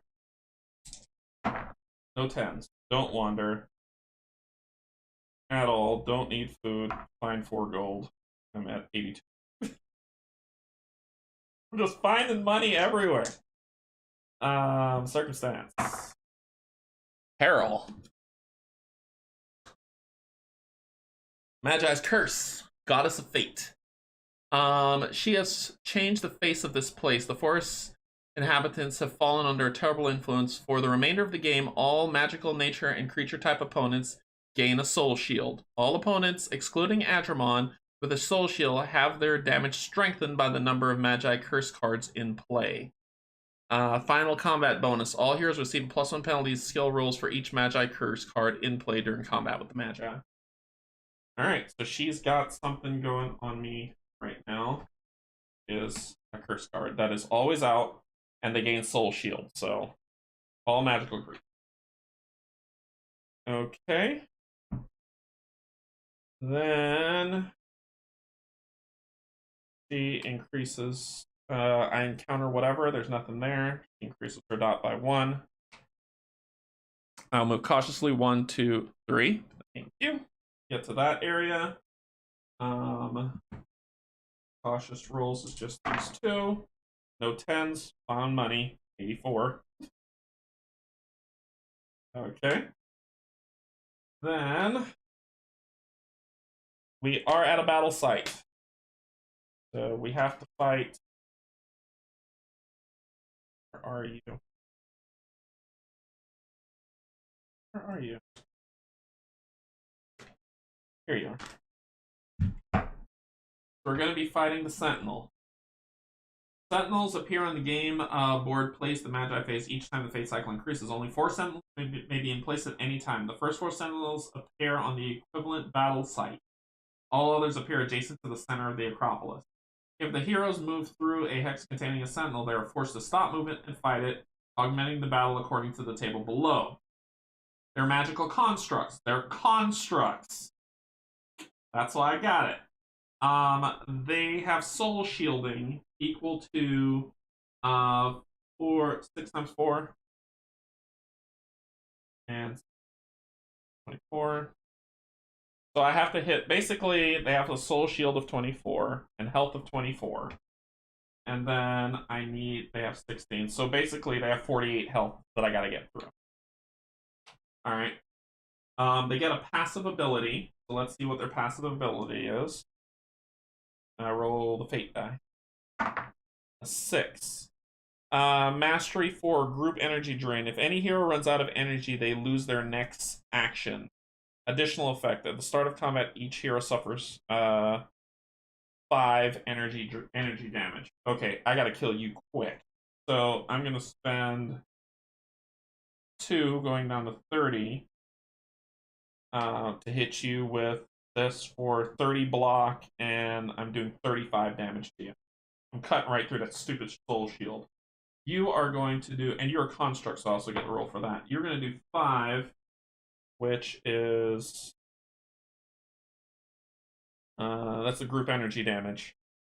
Heroes who this group energy mastery 4, group energy. Heroes who damage the Sentinel roll a 6-sided die and suffer the result as piercing health damage. Additional effect, the Sentinel is soul laced to an especially powerful entity. Raise its initial soul shield by 10. That doesn't matter, I'm busting through it. So it's 3. I have 35. 36. So cuts through this and hits this for 23. And you're burned. And it says I roll a d6 and takes the damage. 4, I block it all. I don't care. So now you'll take 6 damage off of that because you're burned. So 17. Then I'm going to do that again. You will knock 5 off, knock me down to 25. But I'm going to still hit you for 2 more, taking me to 23. So I can double damage just in case what happens. You are going to... Number 4. Group energy. Hero who deals damage this round also suffers 3 health damage. Cool. So I took damage. I'm going to incinerate you. So that is 35. Hex. 41. 43. So 44. 44 damage. Coming at you. You don't block anything, and it's supposed to be heroes who deal damage round suffer 3, but I block all that. You're dead. I need a wet wipe for that board. I really do. I really do. I killed him. He's dead. When he dies, I get these two and an additional group reward for beating him, which is a 6. I get 12 gold and a chance of seed. I got the seed. So this is 4 and 12 gold, which would put me at 96. And I got these two, which puts this at 43. And puts this 7.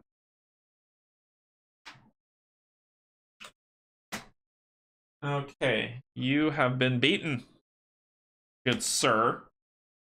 Alright, so now I get to do fun stuff. Let's see what happens. At a battle site, gain a favor, heal, or reforge a relic using the fragments you found. An event occurs if the group ends movement on an Enthrall City battle site. So I can either gain a favor, but we are reforging. This is number 2. I want the shield. So, we forge, or reforge a relic using the fragments you found. We reforge this relic. Let's see what reforging says for the rules. Reforging. Relic 64. I think I just do it.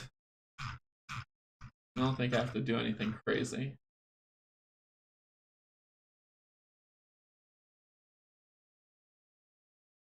Only one hero may wield a relic at any time. Relics may be... But I can hold all of them now. Reforging route. Once you've found all the fragments associated with a relic in play...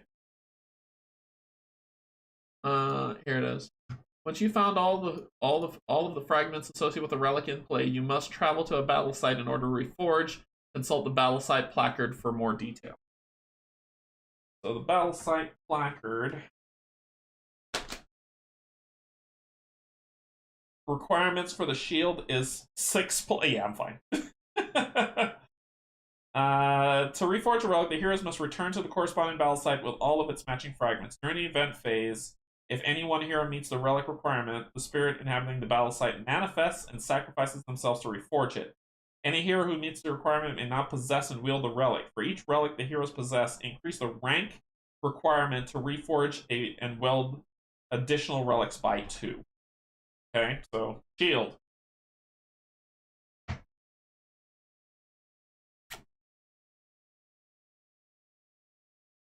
No. This is a green one. It's gonna be like, mad at the hell. I need 6 to carry it. I'm fine. Against the Magi, I get to do fun stuff, and the Wheeler gets +5 shield. So, this goes to 37. I'm good. Got me a shield. Okay, that ends that. Yeah. Dot. I'm waiting for the everything else to pop out. So now I can get the sword. I just need to get to a mountain. So I'm gonna move 1, 2, 3 cautiously. Actually, I can come here and fight number 5. Right? Right. 4. Urgos the Dire Bear. I should just get the relics. I could free him.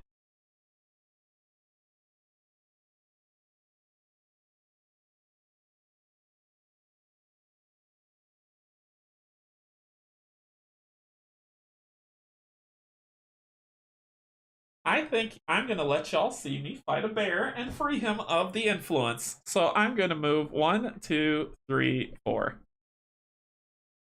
No, we're fighting bears.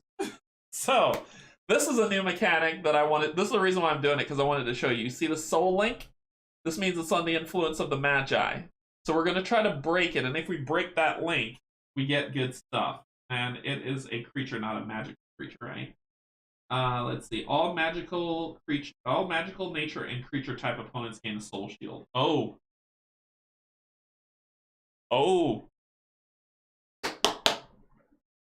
Maybe I don't want to do that.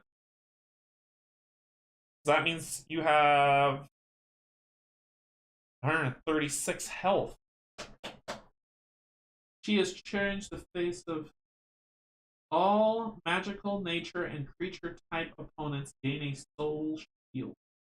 All opponents, excluding Adrimon with a soul shield, have their damage strengthened by the number of curse cards in play. Yeah, that's bad.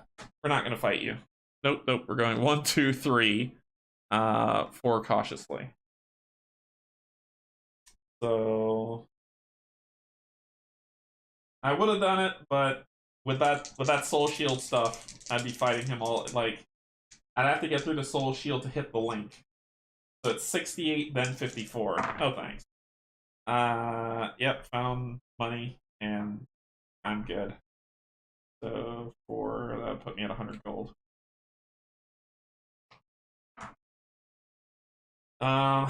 Then circumstance 5. It's a treasure. It's unavoidable. You gotta take it from the piece that's wearing it. Yeah, it's the soul. The curse is what sucks. The dark gem is jagged and emits tendrils of shadow. As soon as you touch it, you realize you've fallen prey to a curse. Roll target dice. One hero gains this item and loses 3 ranks in health and energy. You may not ungain this item. Each time this hero consumes food equal to their food rating during the skill phase, this hero gains regen. I don't need food equal to their initial food rating, so I'm going to lose. One hero gains this item and loses 3 ranks in health and energy. Ooh. Okay. So I'm going to 40 in energy and 37 in health. Right? Each time this hero consumes food equal to their food rating during the skill phase, this hero gains regen, health, and energy equal to their initial food rating +1 for the remainder of the game turn. So that's a curse I got on. Well, it's not really a curse, but it's something that's on me. Okay. Then just go on here and up by 1. Glide time. We're going for the sword. Then I'll then I'll glide back over here. 1, 2, 3, 4, 5, 6, 7, 8, 9. What's 3? The ring. I don't have the ring yet. So we're gonna land here. Wait, no, that's a stupid quest. Sorry. I keep doing that. I want to go for the sword. The sword's over here. So I'm gonna glide this way. 1, 2, 3, 4, 5, 6, 7, 8, 9, 10 to the next mountain peak. That's cautious. Or normal, sorry, not cautious. Normal. So I don't wander. I gain gold and well, no, I don't get gold. That was a 10. I don't gain any gold, and I don't need food. Circumstance 1. Summer court, unavoidable. The air is pure and the sun shines brighter. By noon, you realize something is amiss. They reveal themselves at dusk, members of the summer court and the summer king himself. You speak with them at length, learning much of their realm. You may move as though you are affected by scrolls of tree walking and may treat all foes as though they are favorite opponents. Oh, what? What? All foes? The summer court lasts for 5 game turns. This card supersedes other ongoing nature circumstances. What? Are you kidding? Oh, that is awesome. All foes are favorite opponents. Oh, love that. So I will, okay.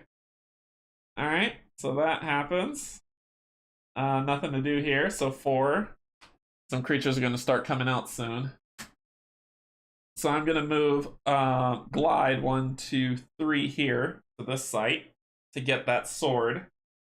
So I glide there. That should be still this.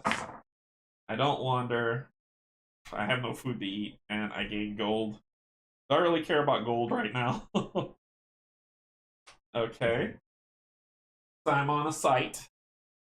I need for the sword, I need +6. Yeah, I'm fine. So I'm going to craft the sword, which will increase this by 1, pushing this to 5.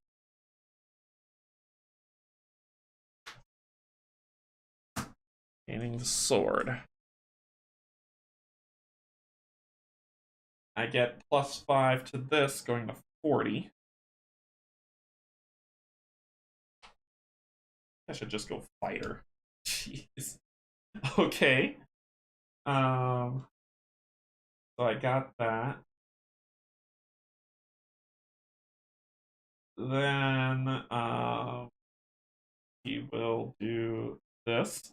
So some people appeared. This expansion. I need to find the crown. 2 crown fragments. I only have 1. No, I don't have any crown fragments. So nope. But the High Guard, once a member of the nope, that's the Hyperion. Hyperion enters the game immediately after the phase cycle increases to 5. Place Hyperion token.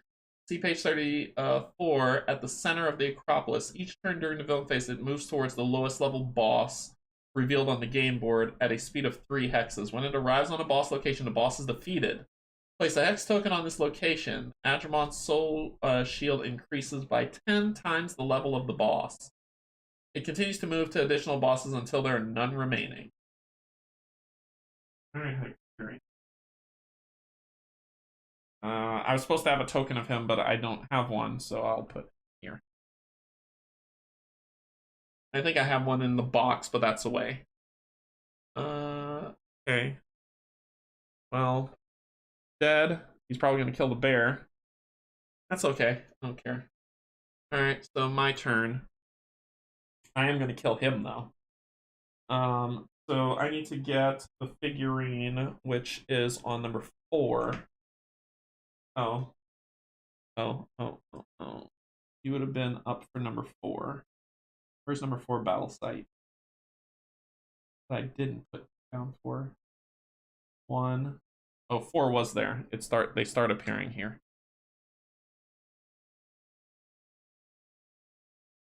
Okay. So Scepter is not going to help me. The Cane's not going to help me. Play is not going to help me. Staff's not going to help me. It's the ring. Crown. Okay, so I forged that. Got what I needed. Now what's left is go to an outpost. Is that on a mountaintop? It is on a mountaintop. Ooh, so I can glide from here. Alright. I'm gonna kill that guy, so let me glide to an outpost.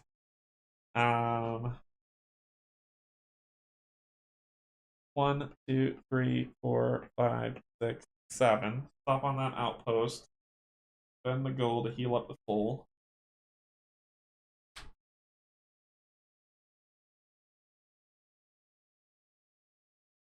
I'm gonna spend 3, so that's 9. I need to spend 9 gold.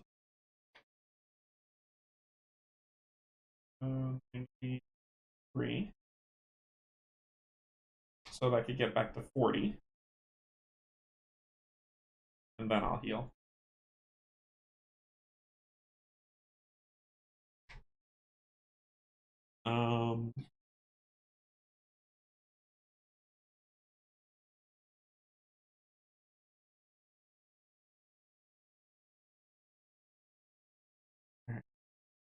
I need to get the figurine, which is on 4. Where's 4?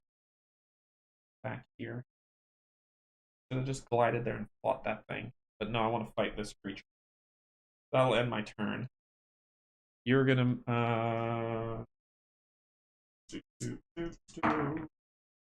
don't need to do this because I'm on an outpost. You're gonna move 3. 1, 2, 3. I'm coming. We're gonna fight. Oh, not you. Sorry. Big guy. 1, 2, 3. We're gonna fight. And then dot. My turn. 1, 2, 3, 4, 5, 6. Let's do it. We automatically engage this creature. Where are you? The construct.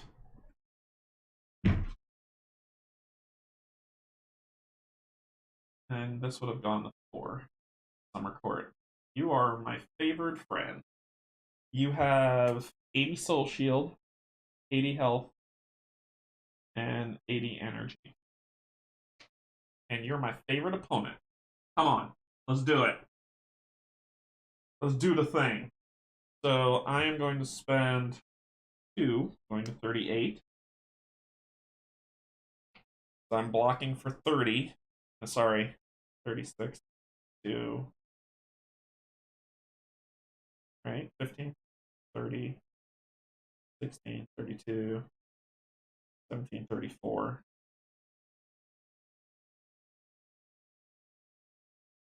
18, 36.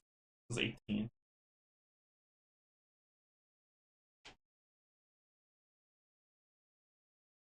Yep. So I'm blocking for 36. And I'm hitting you for 40 and gonna burn you. What are you gonna do? Hex. Core explosion. Group non-lethal health and energy. Roll the fate die. Each target suffers health and energy damage equal to the result. This die explodes as a roll of a 6. Oh, the 8. Oh no! 8. 16. 16 plus 5. 21. 21 health and energy. I could only block. Wow. Group core explosion is triggered when Hyperion's health drops below half its maximum. Oh, that isn't the Hex one. Sorry. Hex is ultimate power. Hex's ultimate power. Draw the Sentinel placard and roll the fate die. The Sentinel performs the matching attack and gains the passive effect of the roll. Sorry, I almost screwed that up. That was what happens. So draw the Sentinel. So he rolled a Hex. Draw the Sentinel placard and roll the fate die. Hex. The Sentinel performs the matching attack. Energy drain. If any hero runs out of energy, they lose the next. The start of combat, I drain 5. So your unlimited power and gains the passive effect.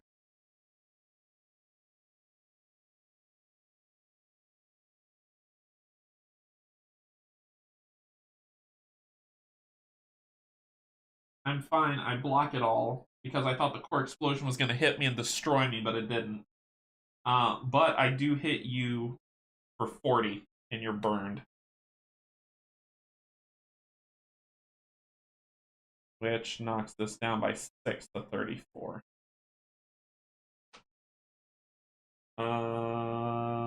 Which, that's not your health, so we're going to do it again. I hit 5, going to 33, and then I'll spend going to 31. Let's see what you do. 5. Pattern Pulse. Defend 5, raise 10 energy. The plate on its chest opens up like a night flower that warps magic. Heroes must spend 1 additional energy anytime they use energy for the remainder of combat. Okay, cool. You defend 5. I still hit you for 40. So I'm hitting you for 35, which blows away your soul shield and hits your health, taking you to 79. Then burned hits, you're going to 70. Alright, so I gotta spend 1 extra, right? It says 1 additional energy anytime they use energy for the remainder. So 1 for shielding, 2 for energy is 3.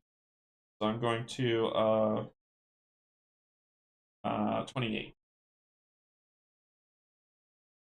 To do it again. Roll a 3. You're going to spend 8 going down to 72. Spiritual Vessel. Triple target. Unyielding health. What's unyielding?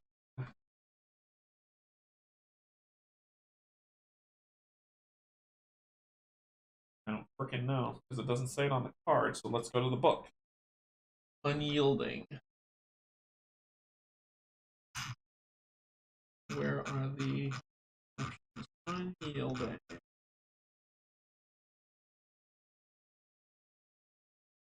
There it is. Targets may be targeted more than once by this attack. Roll for targets for each. So he's going to hit me how many times unyielding?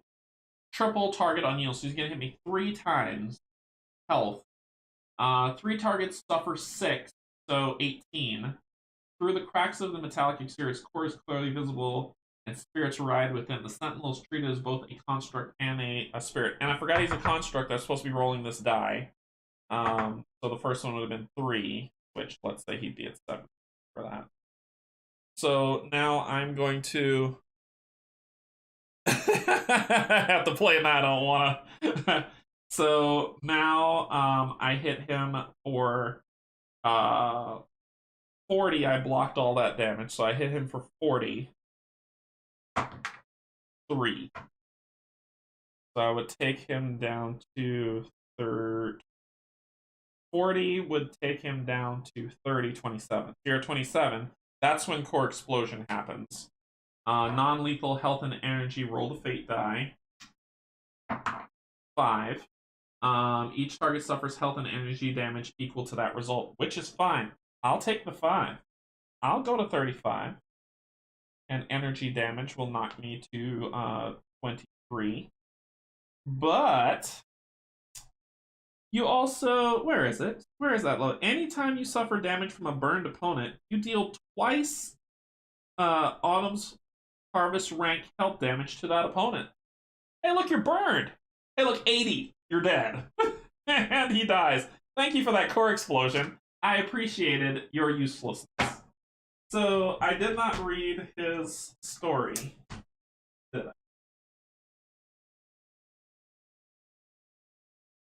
Of course. I didn't want to read his story. He's dead. Watched him burn. Anyway, he's dead. So I get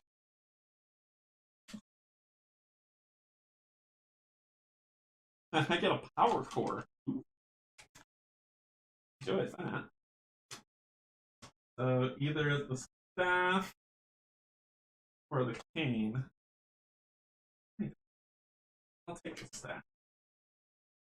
So give me. We'll go to 24. And my magic will go to 40.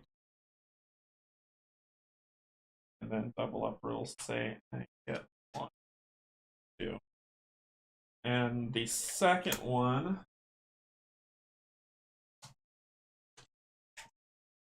the ring, which I want, or the glaive, the ring. So I get 2 more health going to 42. And 4. And I get 2 more. I'm almost out of these cards, so it's almost time to go fight her. So I just need to go get the ring and the figurine, and we're going straight to fight her. We're gonna call this. All right, so 25 each.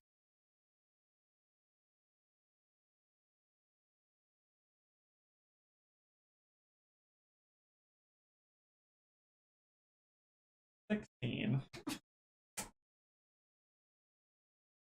and 20.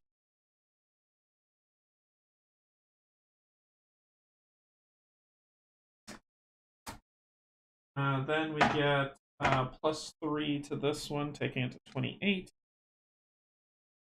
And we get the power core.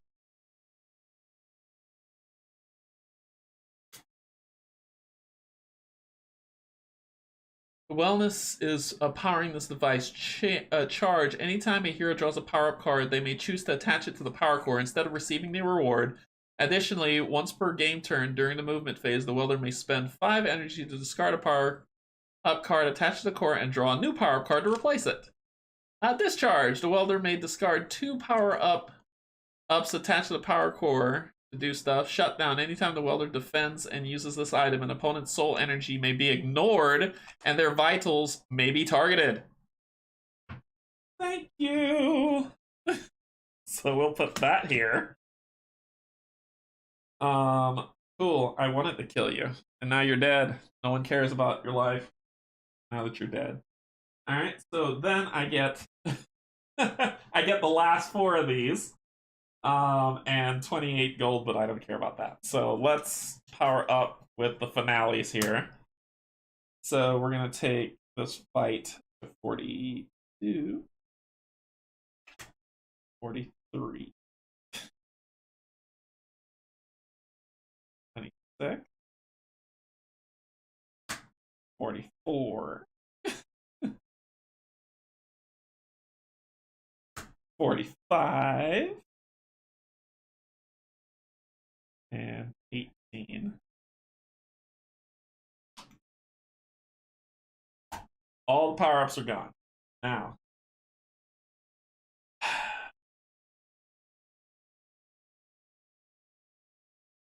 Boop. Okay, so where do I need to go? I need to go to I need to get the ring, which is on 3, which is there. So I'll go get that now. But first, let me say 1, 2, 3, 4, 5, 6, 7. That'll get me there. 1, 2, 3, cautious.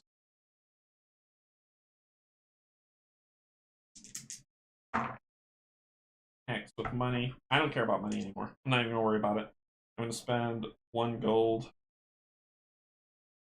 Heal up the full 42 and 44.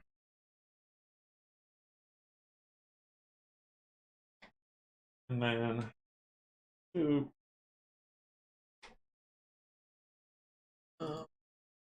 Hyperion's dead. Elowen.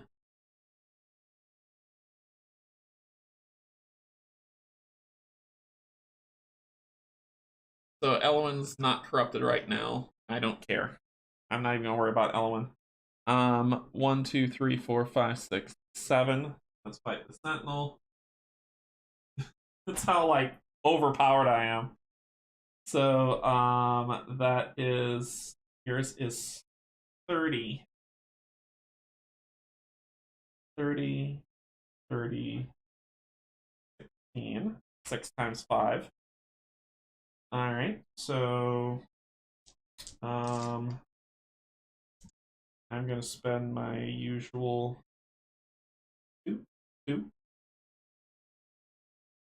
42. And you are going to, Mr. Construct, do number 4. Group energy heroes who deals damage this round also suffer 3 health damage. So you are going to hit me for 4. I block it all. I hit you for 45. So that goes away, and this goes down by 15. Okay. Then I get hit for 3 damage, going to 39. You are burned. Oh, wait, I forgot to do this die. So it'll be 14.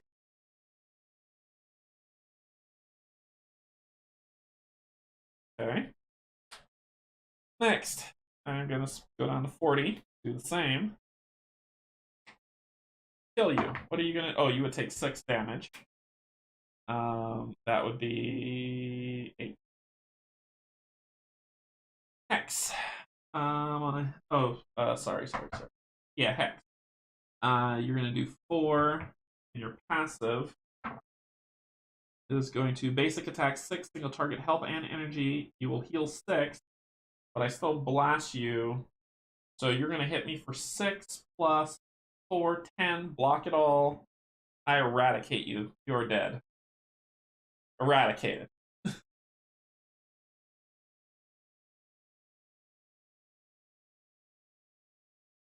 So you are dead.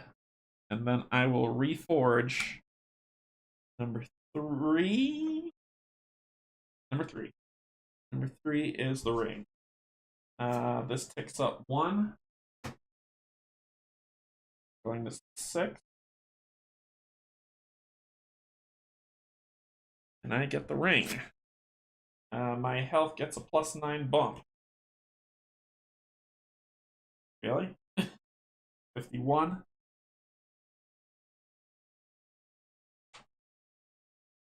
And I do bad stuff. Just need to get the figurine, and then we're going for. And the figurine is over here.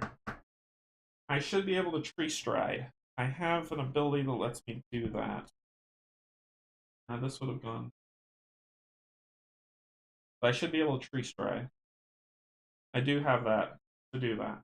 So I just need to find a great tree somewhere around here. There's one right there. And I could port right here. And then I'm going to port back and fight her. So she did her thing to get 6. I fought. Boop, get that. And then going to. Killing it means nothing. I get a card. I'm all out of cards. So I'm going to shift 1, and I'm going to use that to tree stride over here. And stand on that. So you're at 6 still. So you're at 36. 36. 16. You get a passive. 8. No, Hex. The Sentinel is dangerous and roll again. 4. So this is where you are. So your vitals go up. You're now 40. Okay. You deal 1 extra damage, and on a 4. Basic attack 6. He'll target energy, heal 6. Additional effect, the Sentinel moves themselves and group 1 hex closer to the center of the Magi's Acropolis. Ain't worried about that. We're fighting. We're duking it out here. So let's go. Mr. Construct, I'm going to spend my lovely 2 going to 38. What are you going to do? 5. Group energy. If I deal any damage to you, I suffer 3. Don't care. I hit you for 45, so that takes you to 35. I'll take the 3. 36. And you're burned. And let's do it again. 36. Oh, I forgot to do this. 5. You're at 30. Canje, does a late game in the start feel sluggish? Does the late game in this start to feel sluggish? No. All I'm doing is just trying to get this. I can go fight her now and end this game, but I want all of it because stuff happens. But I don't feel sluggish at all, to be honest. I'm overpowered because I'm playing 1 player, quick play, and double up. If I take double up out, I wouldn't be as this powered at all. So you're gonna do 2. Heal 4, 6. I do 45 to you, heal 4, still not enough, and you're burned. And I block, you're dead. So clear you. Oh, spinning me around all over the place. You're gone. I will then spend these 3 in another tick. And I'm going to fire right now. We're ending this. So I'll spend these to gain the figurine of power, which gives me 9 to this. 6 would be 50.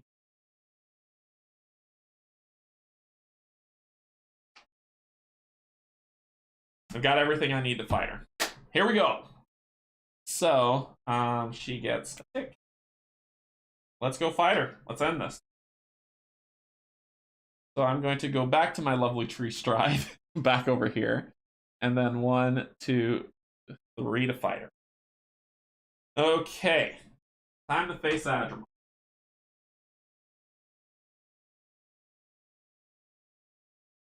So she, because of our rules, Yes. Yep. Exactly, Azariel. Exactly. Quick play and double up just makes you OP. So the Magi is at 70 soul shield, 120 health, and 120 strength. Epic fight time. Cue the epic music. Da, da, da, da, da, da, da, da. Here we go. Adrimon. Fate Sec. Stuff was supposed to be reading as the Sentinel showed up, but I didn't get to all of that. Arriving with 5+ relics. How much relics do we have? 1, 2, 3, 4. I should have had one more. Oh no, I didn't get the crown. I have 4. I didn't get the crown. As you approach Adrimon, the relics in your possession begin to pulse with a vibrant power. Their energy flows through you, granting a shred of hope that the sorceress's reign of terror will end here. Taking a last deep breath, you step forward and face her. The strings of the sorceress's power float around about the room, weaving an intricate pattern that come to rest within her vile hands. She smirks and laughs, saying, "So you have finally come to face me. Good." She pulls her hands to her sides, and the strings tighten around her, pulsing with a vibrant blue light which flows into her body. "Even so armed, you cannot hope to win. Lay down your weapons, and maybe I shall let you live." Let's dance. So, let's talk about her, because there's these abilities here. I have the figurine, the ring, the sword, and the shield. So whenever I roll and it gets to one of these, I read what I do against Adrimon on it. Also, I reduce her soul power by 10, 20, 30, and 40. It says all opponents per round. Per round, minus 10. So per round, I'm going to reduce it by 40. So first round, automatically she's at 30. I also have, let's see, not this one, the power core, which says shutdown. Anytime the wielder defends and uses this item, an opponent's soul shield may be ignored. So I'm going right through that soul shield anyway. And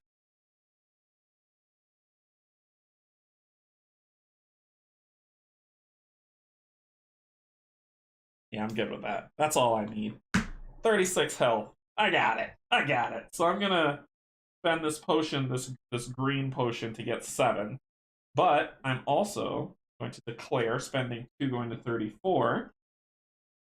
Let's burn this lady. And I'm cutting right through her power. I'm cutting right through her power core. So what is she going to do? And she's a construct, mind you. So 1, Fate Binder. Group energy and single target survival check. So just not a 10. I rolled a 7, I'm good.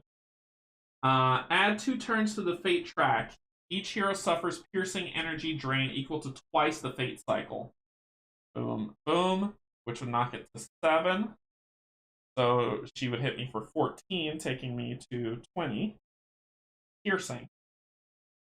The Fate cycle, I don't have the staff. Each time a hero receives health damage from this attack, increase the Fate tracker by 1. No sir, blocked it all. I passed the survival check. And I'm going to hit you straight, because with the power core, I'm going right through your soul shield. Because it says, shut down. Anytime the welder defends, and I do defend, I cut right through the soul shield for targeting for 45. 45! So, let's see. So, that's not half, but it's close. 45 is 90. Plus 30. So that would take you to 75. 75, right? 65. Right. And 11, yeah, 45. 75. My math was right. That'd take you to 75. And you're burned. Oh, but I'm not done yet. 5 more, 70. Cutting right through all that nonsense. Next up, 2 more. 18. Oh, and I was supposed to heal 7. This would have been 27. And this would have been 41. 43, sorry. Then I'm going to do 25. What are you going to do? 3. The shield. I have the shield. What happens with the shield? Oh, and you were supposed to lose 10. Your soul shield's gone. The shield. Against the Magi, Cyclone of Souls. The shield redirects the Magi Cyclone. It deals 14 health damage instead of 30 and cannot encase anyone. Heroes roll their Explore skill with a -1 bonus when attempting to reduce the damage. So your Cyclone group health, navigate, and explore. The Magi shreds the air with her soul threads. Each hero suffers 30, so instead of 30, it would be 14. Those who succeed explore suffers half, so I can take it to 7. And those who fail navigate become encased. I cannot become encased. So navigate and explore. Hex and 3. She doesn't do nothing to me, but I do. So I hit her for. So it says the shield redirects it. It deals 14, but I block it all instead of 30 and cannot encase anyone. So cool. And she spends 10 on that, so that's 110. So nothing happens for you, but what happens for me is I hit you for 45. Oh, and the burn was supposed to hit you as well for 6, taking you to 64. And then I hit you for 45 on that for this one. So that is 8, 1. You're down to 18 health, and you get burned. You're down to 12 health.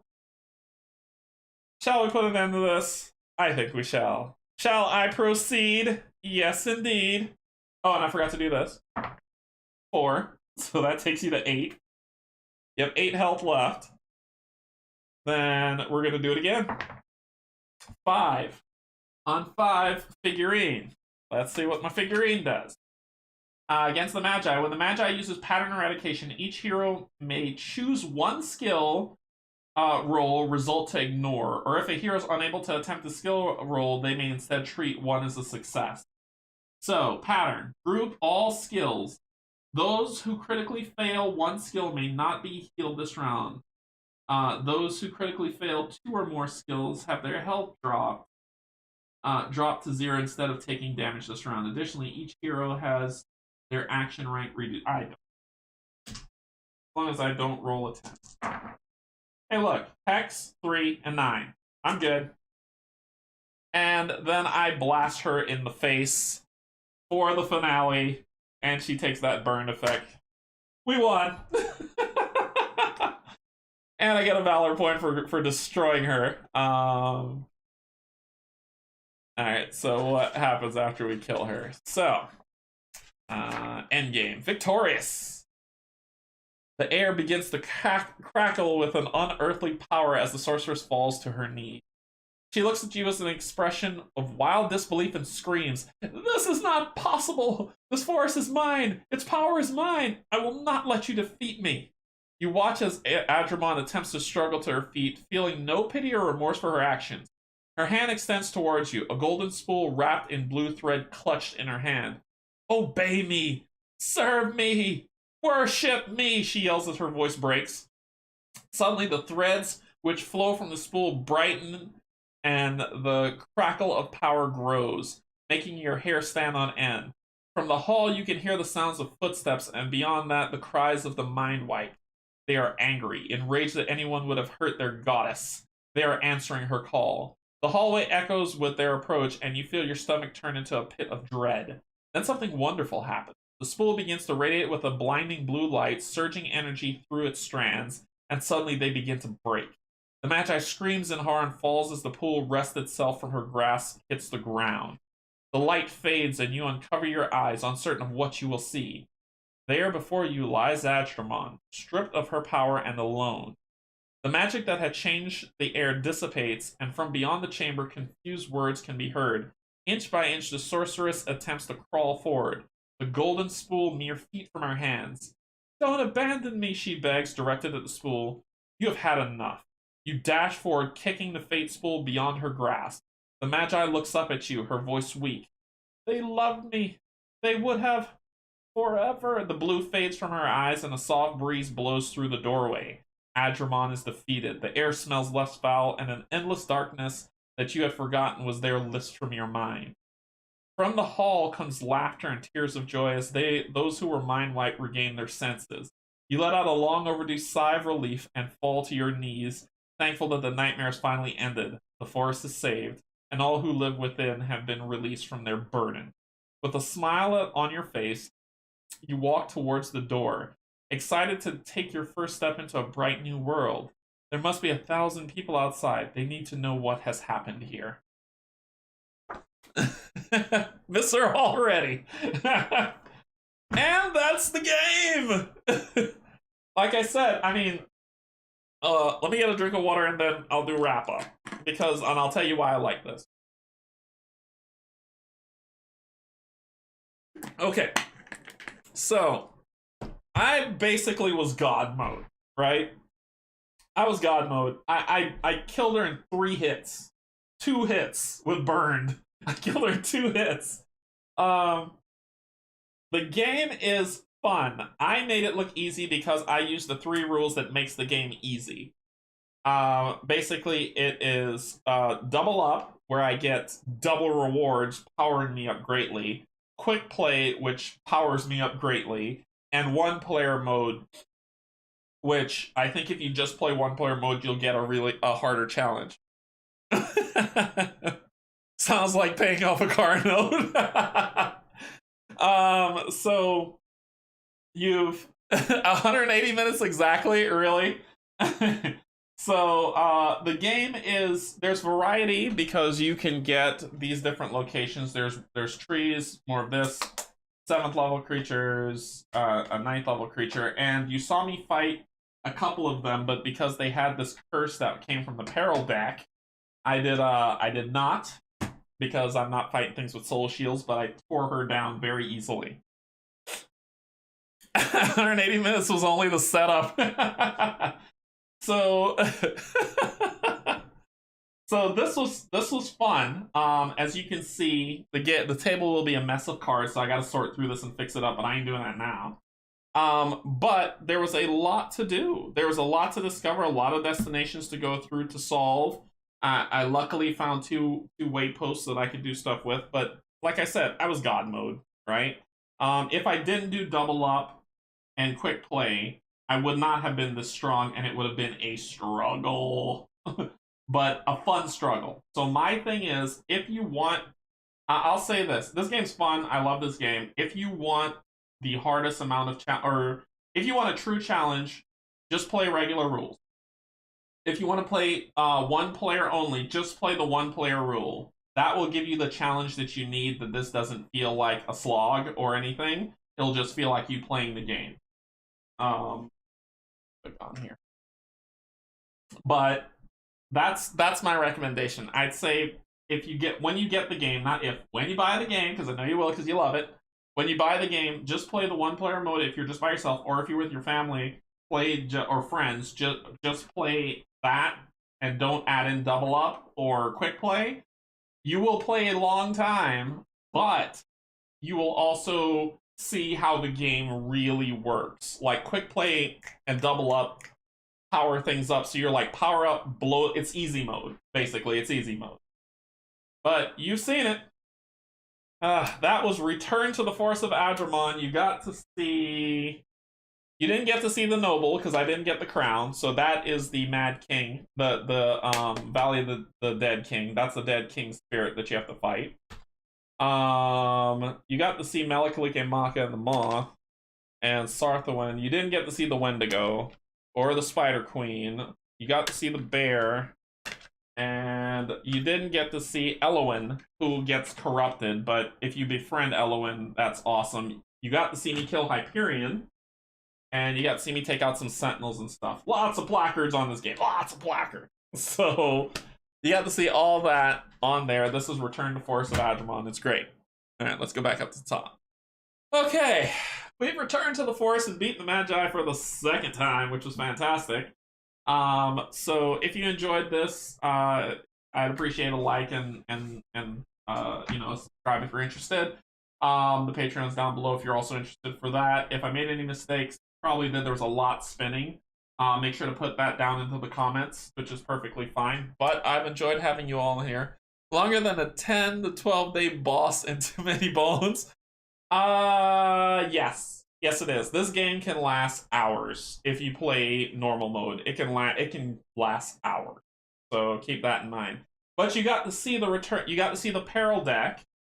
You got to see some of the new abilities, I believe, for the boss. You got to see some. You got to see a lot of stuff that was in the that was in the expansion. So I think you got a good taste of everything. But the peril deck was tantamount. Yeah, it's gonna be long. This is gonna be a long play, but it's fun. And I love games like this. I really do. I like this game a lot. The world crawl, pull cards, non-dungeon crawl stuff. This Legends of Novus is another one I like, but they need to tweak Legends of Novus a little bit. But Legends of Novus I like, and just any overworld crawl. Boom, a kill forth. Shadows of kill forth. Call a kill forth. All a kill forth. Oh, I love it all. I usually play too many bones in about 2 to 3 hours, even in 12-day boss. To be fair, I play solo. Yeah, a lot more players, more time playing.